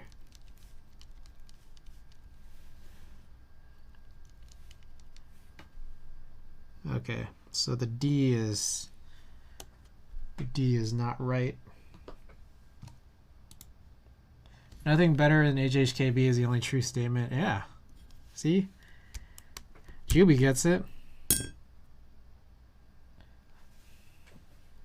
OG Nixie's still gonna be a sick flex. That being said, I'm hyper. My new Nixie's just to come in just because Nixie's, of course. I still need to order some. Like, I've been debating like whether or not. Here's what I noticed. If you buy from Novel Keys, for some reason, like the shipping. Last I checked, the shipping was really high. And it got to the point where it's just that, like, well, if you buy a set of them, and then also buy a set of the Ergo Clears that only seem to be on Gion right now, like, it actually makes more sense. Oh, definitely not Fichi. Welcome back, but yeah, that build command is pretty inaccurate by this point. Apologize for that. We were working on that for a bit, and then we realized we got held up yet again in part 2, so we're going to need a part 3. These are Mauve switches. This is a qk60. We're not doing any helicoil stuff, so I apologize. Ergo Clear still have the same setting that supposedly cracks keycap stems, though. Ah. So that's I guess that's an issue. So current Cherry Clear have that issue, is that right? I just tuned a bunch of Cherry Clears that I got from Novel Keys recently, and I'm guessing that that's going to be a problem. You know what I noticed is in my experience, it like is it because the clear stems are like oversized or something? Because one thing, it's been confirmed that they're not changing the stem. One thing I noticed is that like high rose stems are really large, right? And those can cause problems. But I then past that noticed that ePBT specifically ePBT caps, like they hold up really well against like high rose stems. But I don't know. I don't know if anyone else is willing to corroborate that. But I have noticed that, and I think that like, okay, if that's going to be an issue with Cherry Clear as well, then maybe I might reserve ePBT for it.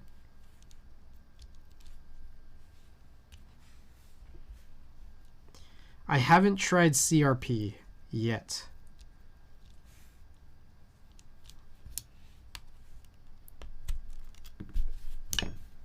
Novel Keys does not fill me with confidence. I feel very much a lack of confidence with NK. In fact, I'm chatting twice a week with a shrink, doing how much confidence I lost due to NK, my self-esteem. Wait, what happened with Novel Keys? What? Huh? Wait, Thought Thumbs, what has happened? What?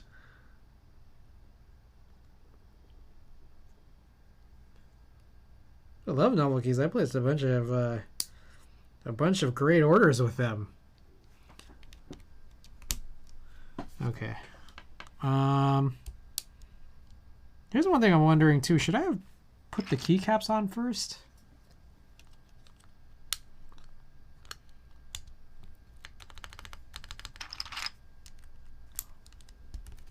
I realize I'm also, I think this,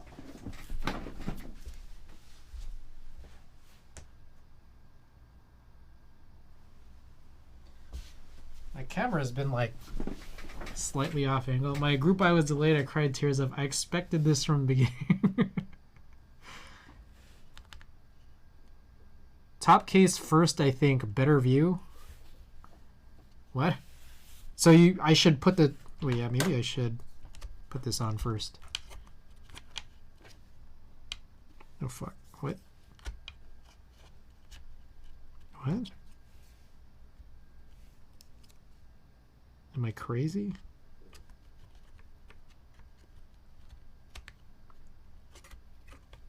How do you operate this? Hold on.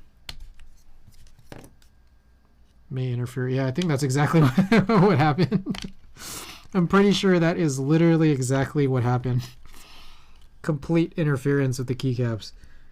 Okay. The space bar specifically.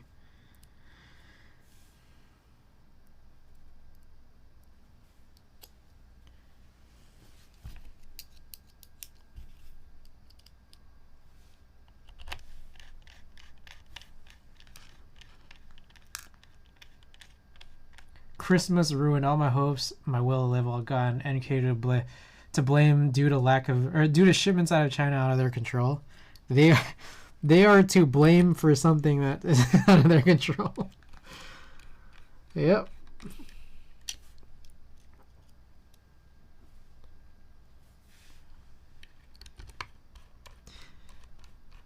You know what I'm excited for? Panels. Is there any keyboard brands besides China? China the brand.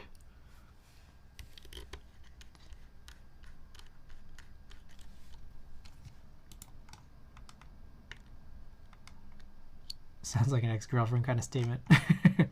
Panels was a fun one, yeah. I'm waiting on that one to arrive.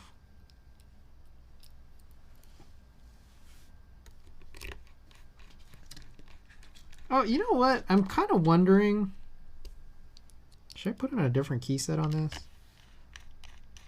Maybe I'll like this more if I put a different key set.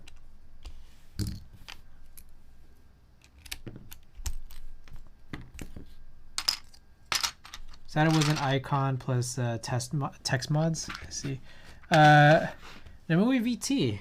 Welcome. Thank you. All right. Let me take a look at what key sets I have available, and then maybe we could run a poll for that. 1 second.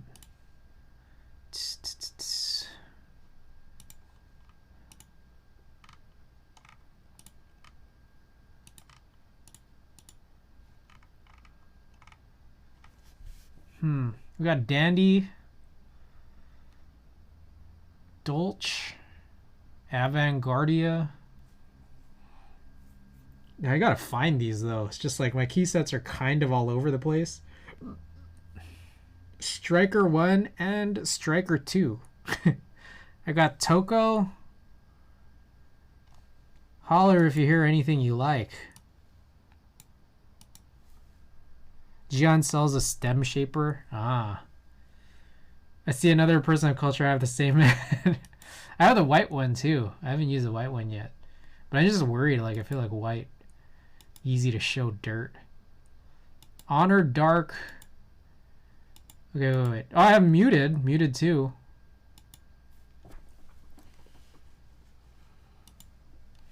Muted 2. Okay, I'm thinking muted 2 or dandy. Just because I've already opened them.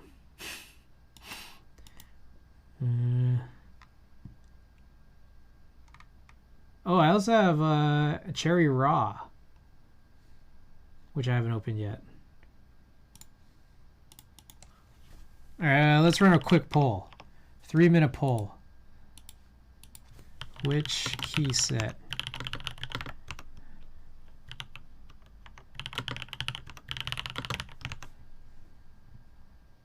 I'm trying to give y'all some options. 1 second.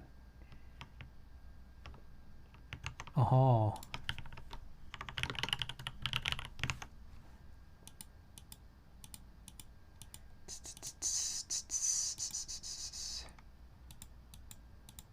Ooh.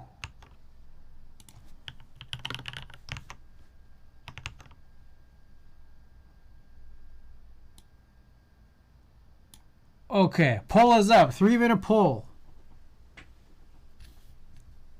Help me decide. And then I will tidy up.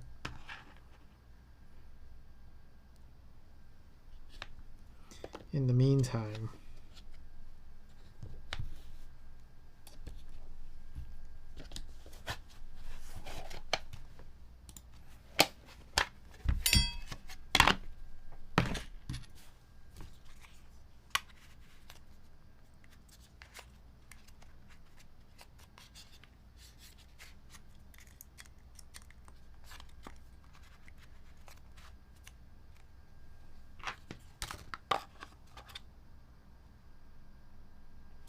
Is that the right orientation?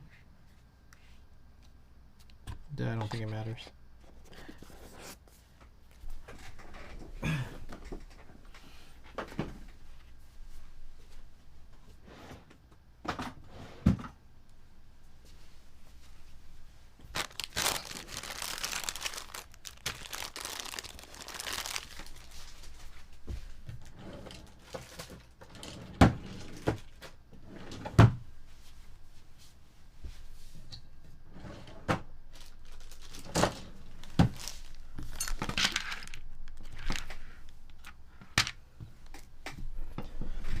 Okay, Muted 2 taking a lead. I'm gonna try to look for this. I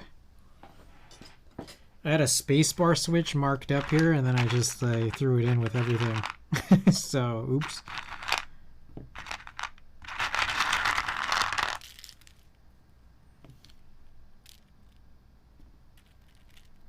I feel like I've messed up a bunch of switches trying to take these out with a super tight plate.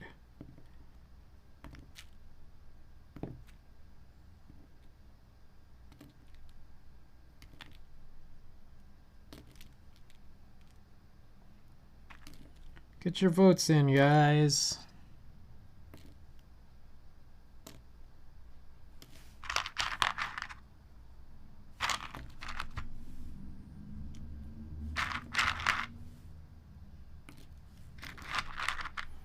I mean, technically this hardly matters because I'm gonna spring swap anyways.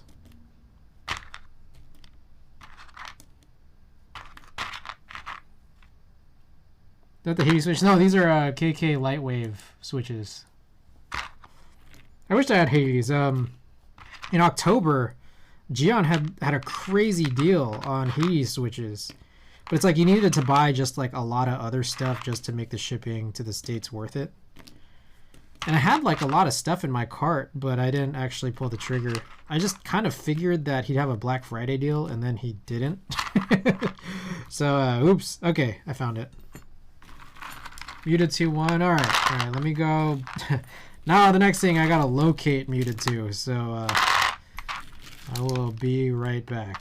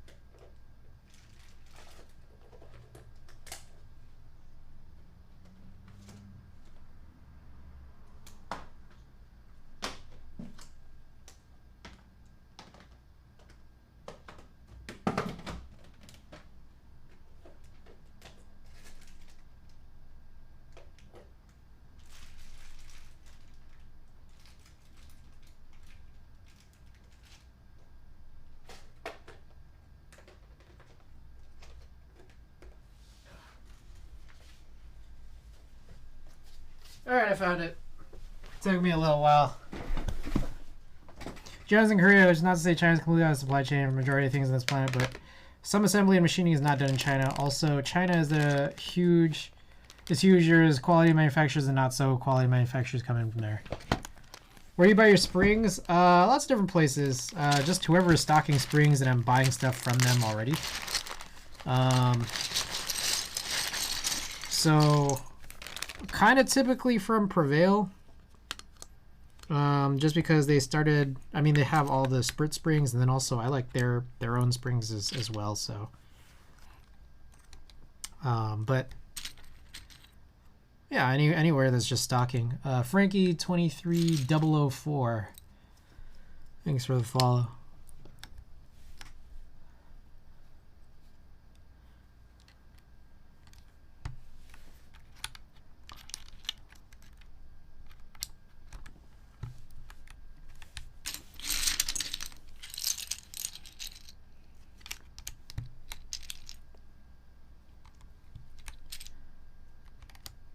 All right, I had an idea for something, and part of me is like, I don't want people to steal it, but I think I'm just gonna say it anyways. So I guess you guys could steal it if you want. That's a Flexi boy. Flexi. All right, here's my idea. I want a desk mat. like a much smaller desk mat. I know that there's that brand Keeb mat. So I want a Keeb mat sized desk mat. But on the desk mat, I want a design of an actual like 60% layout. So that way, like, I can really easily just like arrange and check for all the keycaps that I need for my HHKVs. Like something where you could just like, it's like a checker. Stealing the idea and mass producing tomorrow. I know that like there's this old ass thing on GeekHack where it's just that like someone was like selling these just like laminated layout checkers. They're just like they were paper.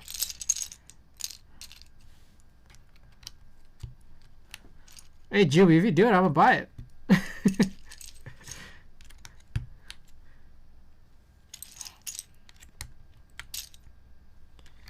I wouldn't put it past that someone would make it. Probably not for HHKB specifically. More likely for a layout that is not HHKB.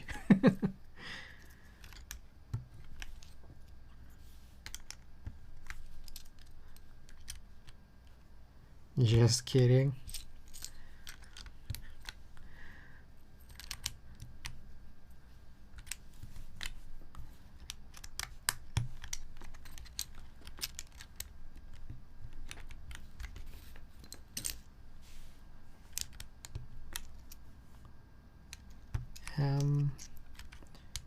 Speaking of HHKB,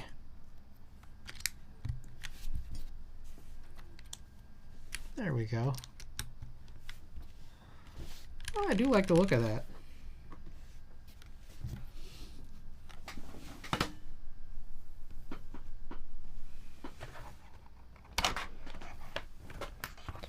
Do you have a Pro 1? I do not, actually.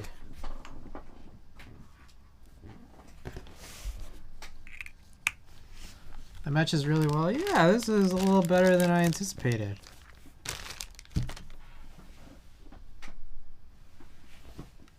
All right, I am gonna go back to tidying up for just a little bit.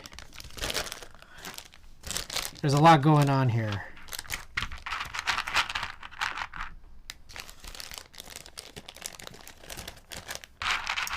Yeah, I don't have a Pro 1. I have a bunch of Pro 2s and Pro 3s, I guess, what you would call the classics and the hybrids, the newer ones. Yeah, there's a lot of builds planned. So I mentioned this last stream, but I have tons and tons of builds to do, and I have done almost none of them in the last month and a half, and we'll go on basically for 2 months because I'll be gone for a little bit until beginning, maybe mid-January.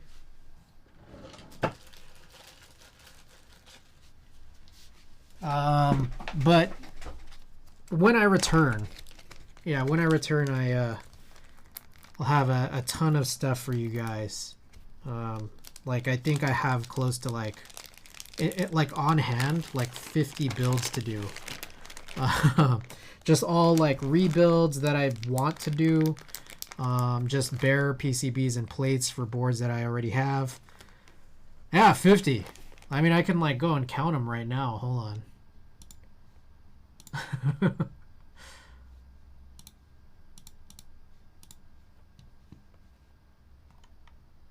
All right, let's see. Maybe less. Hold on, let me count them. But it's like I have things planned for streams that span it. Just kind of sending out my goons out to your house. All right. Well, I mean, it's like they're builds that I've already done, but like they're just like secondary PCB plate combos, or just rebuilds that I want to do. So let's see, 21, 22, 23, plus 15, 38, 39, 39. 39, and then just a ton more that are on the way that might happen. Like that might arrive as those builds are going on. Just like many more. So so kind of a lot. Kind of. All right, let's work on a type test here. Thought of 39 builds would give me a heart attack. I mean, they're just like, they're personal builds. So like there's little pressure to do them other than I want to do them because I want to do them for you guys. Like I want to do them for the people who watch, you know? But it is a lot. I recognize that, and the idea that like, yeah, there is some stress of it is definitely there, but less so than if they were clientele, you know?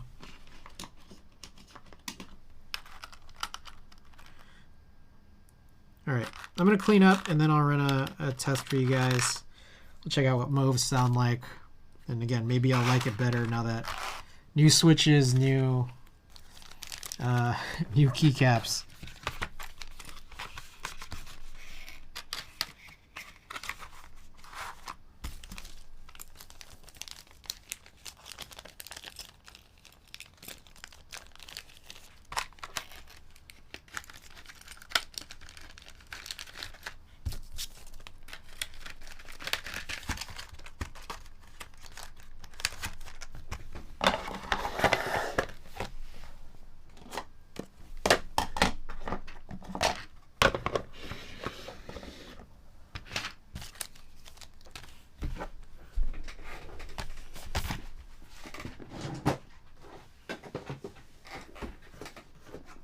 Okie doke.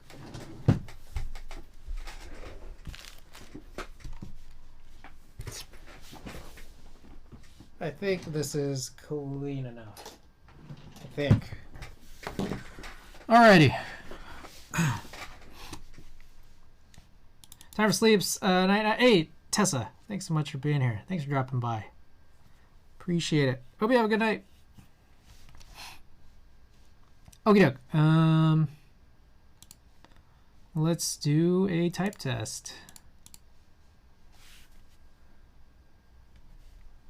All right, 60-second test. We're just going light, no predictions or anything today. I just wanting to chill.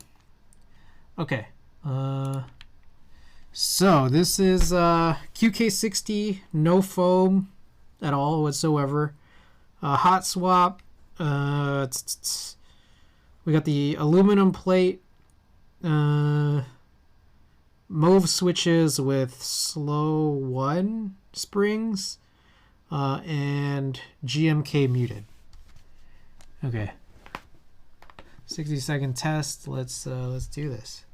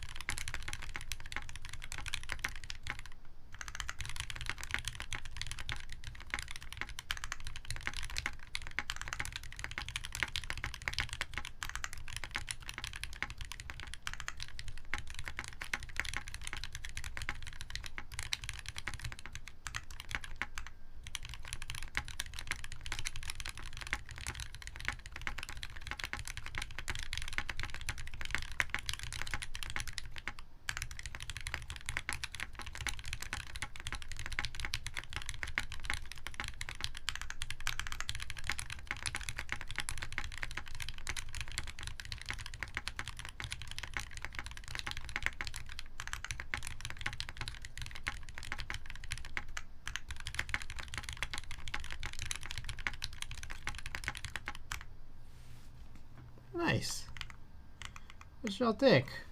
Wow, it's quiet. That's pretty quiet, huh?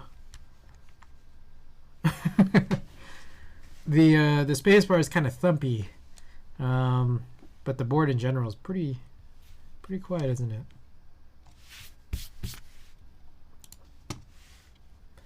Let's do a 30 and a 15.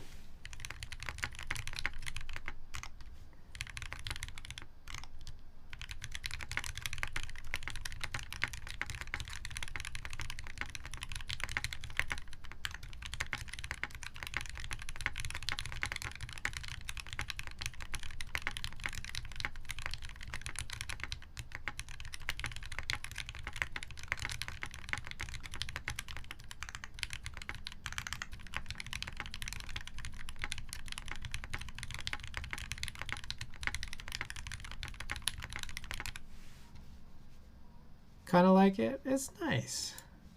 I feel like I have to grow my appreciation of this board because it's there's so many good things about it.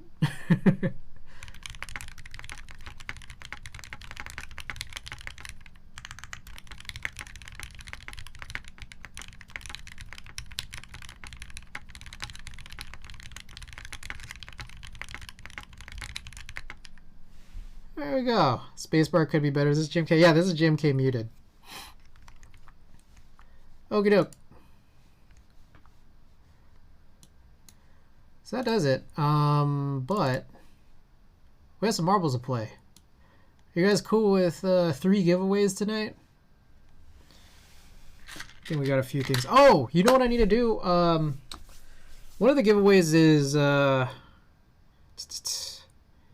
it's a keyboard. Yeah, this is a big around midnight. Yeah, it's almost about midnight. We have a keyboard giveaway tonight. But we're gonna precede that with a couple of little junky giveaways. So one moment here. So here's what we're gonna do. We're gonna give away those junk giveaways first. Two different junk giveaways, and then before we do the final one, we'll do that as a Grand Prix if I remember to hit the button. And then we'll do a type test of it before we run the giveaway. Did I just hear keyboard giveaway? Yeah, exclamation giveaway. You guys can check out what it is.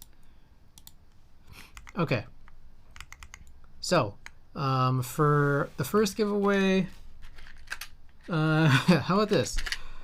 This is a $12 set of M2 taps that I guess I won't be able to use.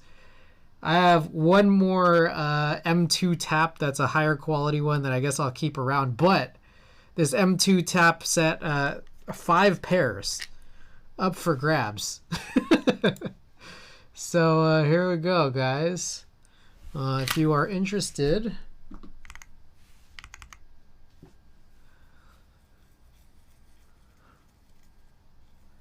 Wait, M2 taps aren't junk.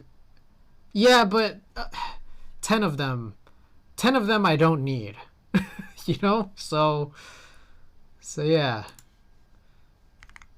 All right, anyways. Time for some marbles, guys, for anyone out there who's just lurking and has an ear for it. We got some marbles going on. Maybe I'll just hit random. Let's do, Shattered Dreams. Perfect. Yeah, that's a bit excessive. Yeah, 5 pairs. 5 pairs up for grabs. Exclamation play to join. 1 second.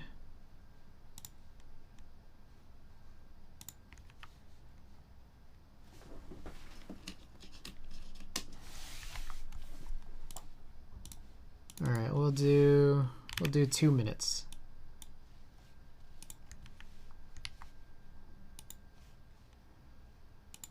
All right, let me hit up the subscribers channel.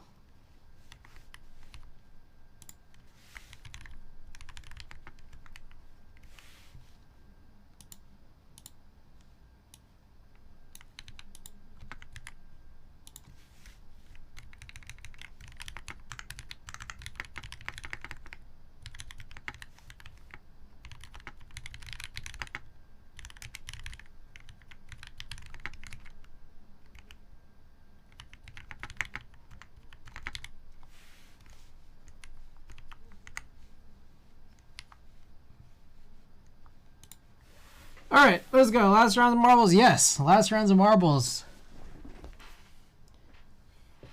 for the year.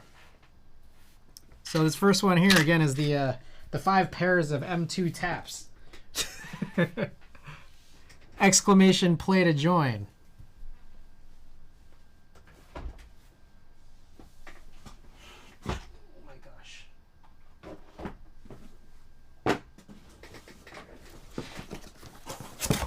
I'm gonna ready up the V60.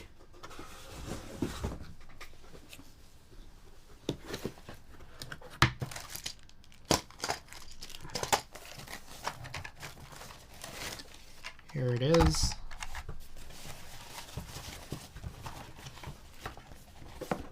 I like to win things sometimes. Yeah, winning's pretty cool.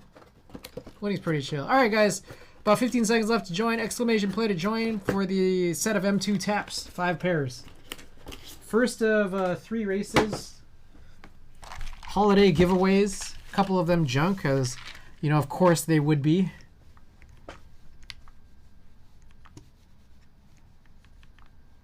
Alrighty. Early lead to Sinvec.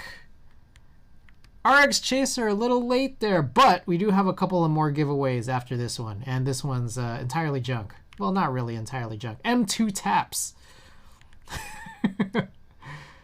Literally some tap bits for anyone who needs to rethread at M2. Was a Chris stream without a junk giveaway? True. True. Next giveaway after this is going to be a set of Mauve springs. I think there's somewhere between 60 and 70. Third about to eat then.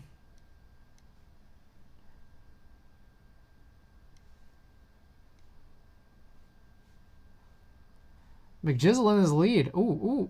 Oh, that was slick.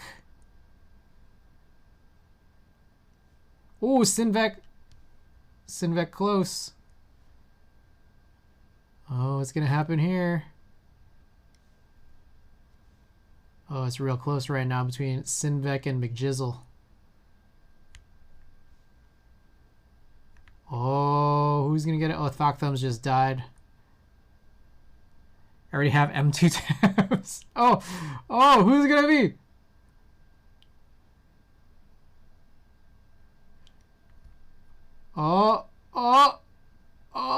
Oh my goodness. McJizzle with the win. Yeah, that's you, Hammer Brother. Oh, what?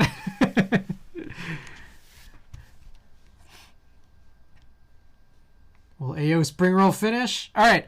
Also, by the way, it has to be a claim, or you could pass it along. No rerolls on these junks.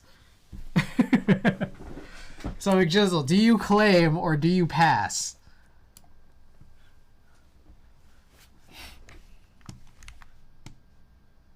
Passing to Sinvec. Sinvec, do you claim or do you pass?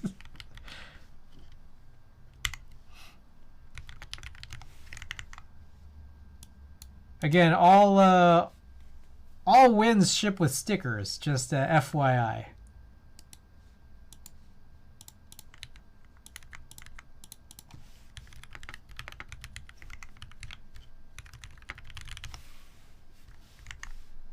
Pass? Yeah, guys, you already know, every win comes with every prize win comes with at least 1 sticker. So this one will come with a sticker. I apologize if I didn't make that clear.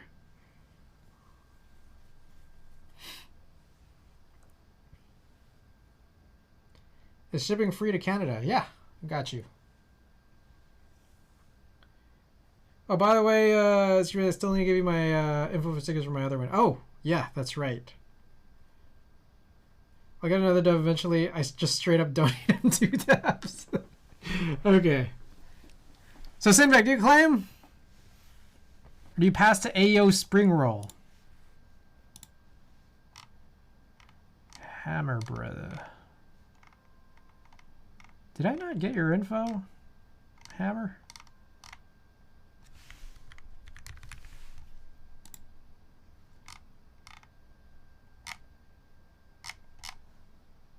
Okay. Claim for the stickers. All right.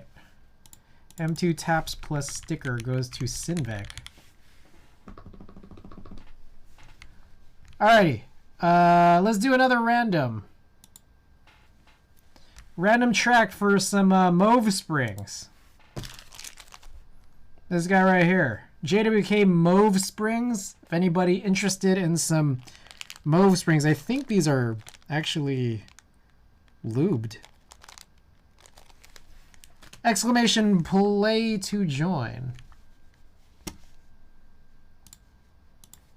Let's do another 2-minute timer. Lunar, welcome back.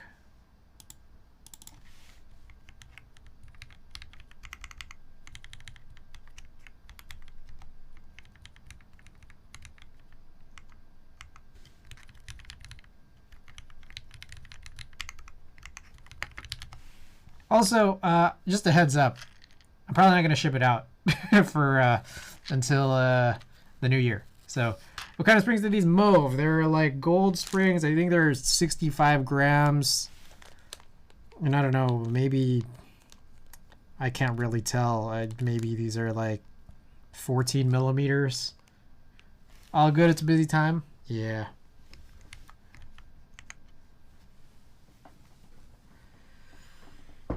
Exclamation play to join.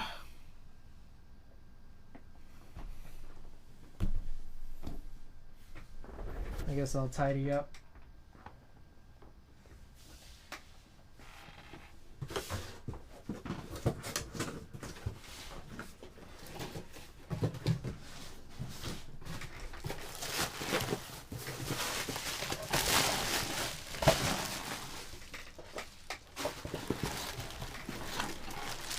Oh, how good are keyboards? Welcome. All right, this is for some Mauve springs. We're just finishing up our junk. Damn, that's a long time. Asmodeus, 17 months. My goodness, 17 months of support. Thank you for the sub. All right, here we go. Get my stretch on. Keyboard. Oh, sorry, that's not the right keyboard, Lunar. But we are running a qk60 right now with Mauves. And GMK Muted 2. All right, guys, everybody welcome. This is our final junk giveaway stream, but we do have a big boy giveaway right after this one. We're going to run a Grand Prix. I apologize for my commands not being super up to date right now. All right, so I got my switch on. Here's my my hydrate.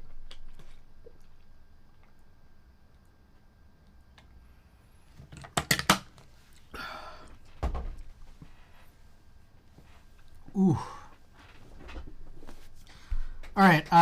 Winner gets the stock Mauve springs. They are lubed. Also a sticker, stream sticker. No rerolls. So if you don't claim, you could pass it on to the next person down the list. How long is this one? Okay, okay. Arigato Roboto. Got a big lead. All right, so here's the propeller. The propeller, always tricky. Oh! Arigato Roboto made it through. Oh, there's a little, I don't know, a toothpick forest here. Shredding. Oh, Lunar's coming in hot. Oh, my goodness. Oh, Lunar taking a little lead here. Oh, there's these little pinball thingies. That's kind of amusing. Oh, Lunar's made it through. Oh, it's looking real good for Lunar. Oh my goodness. Lunar crushed it. Crushed it. All right, by the way, I just want to give this heads up. If you're not already joined on the Discord, feel free to join that. It's mostly for notifications when I go live, but also other little discussions here. If you're subbed on Twitch and you have your Twitch linked to your Discord, you also do get notifications on when I have these premium giveaways going on, like tonight. I did send out a big notification to everybody saying that there is a keyboard giveaway coming in shortly. So welcome if you came in from the ping. Lunar, let me know. Hit me up on Discord. Find me on the list there. Send me a DM and we'll arrange how I'll get this to you. So congratulations on claiming. All right, let me tabulate you down here. Lunar81 wins the Mauve springs plus the sticker. Does this? I feel like I didn't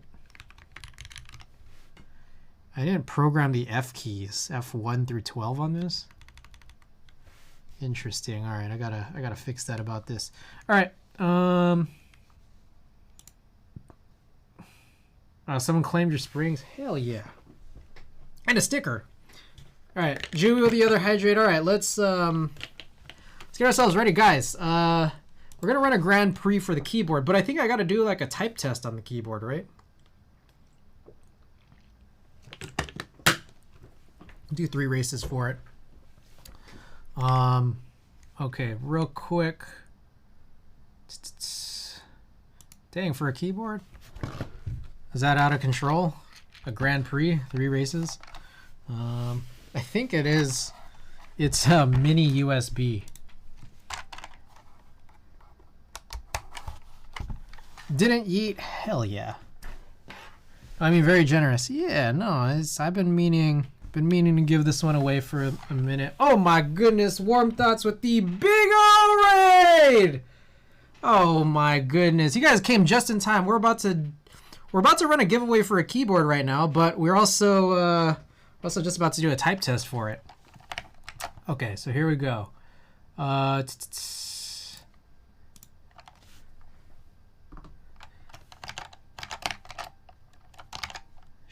Okay, here we go. All right, this is a pre-built keyboard. This is a ET Iron 180. Thanks for the follow. Reading Graph, thank you for the follow. All right, this is a KB Paradise V60 with Matthias switches. Matthias switches, these are Alps clones, and they're meant to clone this specific tactile Alps switch, the cream, basically Alps cream switches. Matthias tactiles, they did follow a similar pattern to the cream switches, which is that they had these dampeners, which I modded out of them. So these are completely undampened. Never mind the desk mat. Okay, here we go. So let's run a little type test for anyone interested. We're on lease for about an hour. Wait, Worm is going live again later. Please raid back. Oh, I gotta stick around for a while, huh? Timotel, welcome.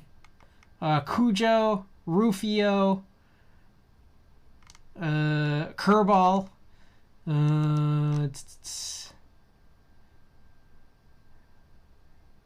Don Berry, thank you for the follow. I should have got a document. Yeah, these mats are cool. All right, so here's what we're gonna do. That's a noise disc. Okay, so here's a little type test for this. We're about to give this away, so we're gonna do a Grand Prix, 3 races. But before we do that, we're gonna test this out. Again, these are undampened Matthias tactiles. I have to figure out. Oh, his alt.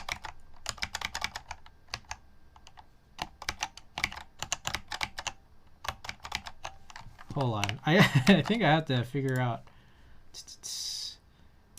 what the layout is on this. 1 second.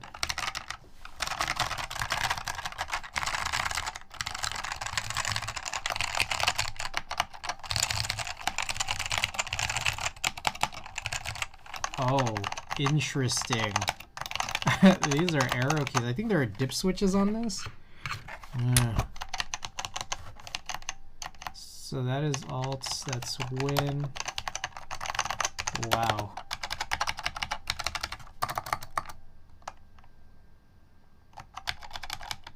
Interesting. Funny thing about this board, I'm not certain that the tab key is working. So I might need to switch out a switch at some point. So, oops.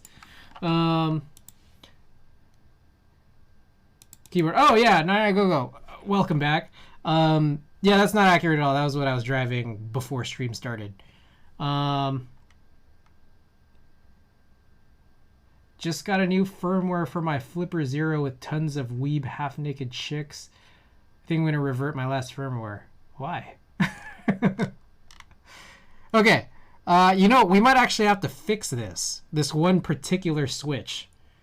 So we might do that. We might actually, that might be what we're going to do in the hour that I have to wait for Warm Thoughts to come back. Okay, but I think otherwise everything else looks pretty good. So Just the weird thing here is I can't seem to Alt tab. That's the Windows key. Do I have VIA on this? I guess I can go to online VIA.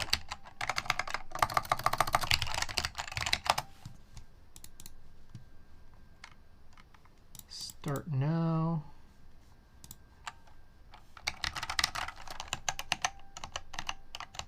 Oh, I can't Alt tab because tab's not working. That's why. Oh shit. What is this board again and switches? So this is a pre-built KB Paradise V60 with Matthias Tactile Alps clones. These specific Matthias switches have been modded to remove all of the actual dampeners, because these are meant to clone cream Alps that have dampeners in them. So we're gonna run a little type test after I get this music off and switch back here. Okay, here we go.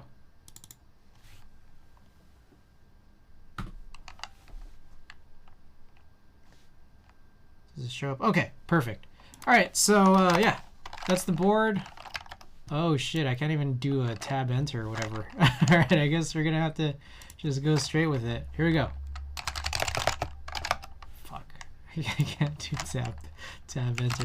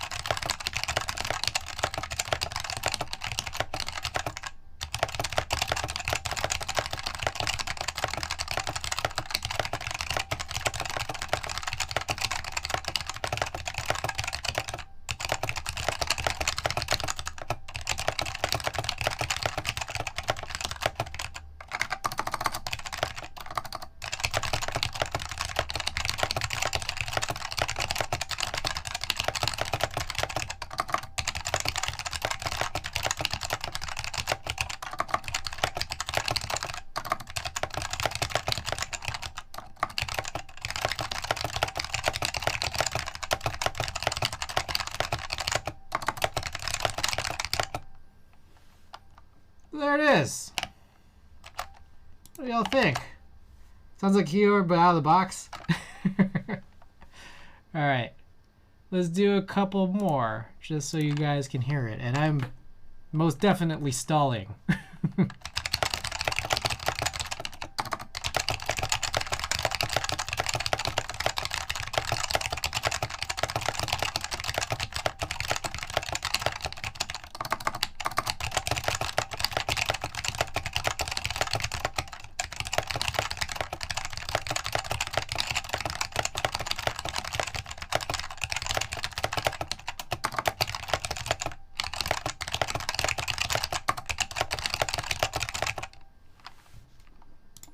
Do a few more here.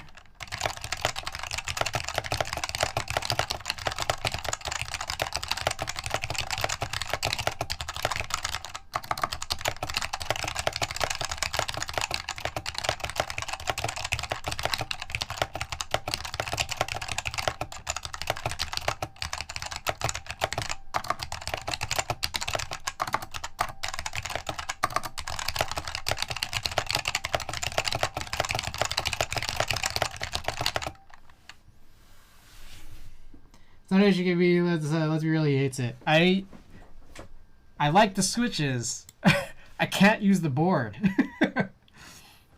But I love the switches. I love these like pre-built plastic cases. I think the way that they kind of just bounce sound around sounds really good. And particularly this one I think is really nice. A lot nicer than those like $14 generic ones that you could just buy off like KBD Fans or Amazon, eBay, whatever. This one has square corners. I really, really like this case. But the thing is, I think the case and the plate, the PCB, just everything about this is just, you can't HHKBify it. So it's yours, guys. It's yours. We're about to run a giveaway for it.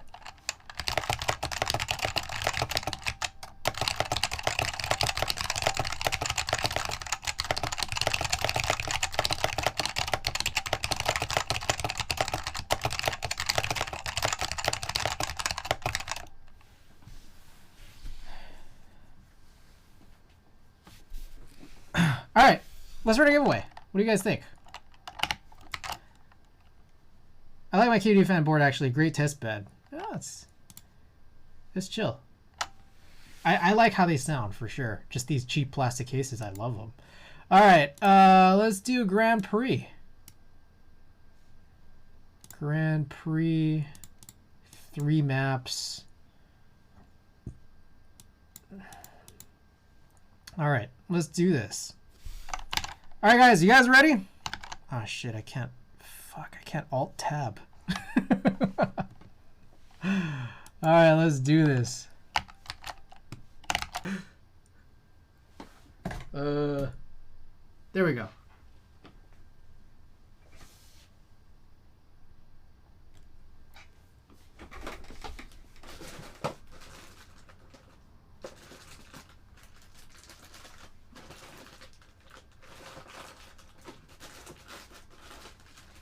Okay, I found some. You know, it's funny because I gave away, I think it was Iridia. I gave away a bunch of those, like specifically those Matthias tactile switches in a previous stream. But we should be good because I did find an extra tactile leaf in the box. And these should be exactly what I need.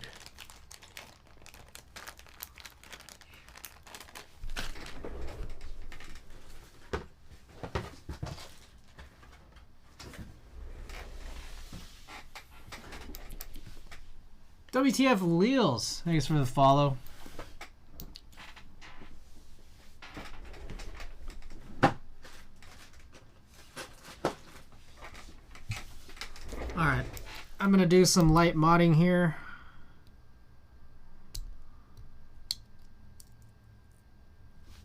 I will need to desolder though. You can actually modify switches in Alps or Alps clone boards without any desoldering. It's just, I've found that while you can, I prefer not to, just because you run the risk of potentially damaging the switches if you try to do that. Anyways, 15 seconds left to join. First of 3 Grand Prix races for this board that we actually do still need to repair. All right. Hang on a second. Okay, early leader. First down the track will be Timoto? Timoto with the early lead. Oh, this is the fun one. This is the one with the cars.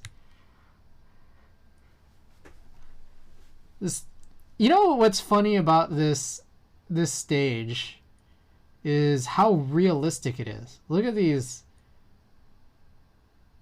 Look at these cars just running into each other. One of my favorite things about this whole race.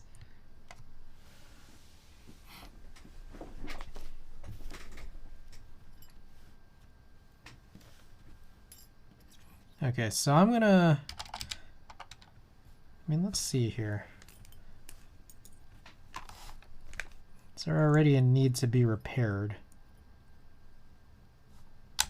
Wonder if I can, oh, I guess I could.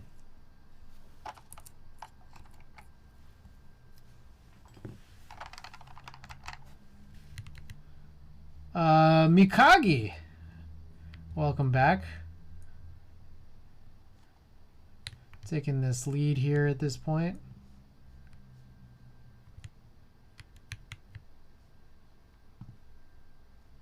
Ooh, look at that jump. That jump. Well, that's a cool little avatar. I love that. Also, by the way, guys, just as an FYI, even if you don't win this race, you still have 2 more races. 2 more races to make up for it in points. So just make sure, I think the most important thing for all you guys is just be here and Just hit exclamation play when we start the next 2 races as well. Oh, who's it gonna be? Nebby? Oh my goodness. Nebby with the win. Nine Go-Go, 2nd place? Oh my goodness, guys. Oh my goodness.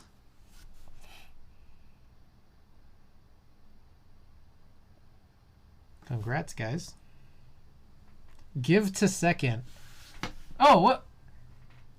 There's 2 more races in this Grand Prix. So the winner will be determined by a composite score at the end of the 3 races.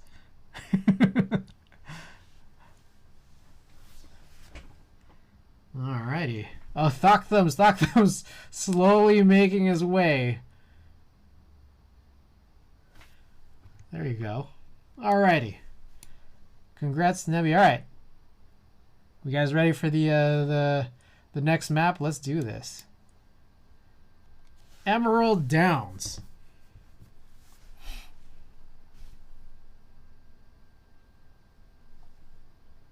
Alright, you know the drill, guys. Exclamation play to join.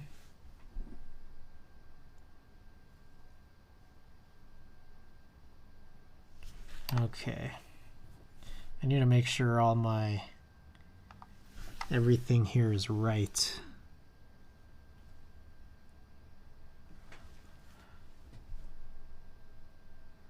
Welcome back, everybody, to race number 2.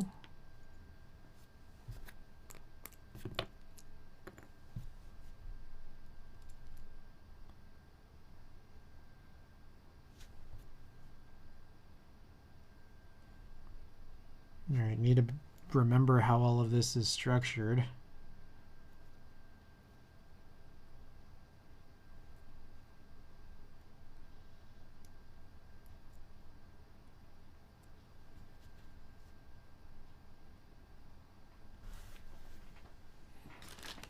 It's been a minute. Oh my goodness. Exclamation play to join, guys.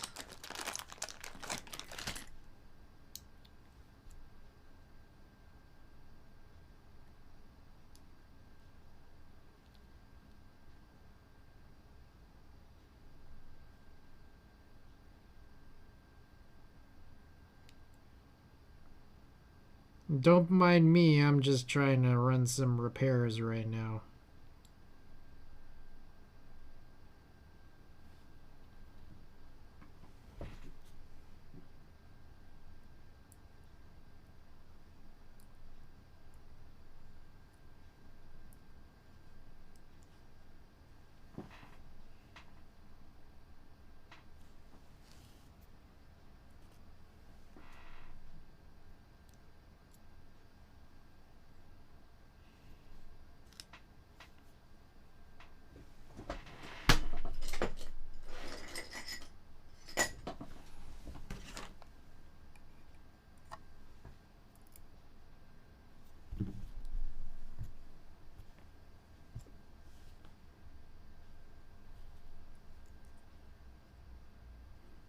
Okay, I think we're almost finished here.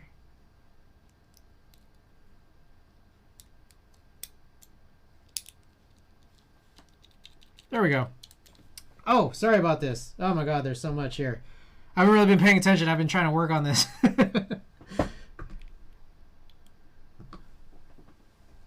How many sound effects to make you do an obnoxious radio idea? I mean, there's a lot here. Feel free to run. Oh, here we go. Guys, everybody welcome and good luck. Good luck on yet another race here. Okay, so this one's got laps. Thrash and Tony taking this early lead. Sorry, I gotta figure out my controls here.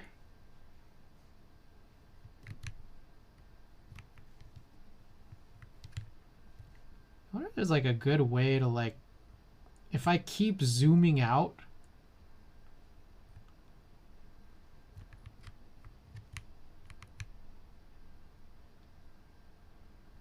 I want to get like a huge aerial view.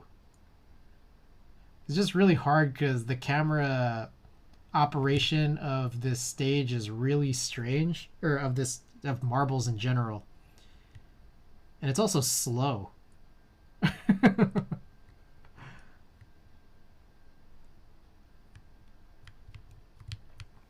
There we go. Oh, I gotta redeem this random vinyl too, don't I?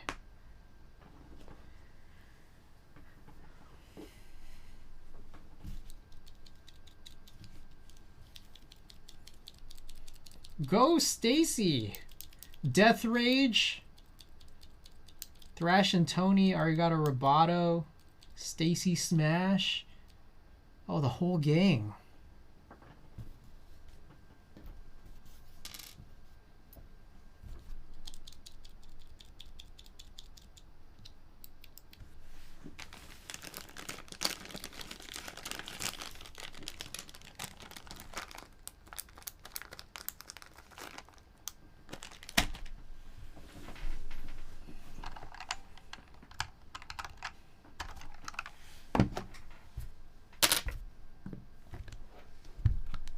Okay, I'm tidying up here so I can be more attentive to this race. But I appreciate everybody being here tonight. Rigged. All right. Reading Raph. Death Rage. Thrash and Tony. Cujo. Arigato Roboto. Oh my goodness. Oh wait. Oh, that was it. Oh my goodness. I thought there was one more lap. Death Rage with the win. Alrighty, guys. Okay, okay. Look at that. Look at that. Alright, we got one more. One more in the series. So let's do this. You guys ready?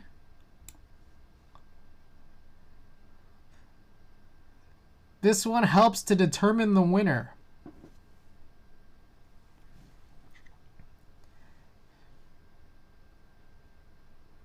Oh, this one looks fun. Alrighty, guys. Last one up for the keyboard, which we still have to repair, which luckily we have to extend this stream because we're waiting for Warm Dots to come back. Exclamation play to join. Join on in.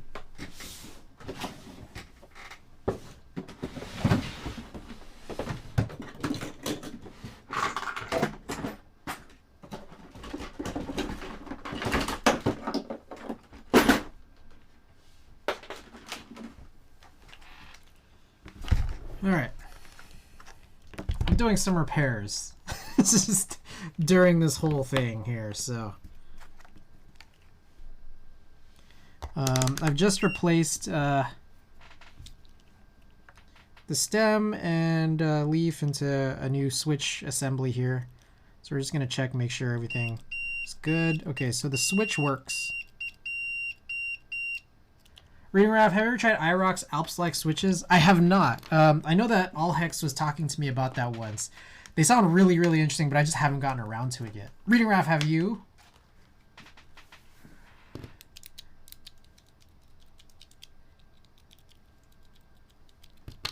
Am I in? No, now I am. Okay.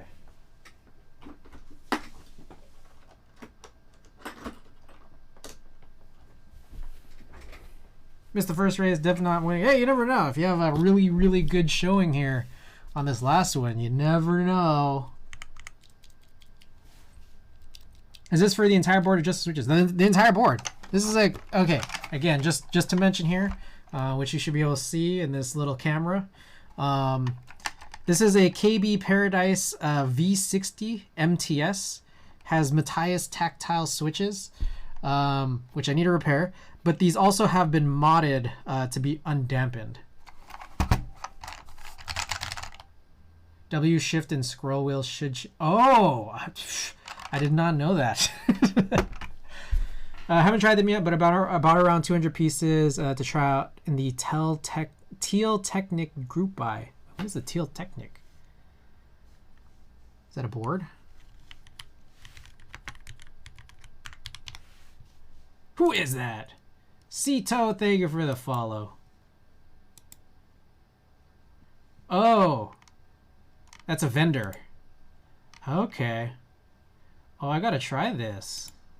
Oh, that sounds really interesting. Oh man, okay, I gotta write that down. I gotta write that down because I am too interested. Oh, remind me at the end. It's almost time here. Okay, let's see who's the first down the track.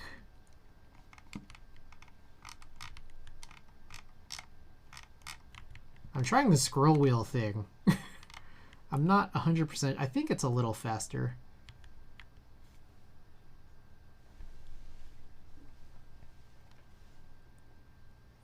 I like these ridiculous labyrinths. Isn't it funny that like marbles is just an RNG?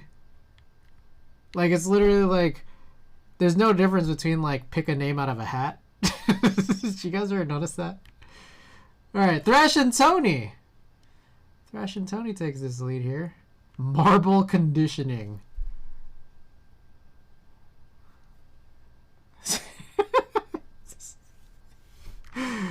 Oh, this is so ridiculous.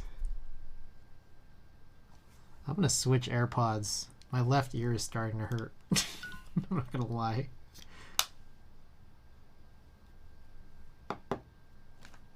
Are we still connected? There we go. How good are keyboards? Ah, looking real good. It's just RNG but with a timer. Yeah, really all that's dependent on is like who joins. Like at some point it's like once the playing field is set, I mean it's just the winner is determined, you know? Thrash and Tony in second place. Hey, it's looking real good, Thrash and Tony.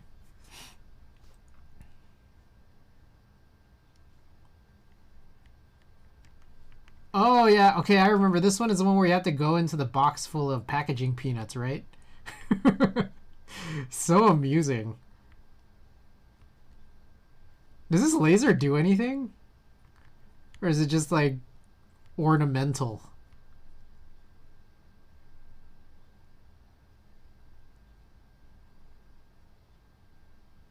Oh, okay, it like slows down for a bit to get inspected. I think when the laser touches, it's like a stop. Oh my goodness. How good are keyboards with Stage 3, the Stage 3 win. Ayo, spring roll. It scans marbles.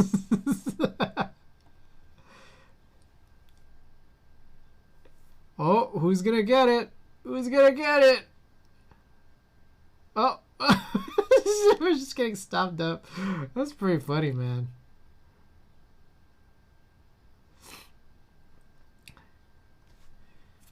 Alrighty, that rounds out the top 10, guys.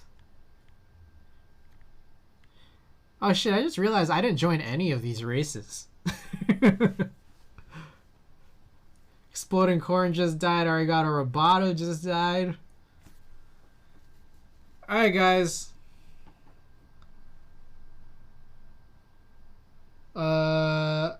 Also, typically last place finishers get to choose a raid target, but it gets really dicey with Grand Prix, so we'll just holler out some names and we'll figure it out. Oh, who's gonna get last? Who's gonna get last? Oh, but also we're supposed to raid Warm Thoughts again whenever she comes back. All right, congratulations. How good are keyboards? Ah, wait, is this the ranking? Or I guess we have to finish it to see like the full placements. All right, who's it gonna be? Let's check it out. It's anyone's game, truly anyone's. Alrighty. Tony. Am I supposed to click? Oh. Reading Raff. Third place. In second place, we got Nebby. And in first place, Thrashin' Tony! Thrashin' Tony, do you claim?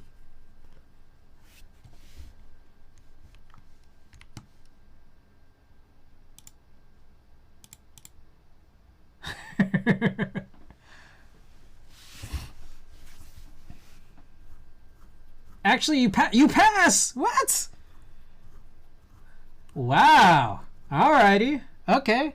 Nebby, let's go down the list. No, we're not doing any rerolls, Curveball. No rerolls.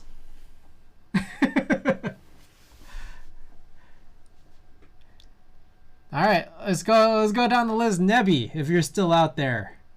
Gotta buy time for the Worm re-raid. I have to repair this board.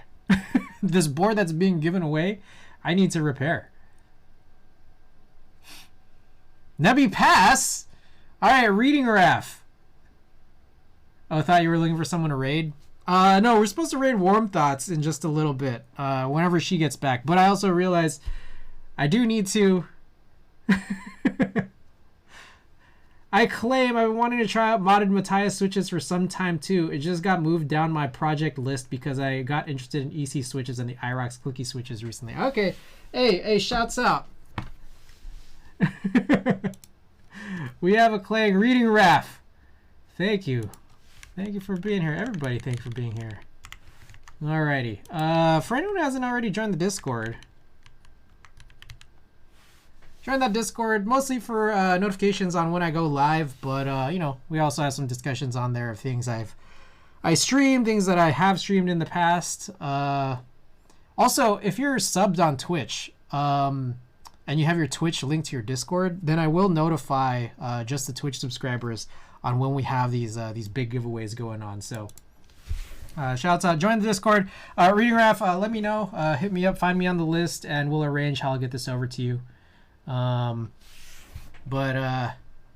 Yeah, also on top of that, I'm probably not going to ship until I kind of get back from my break, which should be at the beginning-ish of January. So there it is. Guys, thank you. And congratulations to all the winners tonight. Misunderstood when you said usually that last place that you're going to raid after. Yeah, I remembered that we got this big raid from Warm Thoughts, and we're supposed to send it back because she's going on a little break. So, okay. But until that happens, we are going to work on repairing this tab key. So let's do this. So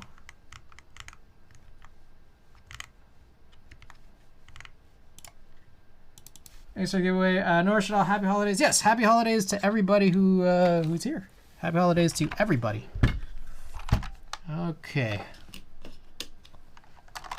So we're getting dangerously close to this 6-hour mark.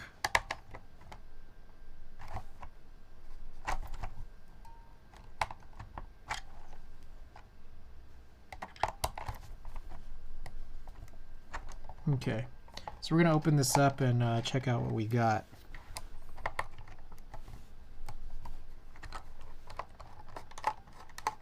Are you still rocking the QK? Yeah, we brought it back for a minute here. I just wanted to change the switches out and see if I could get another different appreciation for it. Okay, so all right, it's gonna be a pretty simple one. We're just I guess we gotta take out the desolder station or the desolder gun. Just for one switch, we'll check out and see what's going on, see if we could get this fixed up easily. So this will come out over here on this side. Oh. So we'll get that on. I need to bring back the work mat. As much as I want to dip right after giveaway, I'm gonna dip because I'm wiped. Hey, yeah, no, I understand. It is pretty late, so you know, I recognize it is a weeknight here. So for those of you who got work, no, I understand. We're just gonna be chilling here for the rest of the night, working this out. Go. Hey, thanks so much for being here. Appreciate it. Appreciate it, everybody.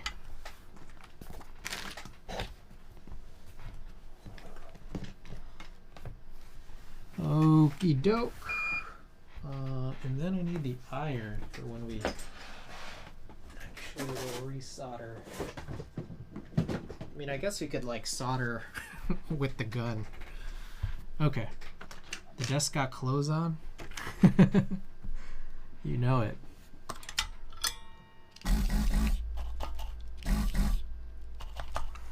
All right, here we go. Tab key.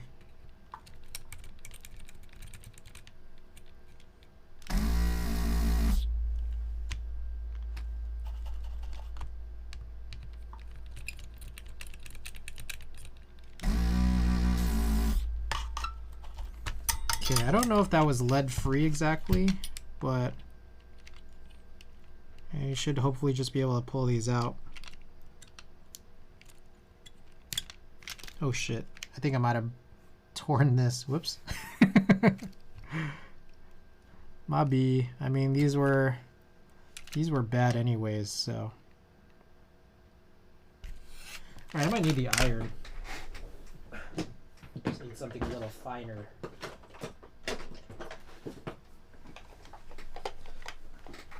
Where'd you get that desk mat? I think this came from Makibo, but I use it as a work mat now because I kind of scuffed it up, unfortunately. Thanks for streaming. The giveaway is going to sleep now. Lunar, thanks so much for being here.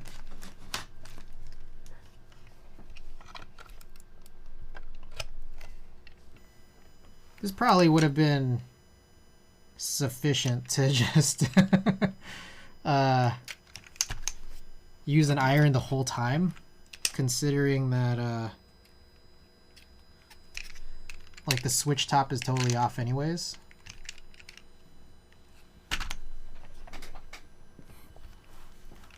Also, if anybody out there would let me know if Worm Thoughts is back on relatively soon, or when she comes on.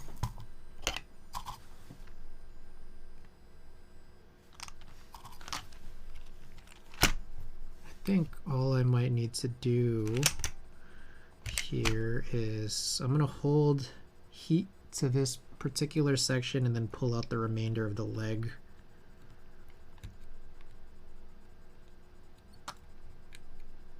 Or I might potentially need to reflow, and that's okay.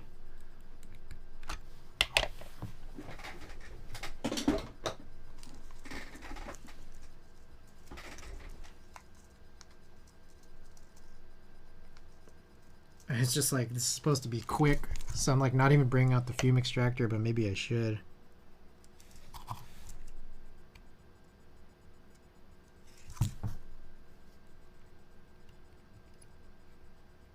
Okay, so there's that part of the bad leg. This part right here, I just wonder if you could just push this out.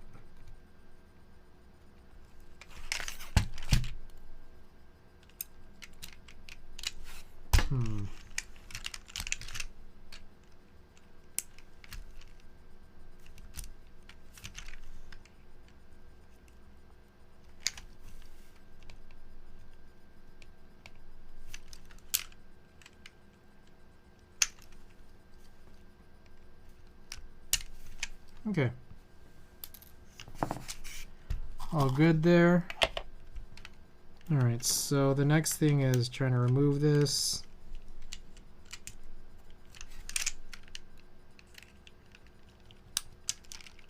Removing the switch housing from the plate.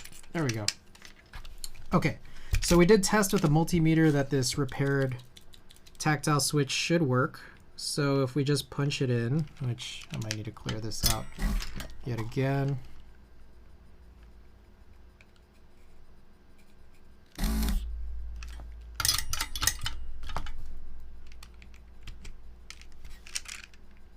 All right, should be good.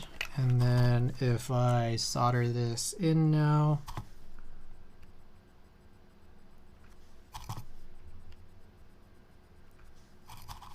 okay, should be it. All right, let's test this out. See if we get tab working here. Dang, just realized I got the nutty Hako, the nutty one. Oh, I think Warm has this one too, right?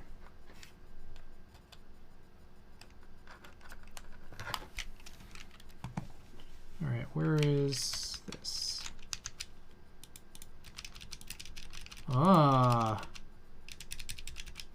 Okay. So it still doesn't work. So there's a part of me thinking that the switch was never the problem. It might be one of two things. It's either a dip switch issue, or we need a bridge. But we didn't break any traces, so I'm not entirely certain. Maybe there was never any problem at all. All right, let's read the dip switch thing.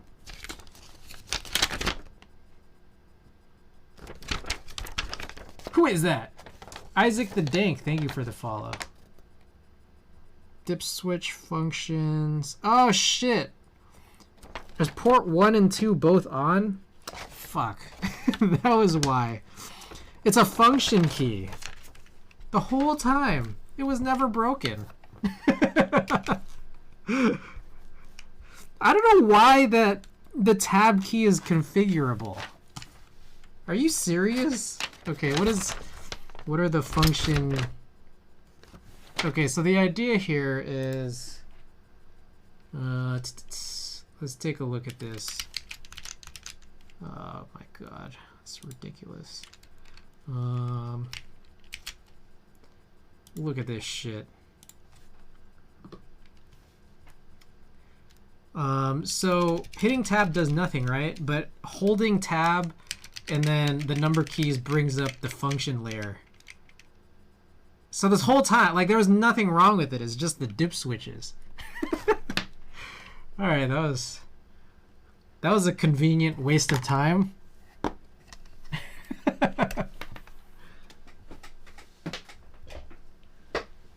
my goodness.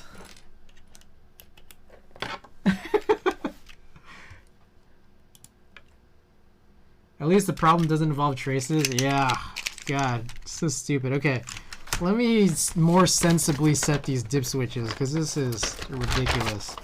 It's like another thing. Oops. Another thing too, though, is that currently the dip switches are set so that the whole bottom right section functions as arrow keys, which includes the long right shift.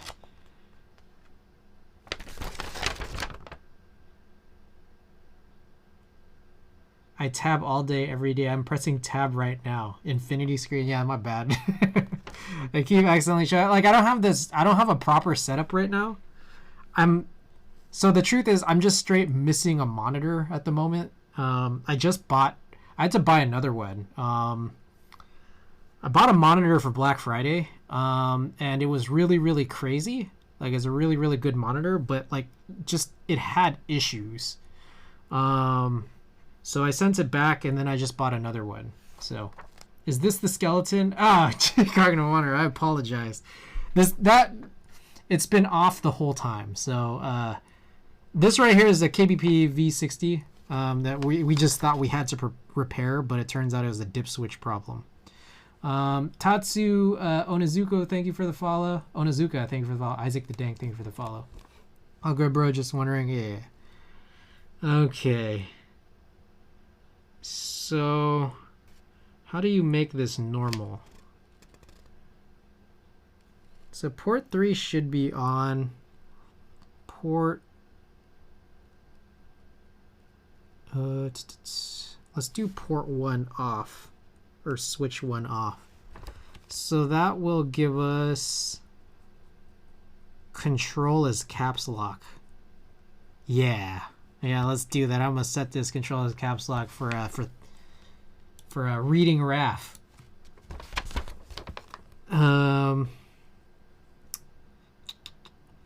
So that's on. Okay, 3 is on. 4 has Alt and Win switched. I see. I don't want that.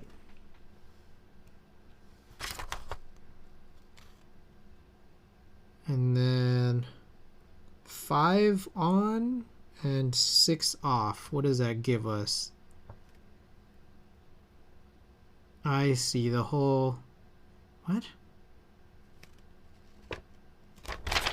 Wait a second.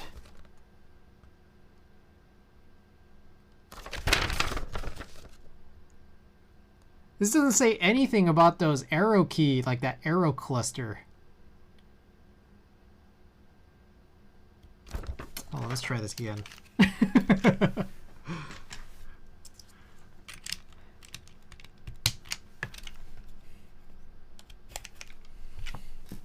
This board has me so curious.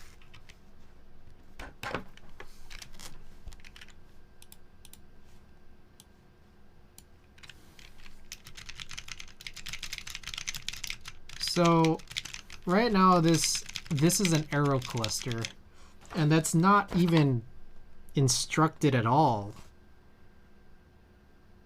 with these dip switches. Like what?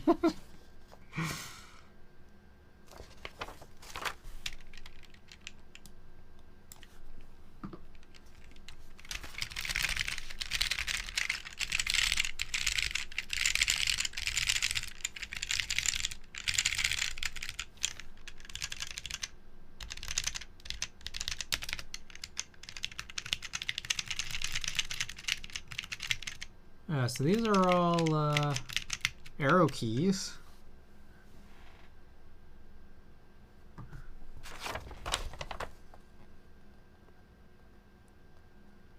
What the H? All right, well, reading graph gets a set of instructions and can figure it out if I don't figure it out by the time warp dots comes back on.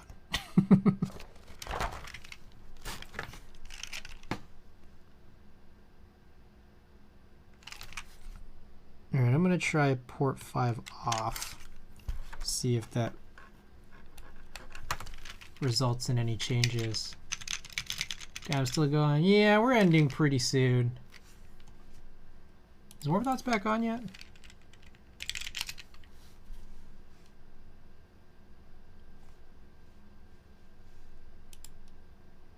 She does not appear to be on. I'll figure it out somehow. Okay. Dip switch 5 off didn't do anything. So it's interesting. There's a whole section here saying that when you hold down FN, oh wait. FN enter.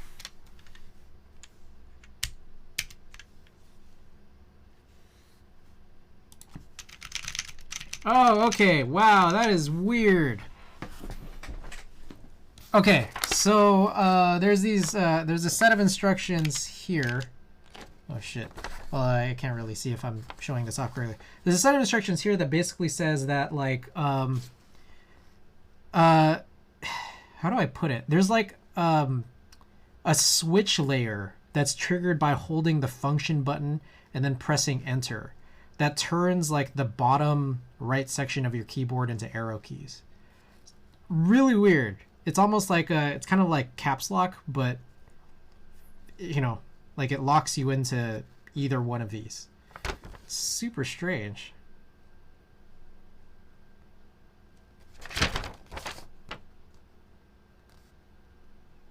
All right. Well, there it is. That's the board.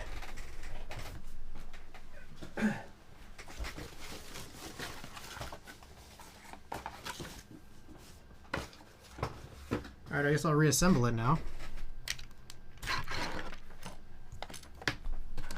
Clap.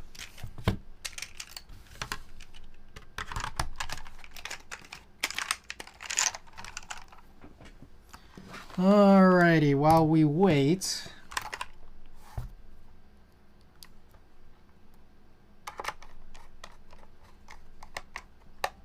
I will assemble this back together and then I guess just clean everything up. Nice little breakdown of stream here.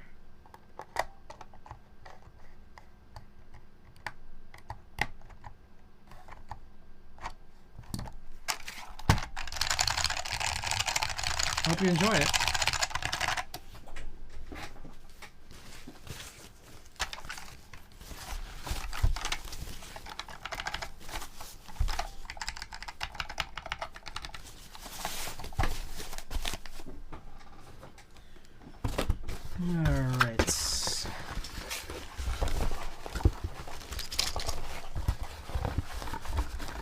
It does use mini USB, so warm thoughts could be another 30 minutes to an hour. If you need to end, don't feel bad.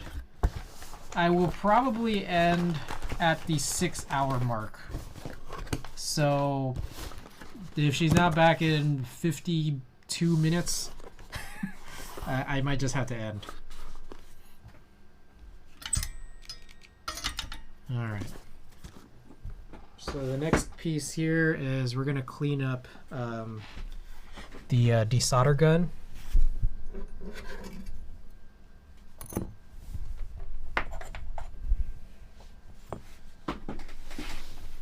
It's probably the most critical thing, is just making sure that this is cleaned up and stored properly.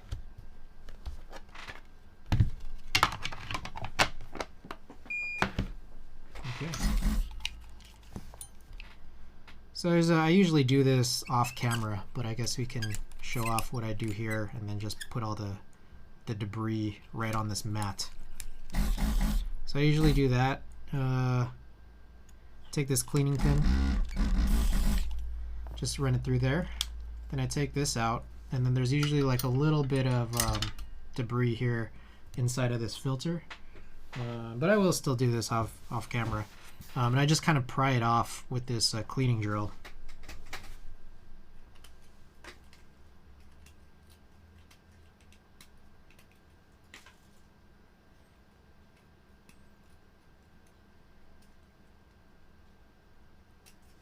Someone actually taking care of it. Yeah, no, it's important to keep this clean.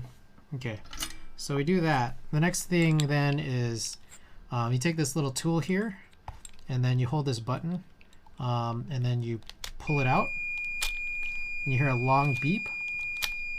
But then you plug it back in at 90 degrees, and then you take this this cleaning drill, the same exact cleaning drill, and run it through the back of the nozzle while spinning it clockwise, and then you pull it out straight.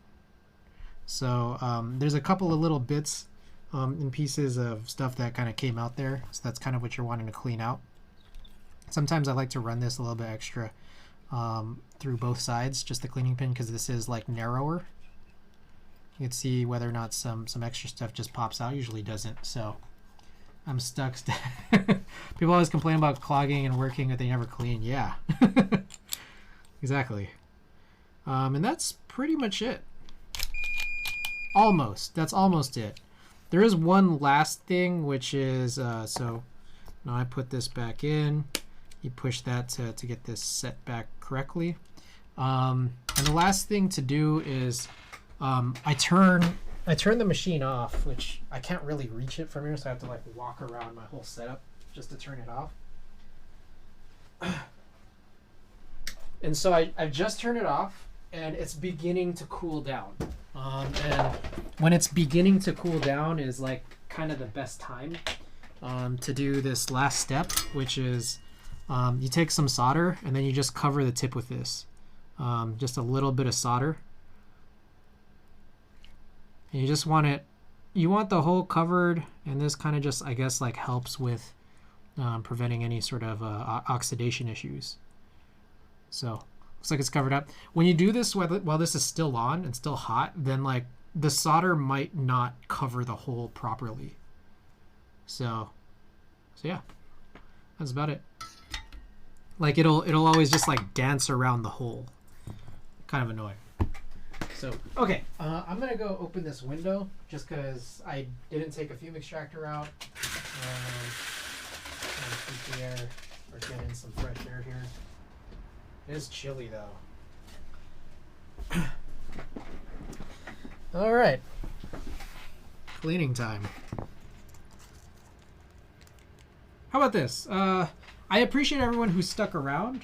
How about this? You guys get a sneak peek of what my setup looks like if I zoom out.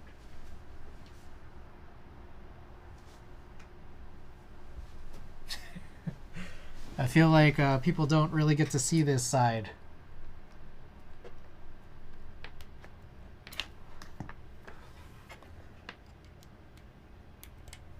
Such a huge desk. Let me see what you guys see. Oh yeah. So this is a IKEA Galant. It's like a 63 by 31 desk, but there's a little back desk I've made just out of a plank of wood, which is about like I think 1 foot by 5 feet, and then from there it's that like I have like this whole setup just there. It's not the best. I'm just gonna say it's not the best. The whole operation. Another thing too, I'm supposed to have a middle monitor. I had a middle monitor. I used to have just 2, and then I was trying to set up this 3 monitor setup, but it malfunctioned, and then I had to send it back. And I've bought a new, different monitor, and it's supposed to be arriving tomorrow. I was holding out hope that it would arrive today. It did not arrive today. Okay.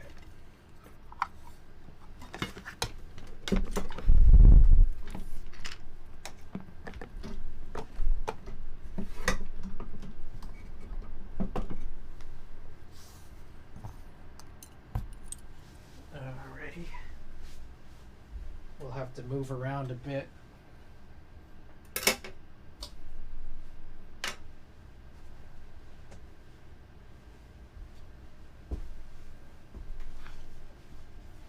How did it malfunction? So I have very specific needs for my setup just because I have multiple machines running at any given time. And then on top of that, I also play games too. My middle monitor was it was an MSI monitor. With 4 inputs, which was exactly the number of inputs that I really wanted and needed. I forget the model number just because it's so, I mean, sometimes products have really crazy model numbers. MPG321URQD. It was really nice, that quantum dot monitor. 32 inches, 4K. I think what was weird was that it wasn't responding super properly to like what I wanted it to do when changing inputs. Like I know my LG, this like LG Ultra Gear, it's like a 27-inch 1440p monitor, is that like when you switch between HDMI inputs, it turns off the input that you switched out from. And I was hoping that I would have something like that on the MSI. I didn't. And then on top of that, it acted a little wonky. So what ended up happening was I tried like updating the firmware on it because people had suggested updating the firmware, and then it bricked, like its own firmware bricked it, which is hugely disappointing. I don't know what to say. It's like. And there's actually like 1 or 2 other instances of people who had the same exact issue as myself. So just really messed up. And on top of that, it's that like I guess dealing with MSI is not super simple. I guess a lot of these companies aren't really super simple to deal with, but really unfortunate, I think. So I had to send it back. And it sucked because it's like I got a good deal on it. MSI monitors are good for the price, but not always reliable. Yeah. I got a good deal on it, but like Amazon, so I got it off Amazon, but Amazon wouldn't honor an exchange, like only just a refund, because I guess the price has gone up since Black Friday. So I've been like waiting around for like the idea of a good monitor, but then like, you know, I have some travel plans, so it's like I have to time things correctly, just to make sure that it doesn't like, you know, sit outside and get stolen. Because like a lot of times these companies will like, they'll like ship it in its own packaging with no outer box. So I saw a good deal on the exact same 27-inch Ultra Gear. A really, really good price, but it's not going to arrive till January. And then it also doesn't have 4 inputs. But I stuck around. I saw on Monday they had the Gigabyte M28U, a much, much easier model number to remember. I swapped all my monitors to LG GP 850. Oh, that's gotta be nice. But yeah, I saw the M28U go up for a really, really solid price. So I went in and picked that up. I have an M32U. Yeah, no, that's the thing. PC Love Letter. If I knew that the MSI monitor would be the way it was, I would have picked up an M32U during Black Friday because those were at really, really good prices. PC Love Letter, welcome, by the way.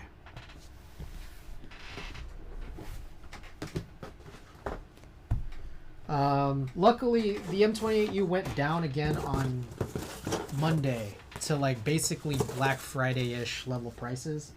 So I picked one up, and I was hoping that it would arrive here today so I could set it up today, but I'm going to have to wait till tomorrow, I guess.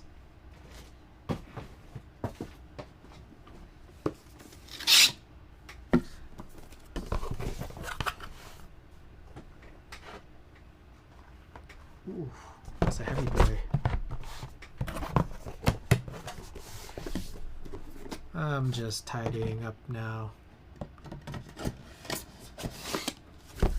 Thank you, guys.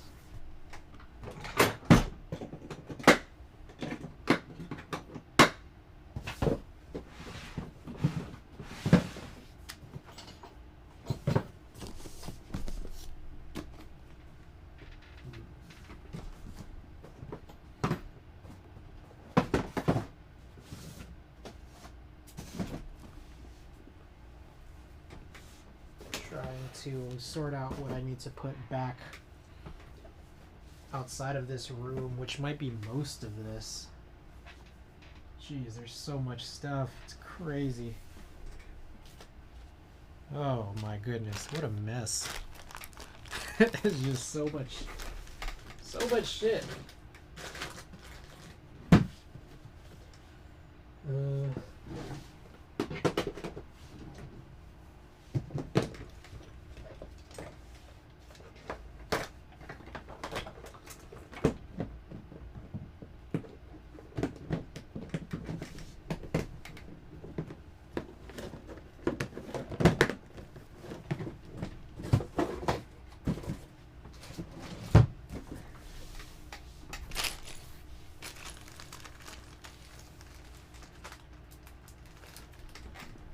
I was also debating getting the there were a couple of points where the LG C2 42-inch is going for a really good price, but I just like I kept backing out of the idea of it because I mean a couple of reasons. I think capping out at 120 hertz is kind of a bummer, but I mean it's a TV. It's not really meant to be a monitor. But the other thing too is just that it's just so damn big.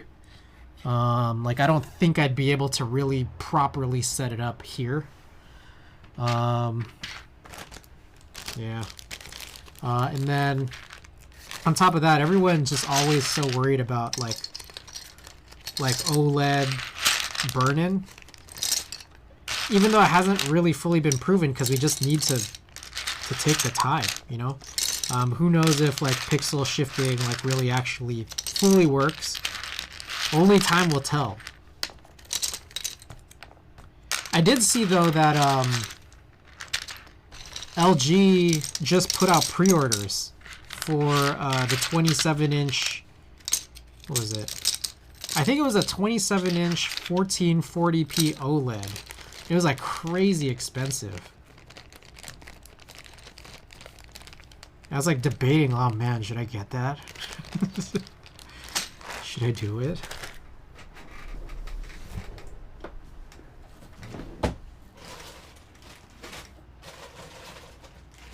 Okay, I need to look for the rest of the KK light waves.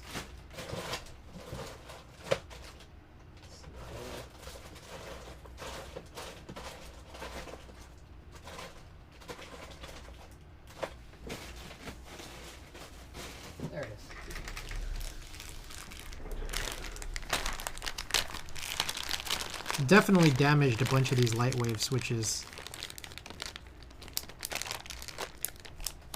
So these need a spring swap. I found an issue where it's just I felt like they were too light. They have a super long spring, but like the spring is just not rated to be very heavy at all. So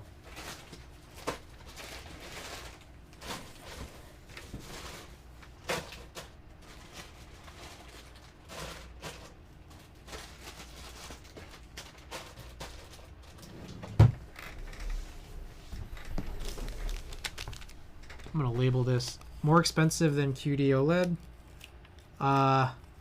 Wait, which one are we talking about? The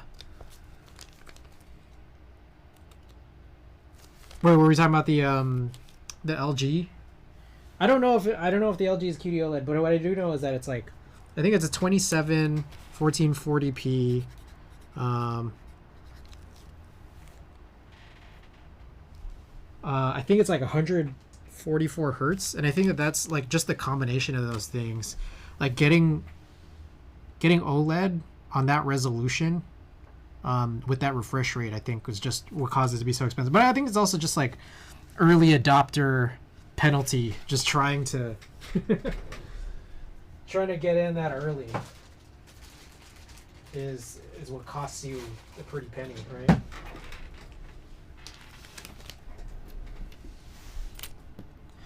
Alright, this broken ass switch that wasn't even broken. I just broke it because I didn't think much about the diff switches, so oops. We'll give this to Reading Raph as well.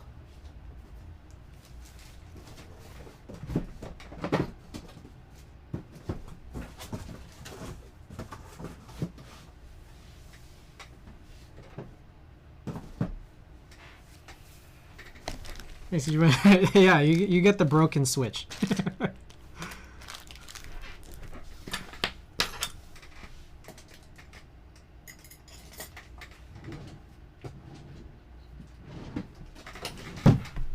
Man, there's a lot of steps to cleaning up, isn't there?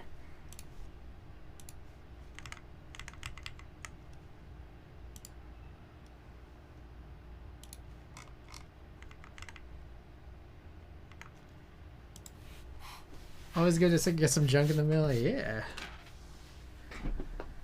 You get it.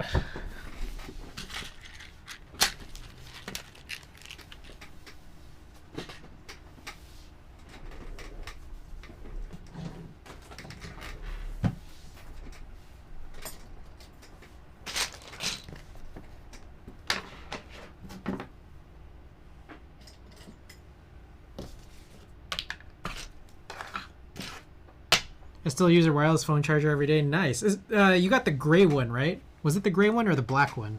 I forgot which one I gave you. I had a couple, I think. Gray? Oh, yeah, the gray one's the nice one.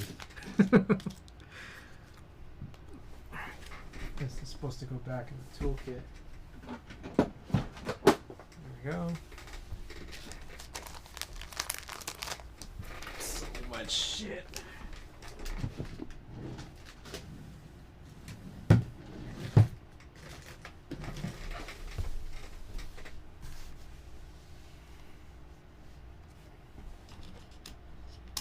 Okay, so guys, this right here is my Bluetooth transmitter that comes out from my mixer, which is so good, except for the fact that like every now and then it just gets super staticky, and I think it's just a result of like, I don't know. The most recent theory I have is like the idea of like dirty power just dirtying the signal. So someone had suggested getting like one of those like power conditioners, which reminded me of that, like I was reminded of when we saw that marble conditioner in that marbles race. But one thing I found out that I could do is just like power cycle it. When I turn it off and turn it back on, my AirPods immediately connect back to it, and it's like clean again, but only for so long. So it's just a weird, funny thing.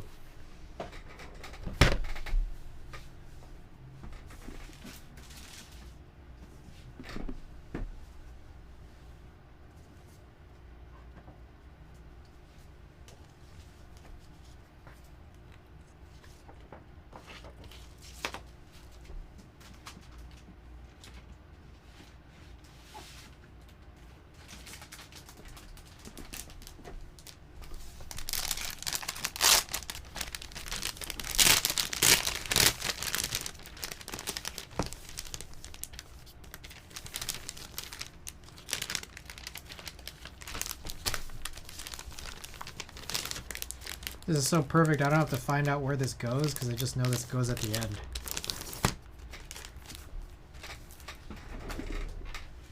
It's my newest vinyl and my favorite vinyl, at least of the year.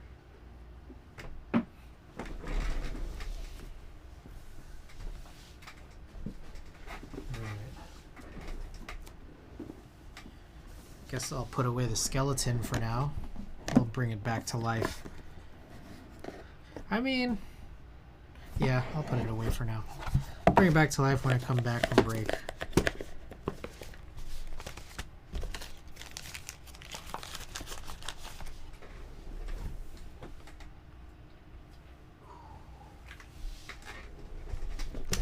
Oh my god, that's a heavy boy.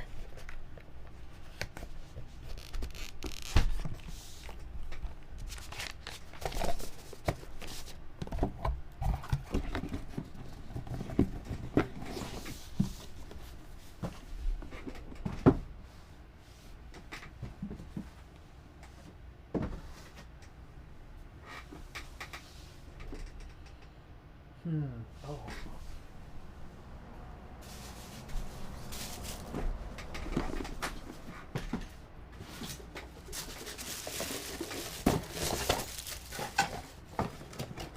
Wow.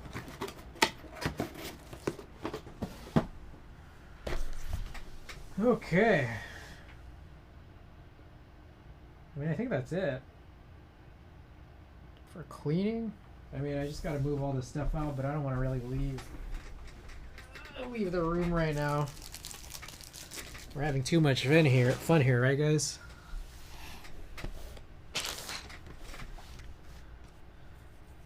Okay.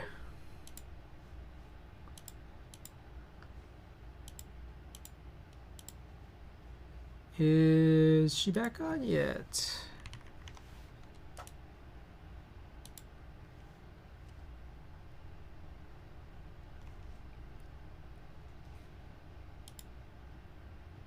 Not quite.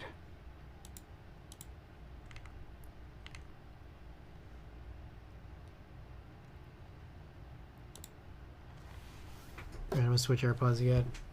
Hurting my ear. Oh, that one only lasted like half an hour. What can we do? I guess I could sort through a few things.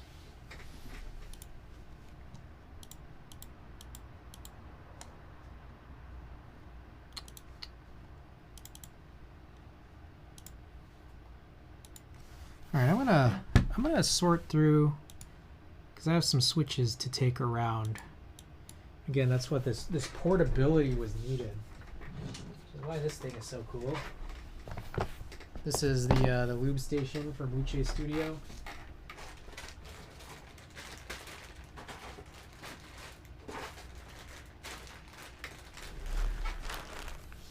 So these need spring swaps. These are worked in switches, so they're supposed to stay together.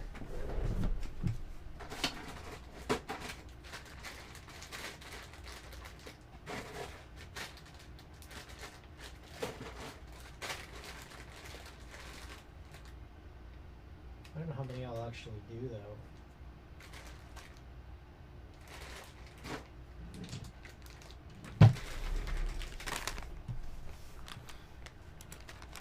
Alright, I think this is a pretty good set here. Don't know how many I'll actually do, but I'll be good. Okay, what else we need?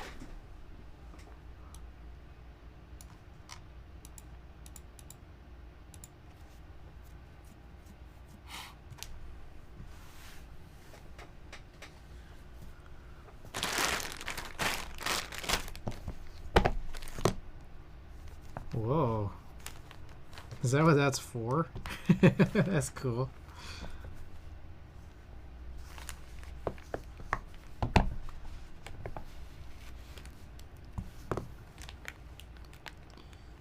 We need that guy.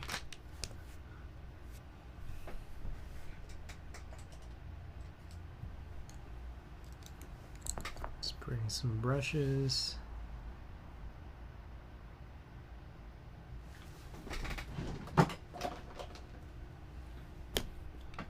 Six. Oh,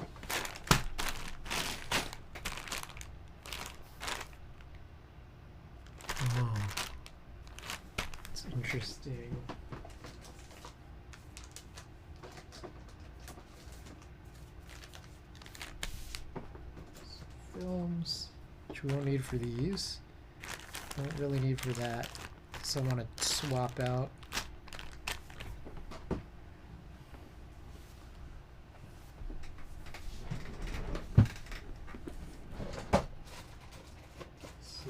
Some of these Ziplocs.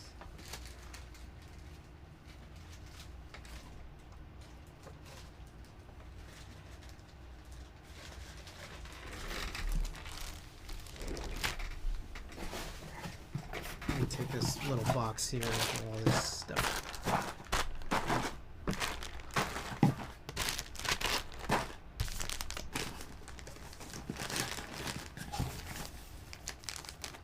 This feels like plenty.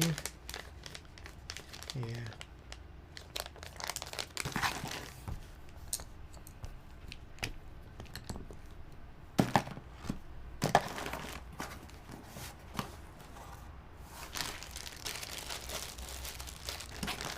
Oh, the trays.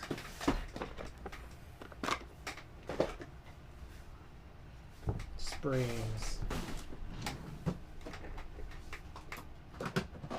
Maybe I'll bring the whole thing.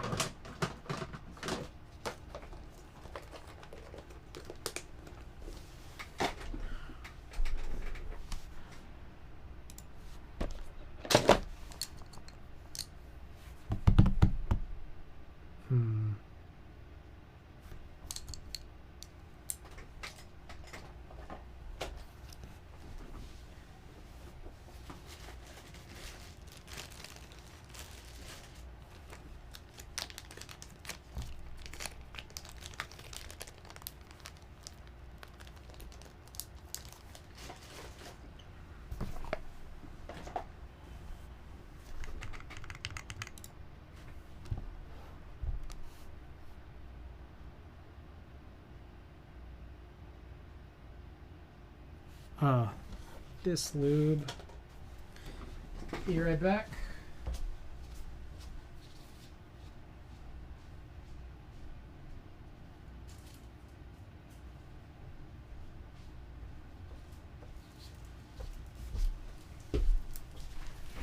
Okie doke.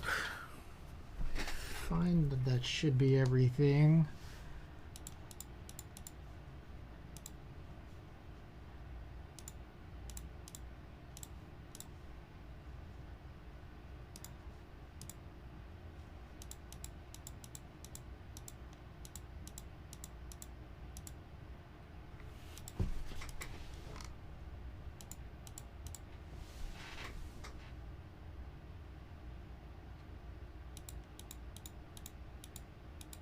All right, cool.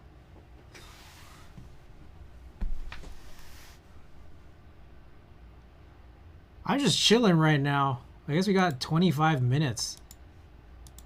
A little under 25. I'm not gonna lie though, I kind of want to play some Splatoon. Should I play some Splatoon? Play some Splatoon, see if Warm Thoughts comes on in that time.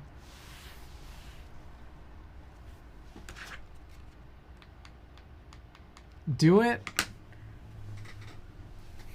All right. Chris sucks. Hell yeah. That didn't work. Oh, there we go.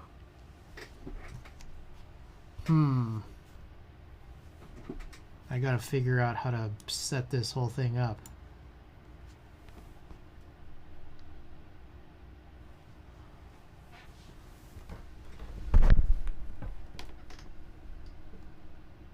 What the H?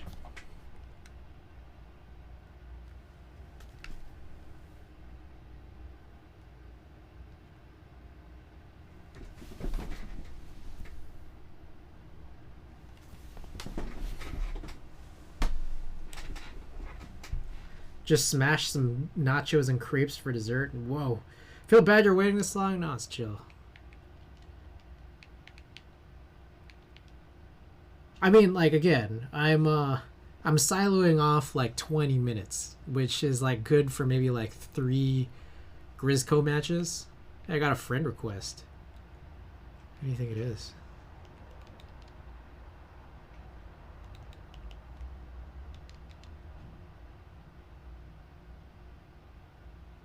Oh, you guys might not be able to see this person. Mario. Should I become friends? I'm gonna do it.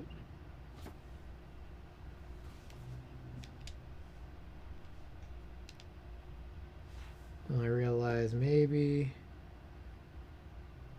we'll get rid of.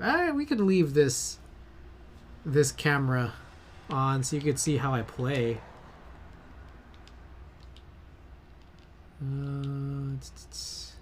Yeah, let's do freelance. Well, what are the stages right now? Oh, we got tower control. Man, I've been fucking up. Like, tower control is supposed to be my favorite mode, but I feel like I've been fucking up. Play a real game like Fortnite. DN wants to be your friend.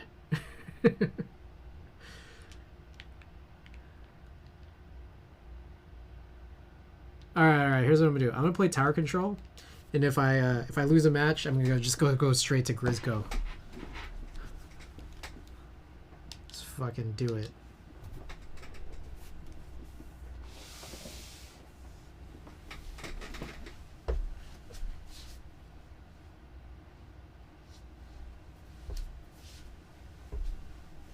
Sorry, I was holding my controller the whole time. My bad.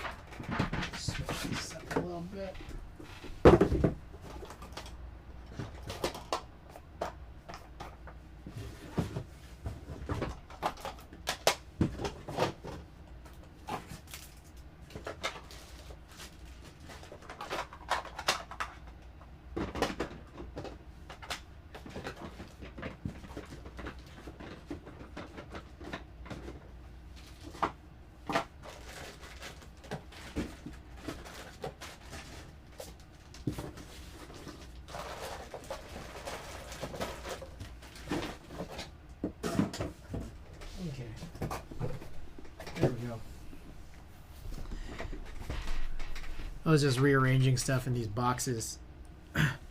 DSA DN is probably my favorite keycap purchase.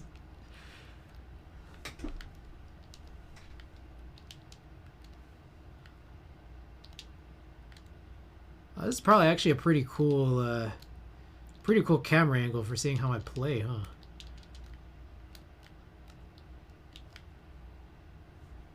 Kill is full. There we go. Did I not kill him? Oh shit. Oh, they lost 2 guys. Holy moly. Okay. That doesn't count, I guess.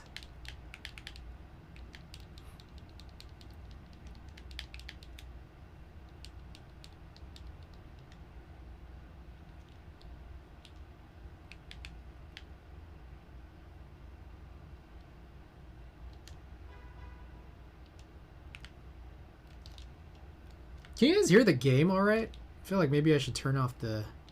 I don't know. I don't know if I need to turn off the stream music.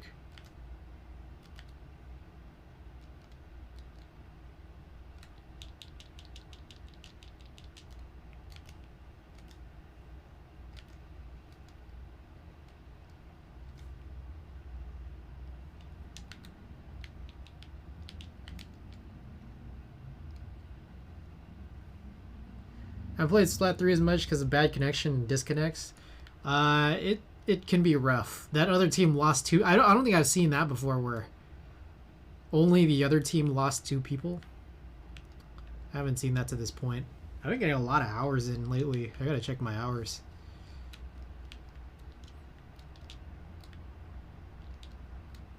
Alright, what's my time check? I have 15 minutes.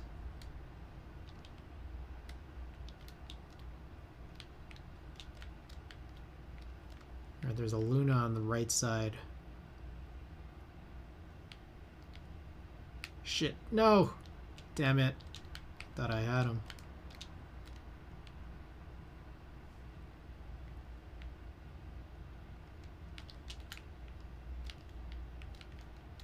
Oh, they're down one. Oh no. Fuck! Fuck! Oh, stupid bitch.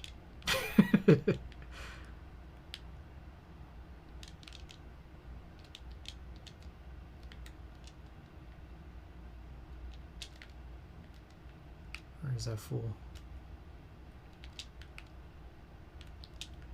I gotta find a way. Alright, you guys take care of that. I'm a flank. Oh, fuck! Fuck! They both knew!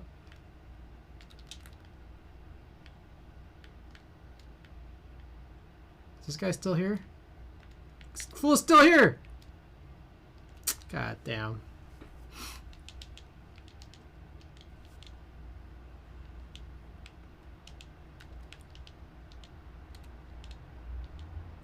Oh, they jump back. Let's get it. Oh no! No, no, no, no!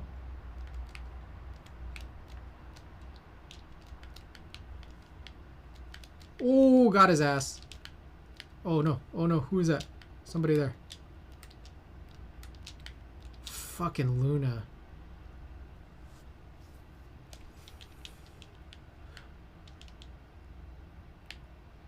Oh shit, I'm supposed to change the category, huh? I think mods can change the category. PC, if you're still there, you could do, I think game, exclamation game, Splatoon 3. Oh fuck.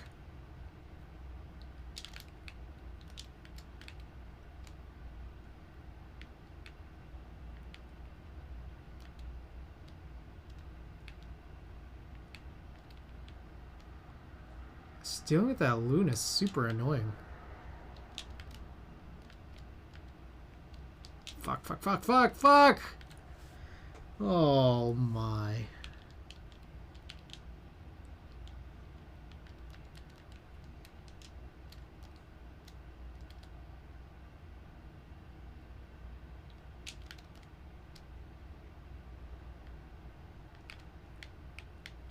Somebody's there.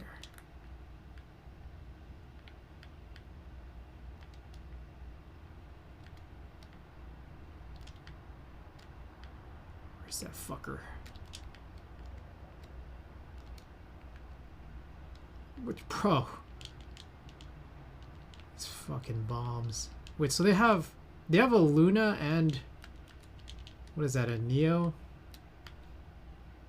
They have two Lunas. That's why everything's been so freaking annoying.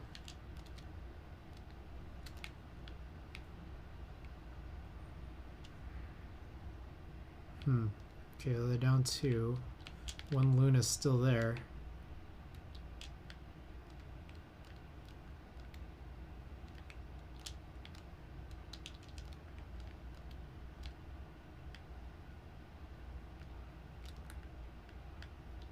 I'm gonna send all this shit to that Luna.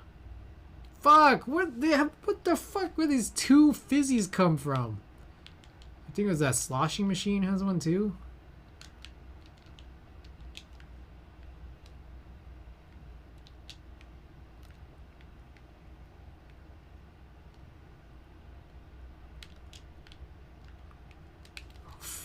What the f...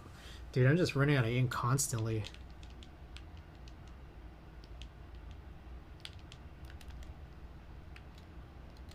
Oh my god, we got 30 seconds left.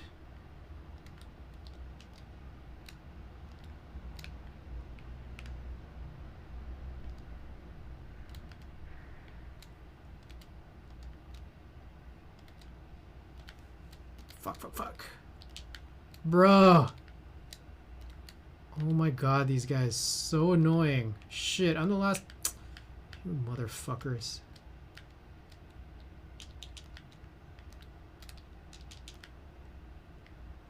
Fuck. Okay. No more of this shit. Let me think. Fuck. Okay, how do I...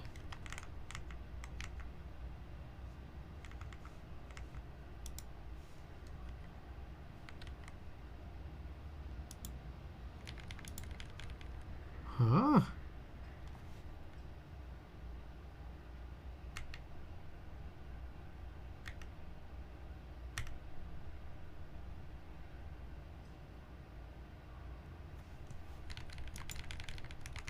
For some reason, my mouse is connected, but not my keyboard. All right. I made a promise. Tower control until I lose, and I lose on the first one.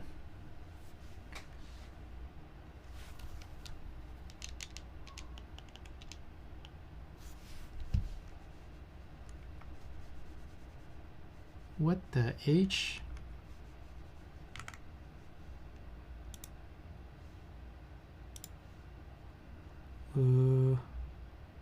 One second, we gotta change this categories. Does this work? Split 2 and 3. There we go.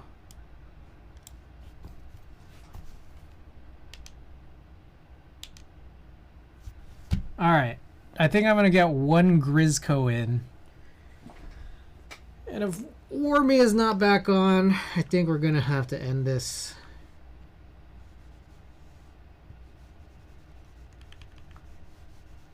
Wow, that's... Oh.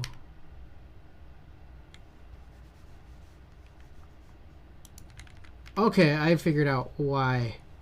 Oh, that's really weird. Okay, I figured out why my keyboard wasn't working. Really strange. It was the wireless. There was a whole crazy thing.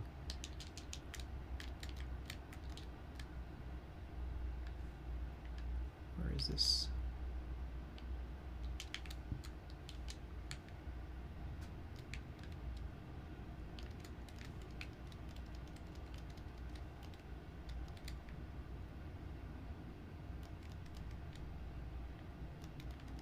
Oh, fuck.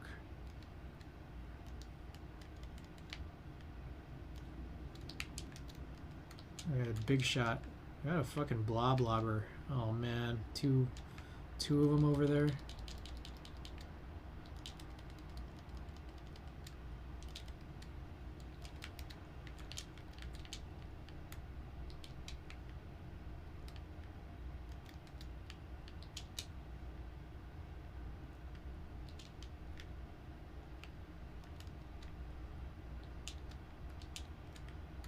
Oh shit, no one's saving either of these fuckers.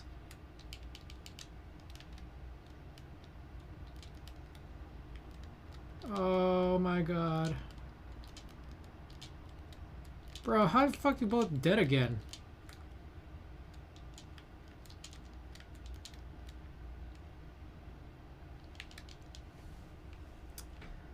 Went 7-2. Oh, nice. Hey, welcome back. Okay.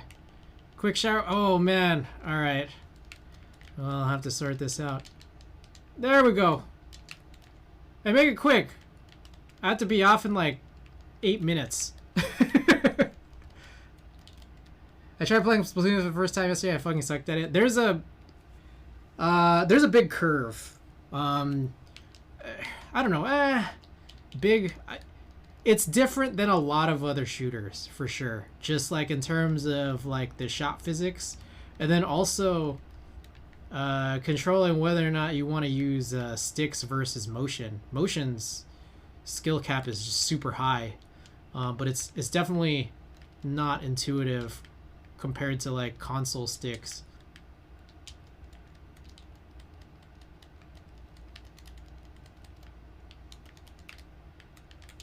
Fuck.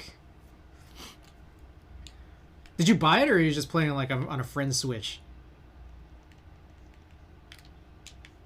What the fuck? Get the fuck out of here. What the fuck, bro? Oh my god.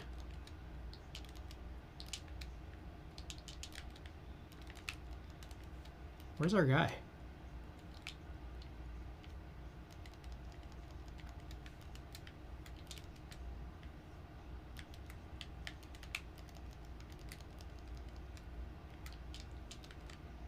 What the how the fuck? That guy's driving on the edge. Good lord, we are bad.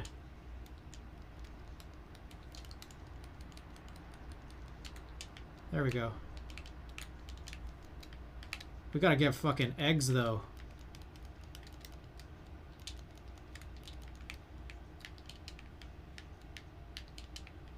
Oh, we got it. I'm out of specials though.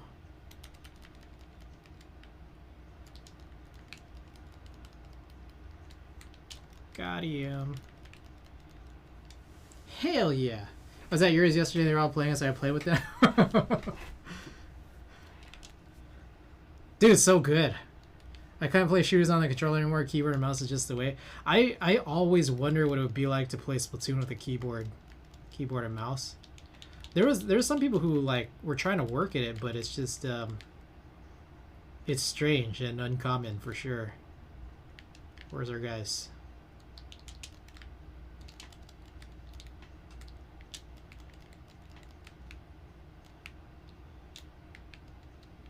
Got him.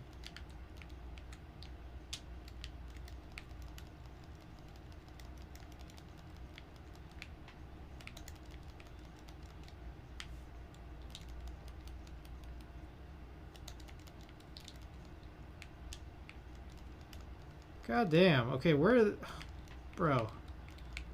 Team's disappointing me here. I have no specials left. Oh my god.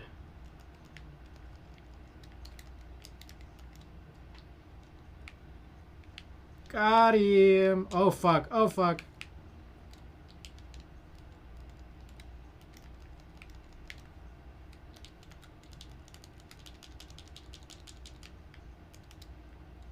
Oh shit. Probably wish it with a keyboard and mouse. Can't play controller. I don't have the hand-eye coordination for it anymore. Oh, we fucked up. Oh my god. Alright, what's my stream time at? 5:54. Oh my god, I need to end before the 6-hour mark, guys. I mean, or I could just keep on going.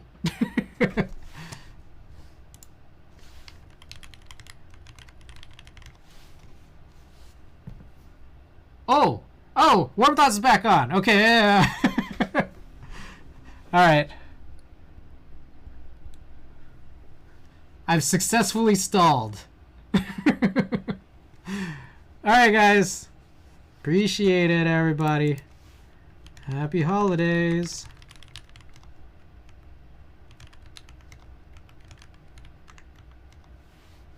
Okay, yeah, I'll be back in the new year. Hope everyone does well. Be good, and see you guys next year. Raid message is up if you're subbed or if you're not subbed, it's all there. Until next time, peace.